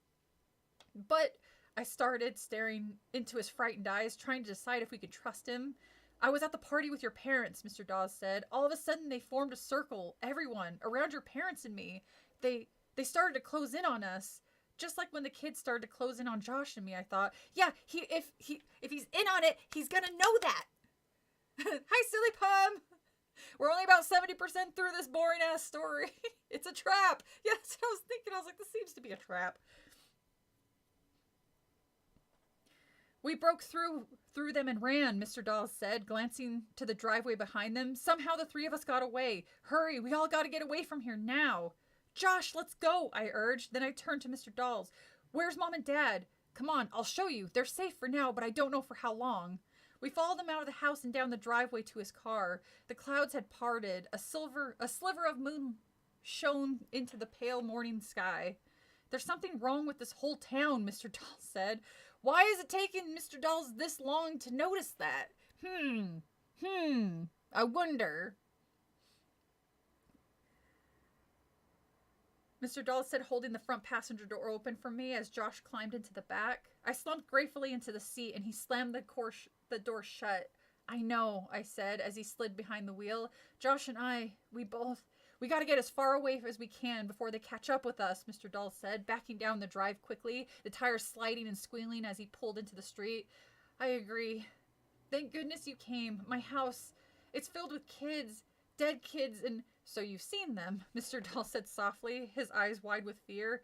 He pushed down harder on the gas pedal. As I looked out into the purple darkness, a low orange sun began to show over the green tree tops. Where are our parents? I asked anxiously. There's a kind of outdoor theater next to the cemetery, Mr. Dawes said, staring straight ahead through the windshield, his eyes narrow, his expression tense. It's built right into the ground. It's hidden by a big tree. I left them there. I told them not to move. I think they'll be safe. I don't think anyone will look there. That seems to be the main place. He seems like he's taking them to a ritual place. I seen it, Josh said. A bright light suddenly flashed on the back seat. What's that? Mr. Dawes asked, looking at the rearview mirror. My flashlight, Josh answered, clicking it off. I brought it just in case, but the sun will be up soon. I probably won't need it. Mr. Dawes hit the brake and pulled the car to the side of the road. We were at the edge of the cemetery. I climbed quickly out of the car, eager to see my parents. The sky was still dark, streaked with violet now. The sun was a dark orange balloon just barely poking over the trees. Across the street, beyond the jagged row of gravestones, I could see a dark outline of the tree leaning that hid the mysterious amphitheater. Hurry, Mr. Dawes urged, closing his door quietly. I'm sure your parents are desperate to see you. We headed across the street, half walking, half jogging, Josh swinging a flashlight in one hand. Suddenly, at the edge of the cemetery grass, Josh stopped. Petey, he cried. I followed his gaze and saw our white terrier walking slowly along the slope of gravestones. Petey! Josh yelled again and began running to the dog. My heart sank. I hadn't had a chance to tell Josh what Ray had revealed to me about him. No, Josh, I called. Mr. Dawes looked very alarmed. We don't have time. We have to hurry, he said to me. He then began shouting for Josh to come back. I'll go get him, I said. I took off, running as fast as I could along the rows of the graves, calling to my brother. Josh, wait up. Don't go after him, Josh. Petey's dead. Josh had been gaining on the dog, which was ambling along, sniffing the ground, not looking up, not paying attention to Josh. Then suddenly Josh tripped over a low grave marker. He cried out as he fell. The flashlight flew out of his hand and clattered against the gravestone. I quickly caught up with him. Is it gonna be, what's his name, Compton? He was lying on his stomach, staring straight ahead. Josh, answer me, are you okay? I grabbed him by the shoulder and tried to pull him up, but he kept staring straight ahead, his mouth open, his eyes wide. Josh? Look, he said finally. I breathed a sigh of relief knowing that Josh wasn't knocked out or something. Look, he repeated, and pointed to the gravestone he had tripped over. I turned and squinted at the grave. I read the inscription silently, mouthing the words as I read. Compton Dolls, R.I.P. 1966 to 1996. My head began to spin. I felt dizzy. I steadied myself, holding on to Josh. Compton Dolls. It wasn't his father or his grandfather. He had told us he was the only Compton in his family. So Mr. Dolls was dead too. Dead, dead, dead. Dead as everyone else. He was one of them. One of the dead ones. Josh and I stared at each other in the purple darkness, surrounded by the dead. Now what? I asked myself. Now what? I can't get over the fact that these kids played softball with a bunch of zombies. It's really weird.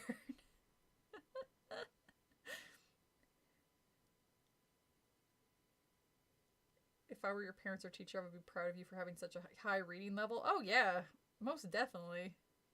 I'm impressed you could comprehend it, because sometimes King's writing is a little complicated and can be a little, like, admittedly boring at times. Like, as much as I love, like, again, going back to Pet Sematary, as much as I love Pet Sematary, there's a part in the middle where it just grinds to a halt, and I was just like, it was so boring to get through. I don't remember what it was, probably because my brain edited it out, because I'm like, nope, just forget this part.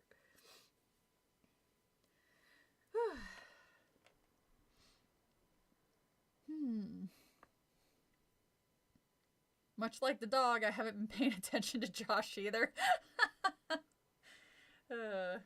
Alright, now we're on chapter 16. We're 74% through the book, it says. Get up, Josh, I said, my voice in a choked whisper. We've got to get away from here. But we were too late. A hand grabbed me firmly by the shoulder. I spun around to see Mr. Dolls, his eyes narrowing as he read the inscription of his own gravestone. Mr. Dolls, you too? I cried, so disappointed, so confused, so scared. Me too, he said, almost sadly. All of us. His eyes burned into mine. This was a normal town once. We were normal people. Most of us worked in the plastics factory on the outskirts of town. And then there was an accident. Something escaped from the factory, a yellow gas. It floated over the town so fast we didn't see it, didn't realize, and then it was too late. And Dark Falls wasn't a normal town anymore. We were all dead, Amanda. Dead and buried, but we couldn't rest. We couldn't sleep. Dark Falls was a town of the living dead. Okay, so a plastic, I don't know, a cloud of plastic killed everybody, but also turned them into zombies. All right. When it said something escaped the factory, I thought it meant like a creature that somehow turned them into living zombies. How the hell did they claw themselves out? Or was it a thing where it was like one... Oh, gee. So, I saw something move... I saw something moving behind me. I wasn't sure what it was. I was like, oh, fuck, is there a bug or something? I mean, technically... You guys will know who that is when the next... Or what that is when the next video's posted. Sorry, I didn't mean to randomly stop. I just saw movement. I was like, what the fuck is that? I know nothing is moving back here. It's because my fan's on. I didn't realize it was moving. Ugh. First, like, I thought it was either a bug or one of my birds managed to sneak in. I was like, I was like, it was mostly terrified that it was maybe one of my birds because, you know, the fan, if they get spooked and go into the blades, they ain't gonna survive that. All right. So we finally got a backstory as to how they all died, and it is as stupid as a scientist creating a living mask that gets stuck on your face. The scariest part of the stream is the background shot. Yeah, it's kind of sad that that's true. What are you gonna do to... She can't... Honey, Amanda, have you not been paying attention? Goddamn, every single time you have asked somebody what you're gonna do with them, their response is, we need blood. What exactly do you think? They're not asking you to donate blood at the local blood bank. Like, what the... What? A dead man was squeezing my shoulder. A dead man was staring hard into my eyes. A dead man leaned close for a kiss. Ugh! Oh shit, I was joking. Standing this close, I could smell his sour breath. Ugh. I turned my head, but the smell already choked my nostrils.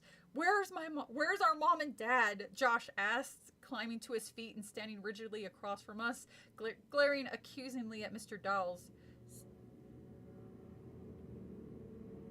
Those are motorcycles. Those are motorcycles.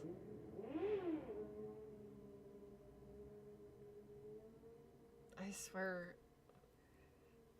It's funny too. It's almost only exclusively like Friday and Saturday. I don't hear them during the weekdays or Sundays, which I guess is nice. But man, I'm just waiting. Apparently, when I was out of town, the first year I moved here in November, there was actually a fatal crash right outside. Like, if I were sitting on my balcony, I would have seen it because it was right there.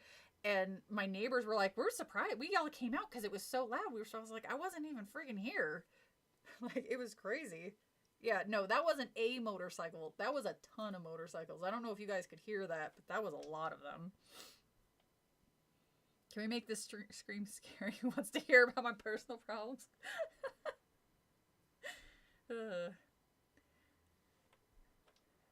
Come with me. It's your time to join them. I tried to pull away from him, but his hand was locked on my shoulder. Let go! I shouted. His smile grew wider. Amanda, it doesn't hurt to die.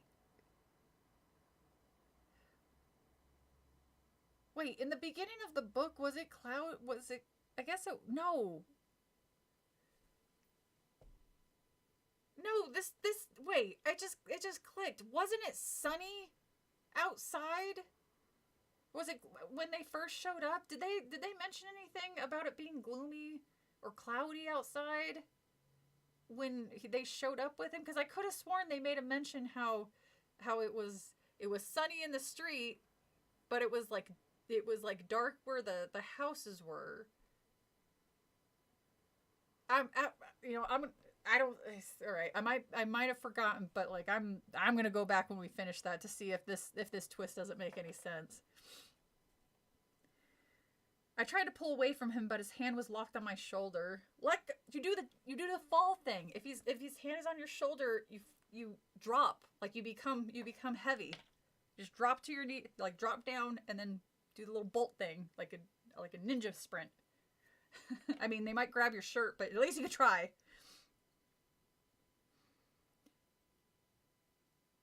His smile grew wider. Amanda, it doesn't hurt to die. I fucking disagree there, he said softly, almost soothingly. Come with me. No! Josh shouted. When Josh didn't want to do something, it's always, I don't want to do that. I don't want to move to a new town. I don't want to go for a walk. I don't want to be sacrificed to a zombie town. Ugh, so stubborn. And with a sudden quickness, he dived to the ground and picked up his flashlight. Shine it on him, Josh! The light could save us. The light could defeat Mr. Dolls, as it had Ray. The light could destroy him. Josh fumbled with the flashlight, then pointed it towards Mr. Doll's startled face and clicked it on. Nothing. No light. It's broken. I guess when it hit the Greystone. My heart pounding, I looked back at Mr. Dolls, then back to my brother. You had one fucking job, Josh! The smile on his face was a smile of victory. Alright, we're on chapter 17, so we have the last 2 chapters. I remember you saying it was weird that it was night when they arrived, yet it was only a 4-hour drive in the morning. Yeah, that was when they were moving. I'm referring to when they very first showed up at the house, like that very first chapter. I'm trying to remember. But I could have sworn they were saying like it was bright it was like bright outside, but like the way the trees and stuff were over. Not sure. I'm definitely going back and doing some quick reading, or gonna see if it says like the weather. Nice try, Mr. Dolls said to Josh. The smile faded quickly from his face. Close up, he didn't look so young and handsome. His skin, I could see, was dry and peeling and hung loosely beneath his eyes. How was he holding that up? Was it like a super glue thing where you super glue your face back? Like, I was like, wow, now I know why you looked like so stretchy. Wow, Mr. Dolls, you got a stretchy face. Let's go, kids, he said, giving me a shove. He glanced up at the brightening sky. The sun was raising itself over the treetops. Again, just do the heavy body thing. He's gonna have to drag you. I mean, the sun's gonna go up super fast eventually. Or it's gotta come up eventually, I meant. I said, let's go, Mr. Doll snapped impatiently. He loosened his grip on my shoulder and took a menacing step towards Josh. Josh glanced down at the worthless flashlight. Then he pulled his arm back and heaved the flashlight at Mr. Doll's head. The flashlight hit its target with a sickening crack. It hit Mr. Dolls in the center of his forehead, splitting a large hole in the skin. Mr. Dolls uttered a low cry. Why is this hurting him? He's a fucking zombie. Why? The zombie. It's a zombie. With the quickness, someone dove for a flashlight. With the quick. Yeah, Josh dove for the flashlight. Sorry, I might have actually accidentally like skipped a line.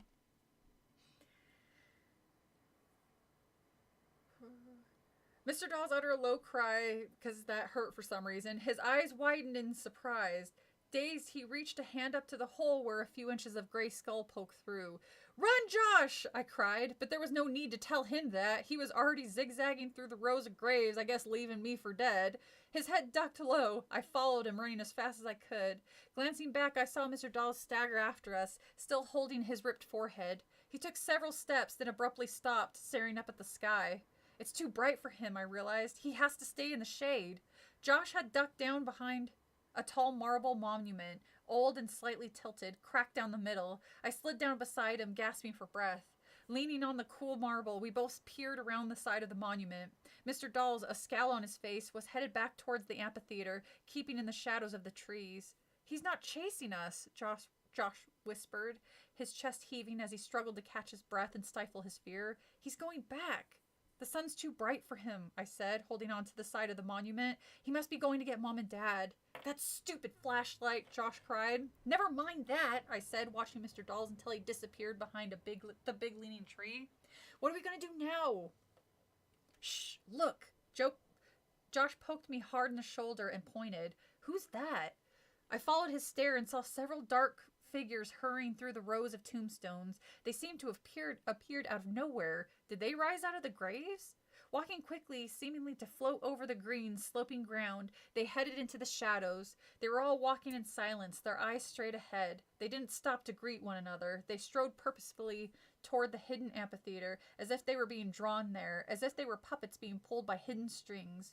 Whoa, look at 'em all, Josh whispered, ducking his head back behind the marble monument.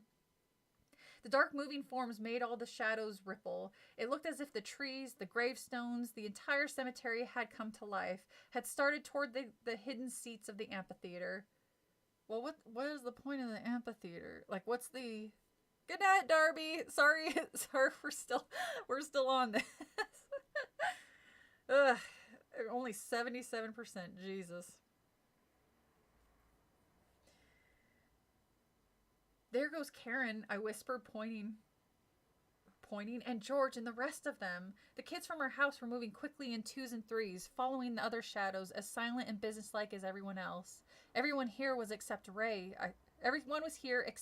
I thought, because we killed Ray. I mean, we killed him again. We killed someone who was already dead. Do you think Mom and Dad are really down in that weird theater? Josh asked, interrupting my morbid thoughts, his eyes on the moving shadows. Come on, I said, taking Josh's hand and pulling him away from the monument. We gotta find out.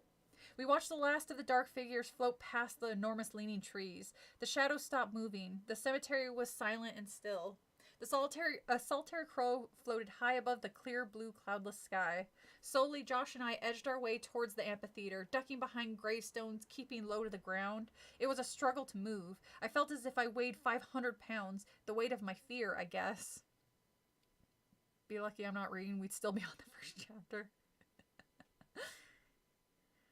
I was desperate to see if Mom and Dad were there, but at the same time, I didn't want to see. I didn't want to see them held prisoner by Mr. Dawes and the other. I didn't want to see them killed.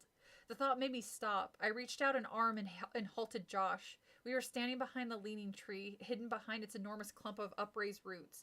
Beyond the tree, down in the theater below, I could hear the low murmur of voices.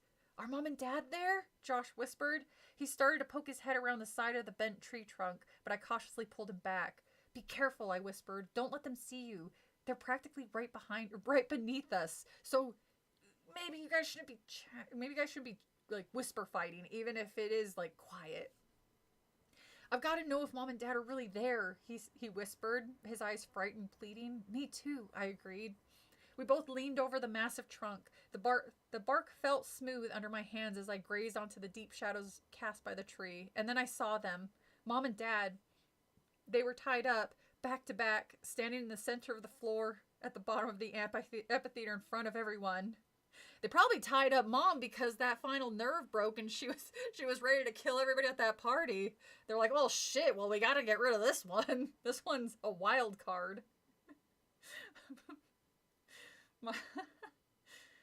They all looked so uncomfortable, so terrified of my mother. Their arms were tied down tightly at their sides. Dad's face was bright red. Mom's hair was all messed up. They thought they were going to a key party, but no, they ended up getting... Will you hit play on your back? Oh, sure.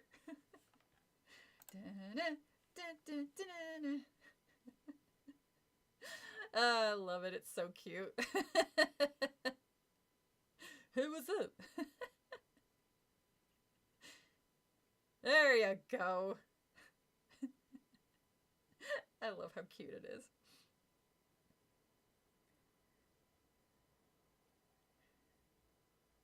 Squinting into the darkness cast by the tree, I saw Mr. Dawes standing beside them along with another older man, and I saw that the rows of long benches built into the ground were filled with people, not a single empty space. Everyone in town must be here, I realized. Everyone except Josh and me. They're gonna kill Mom and Dad, Josh whispered. Oh, that's right. Some of you guys were new. I should have... Yeah, my sister made that for me. Isn't it fucking adorable? I love it. It's Jennifer. Grabbing my arm and squeezing it in fear. They're going to make Mom and Dad just like them. Then they'll come after us. Both of them had their heads bowed now as I stood before the silent crowd. Both of them were awaiting their fate. What are we gonna do? Josh whispered. I was staring so hard at Mom and Dad, I guess I momentarily blanked out. Oh, sorry, man. I was looking at our dead parents, or almost dead parents. We just can't stand here, and I suddenly knew what we were going to do. It just came to me. I didn't even have to think that hard.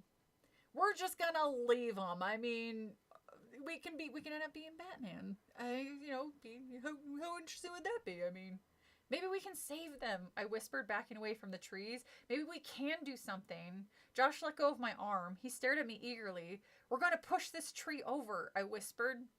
With so much confidence, I surprised myself. We're going to push the tree over so the sunlight will fill the amphitheater.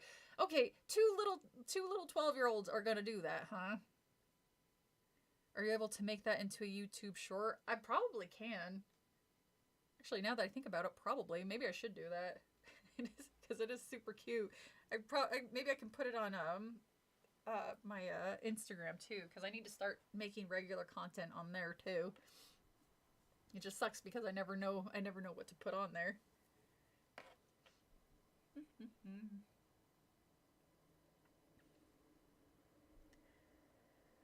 Look at this tree. It's practically down already. We can do it. I knew we could do it. I don't know where my confidence came from, but I knew we could do it. Peering over the top of the tree trunks again, or the trunk again, struggling to see through the shadow, I could see that everyone in the theater had stood up. They were all starting to move forward down towards Mom and Dad. Come on, Josh, we'll take a running jump and push the tree over.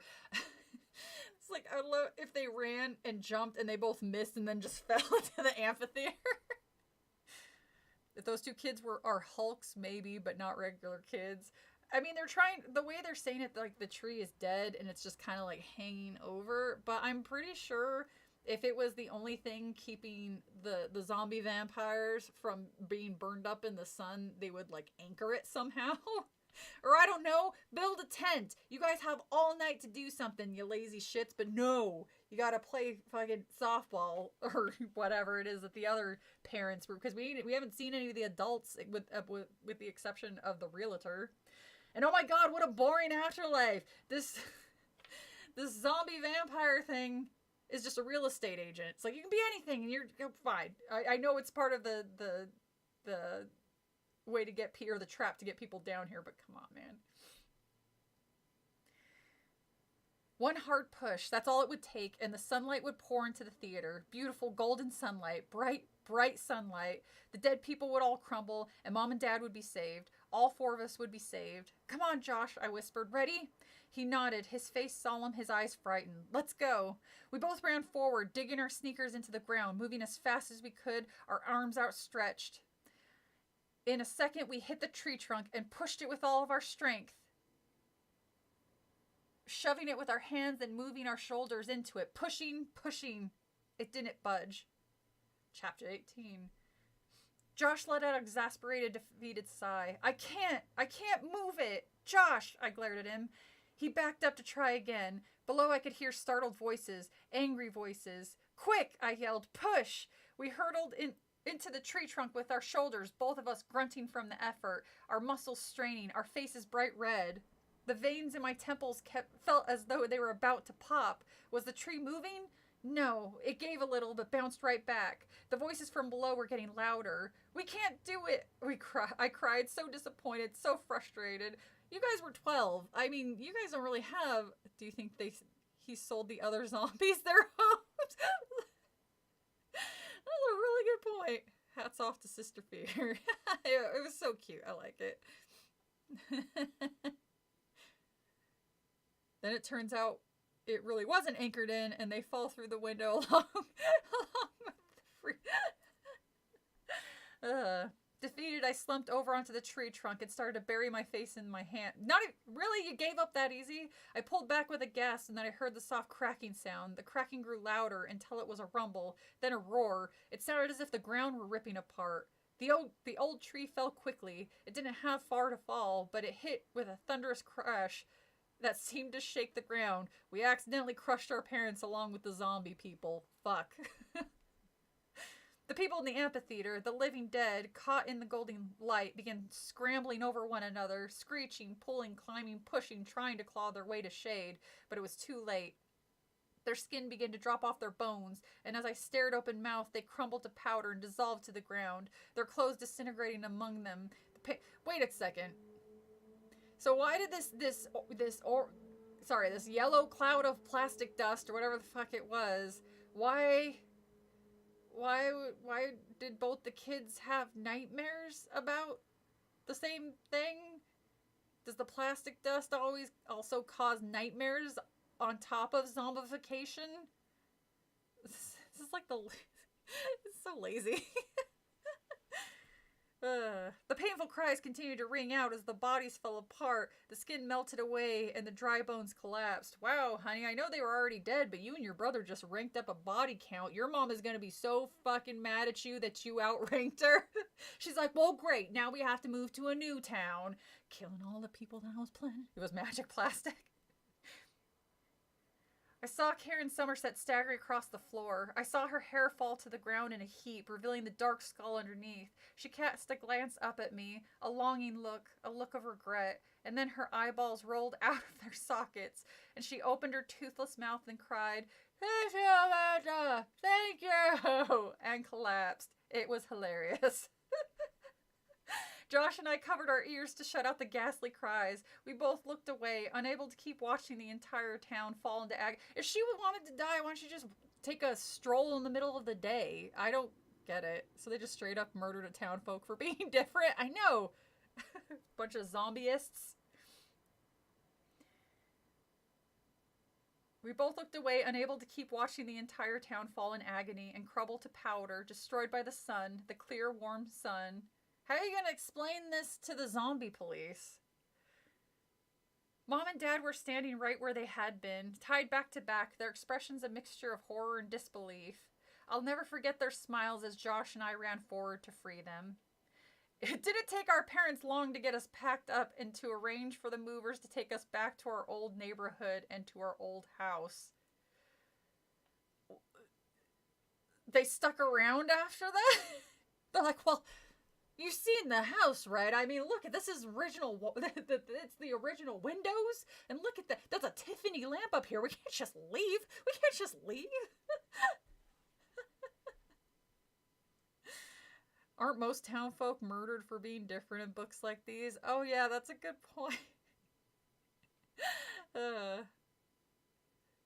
We don't know all the side effects of toxic plaques. I think we know. Remember when I said this story needed a tangerine? I think we know it doesn't call zombification. I think we can put that in a not something that happens category. But I do love that the parents are like, yeah, no, we're not leaving. I'm tired.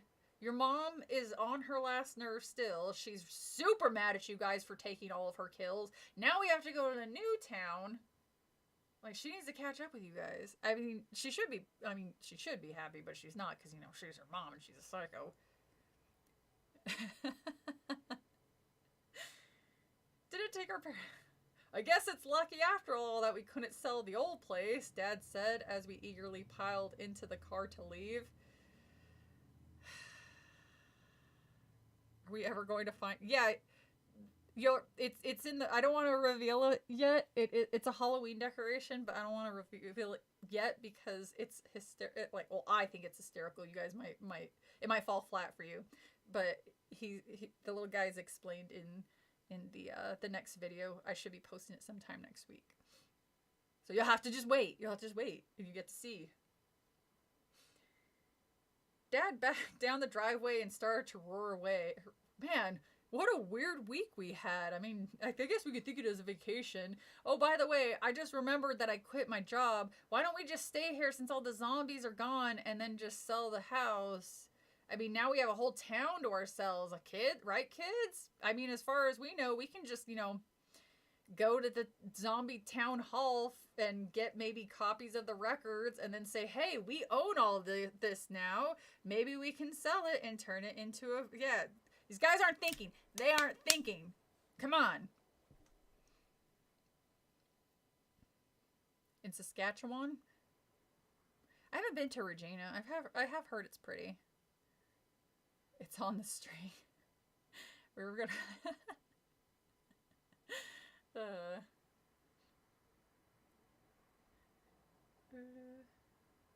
Stop! I cried suddenly. I'm not sure why, but I had a sudden, powerful urge to take one last look at the old house. As both my parents called out to me in confusion, I pushed open the door and jogged back to the driveway. Standing in the middle of the yard, I stared up at the house, silent, empty, still covered in a thick layer of blue-gray shadows. I found myself gazing up at the old house as if I were hypnotized. I don't know how long I stood there. The crunch of the tires on the gravel driveway snapped me out of my spell. Startled, I turned to see a red station wagon parked in the driveway. Two boys about Josh's age jumped out of the back. Their parents followed. Staring up at the house, they didn't seem to notice me. Here we are, kids, the mother said, smiling at them. Our new house. Oh boy, new victims, Mother said behind me. It doesn't look new, it looks old, one of the boys said. And then his brother's eyes widened as he noticed me. Who are you? He demanded. The other members of his family turned to stare at me. His question caught me by surprise. I could hear my dad honking his horn impatiently down the street. I used to live in your house, I found myself answering. And then I turned and ran full speed down the street. The kids looked at each other and then their parents, and they go, well, that was weird. Wasn't that Mr. Dahl standing at the porch, clipboard in his hand? I wondered, catching a glimpse of a dark figure as I ran to the car. No, it couldn't be. Mr. Dahl's up there waiting for them. It couldn't be Mr. Dahl's up there waiting for them, I decided. It just couldn't be. I didn't look back. I slammed the car door behind me and we sped away. Fuck that family. The end.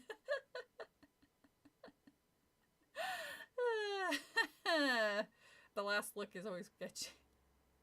The whole country filled with Canadians. These parents aren't very enterprising. They are sure not. The end. Congratulations, guys. You made it. You made it through what that one that had potential and kind of fell flat because it more than half the book was just nothing. It was like it was like R.L. Stine started to write a slice of life book and then remembered, oh shit, that's right, this is supposed to be a horror. And then the town are zombie vampire things. Sorry about that. It's Surrey. Sorry. Alright. Now there's a store called Hungry for You. Title page, chapter 1. Hold on. I really need to... does it say anything about... It says the whole house was covered in darkness.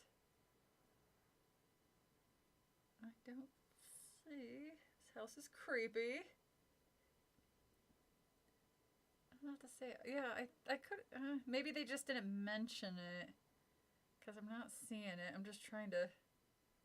You know, we went through that entire book and Mom didn't kill a single person. Still had a good time. Well, yeah, of course. I do love how insufferable the entire family was. Right up until the end. Like, they were so okay with just leaving that family to die. Like, it's not like she was the only one that knew about it. The parents knew about that. Unless they were like, I don't know. That was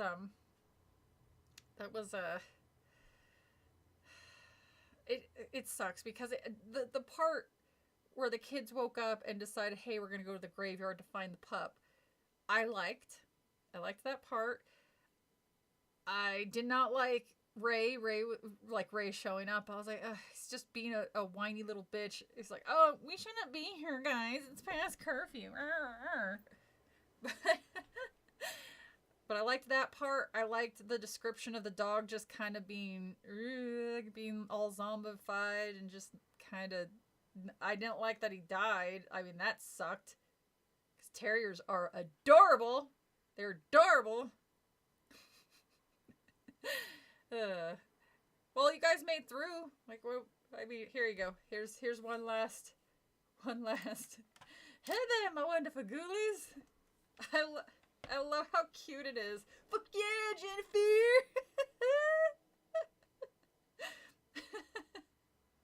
Get him! I love it. Oh, it's so freaking cute. Here's a tow for a wife and I. Your money's cartoons. Your milk's in bags. Hey! Release the schmunks. Here's a loony for your time. A Tony for your wife. Your money's cartoons. Hey. Colorful money is lovely. I don't really carry money anymore. Everything is on a card. That's what it is. All right, so next week won't be here. Oh my god, are they circling back? That's what it sounded like. So next Friday I won't be here. The following Friday I should be able to start. I think that should pick up when I can stream every Friday. If not, I don't know. I'm still waiting to see if the lady comes back this coming Monday on from maternity leave or not. But I guess we'll see. Wait, did the book end? Oh yeah. They packed up after I guess like a week of still staying in the house. And apparently within like 2 minutes of the movers leaving and them starting to leave, the evil realtor showed up and was like, oh, thank God damn it. Why did they stick around for so long? And wait, what?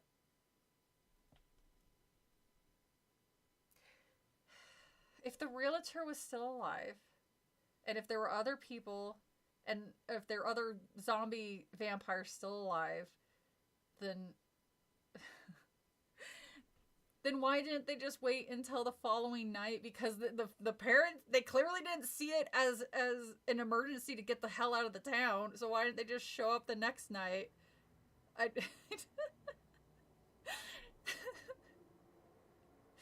Oh my god. The Russian sleep. You know, I can probably do some of the classic creepypastas, because I think Russian Sleep Experiment is definitely one of the older ones. Hell, I'll even do some of the terrible ones if you want, like the Sonic X, or not Sonic EX or something like that. I can't remember. I knew you couldn't trust realtors. She's gonna birth another one in a week or so. God, I hope not. I was like, I can't do this for much longer. You guys have no idea how tired I am. I drink like so much coffee on Fridays to make sure I'm awake for streams. Questions abound. Oh yeah, me too. Like I know it's a kid's book, but I was like, some of this doesn't make any sense. They said, oh, it doesn't take long to get movers and everything. No, it takes about a week, maybe 2. So they were definitely in that house. They should have just abandoned it or just left it behind, and then say, hey, movers, you guys go. You guys go. That was one of the few that I really liked. It seemed like something that could happen considering how many horrifying experiments went on in Russia in that era. Oh, you're talking about Russia Sleep. For a second I thought you were talking about this book. I was like, no, I don't think plastic gas is going to turn us into zombies. I mean, the microplastics might cause like some type of weird cancer in all of us when we're in our 60s, but yeah, I don't remember the Russian Sleep Experiment, but I do remember being creeped out when, because I used to listen to creepypastas a lot. In fact, I used to fall asleep listening to creepypastas, funny enough. So, I'll even help you with that part. You guys are so funny. Could it happen?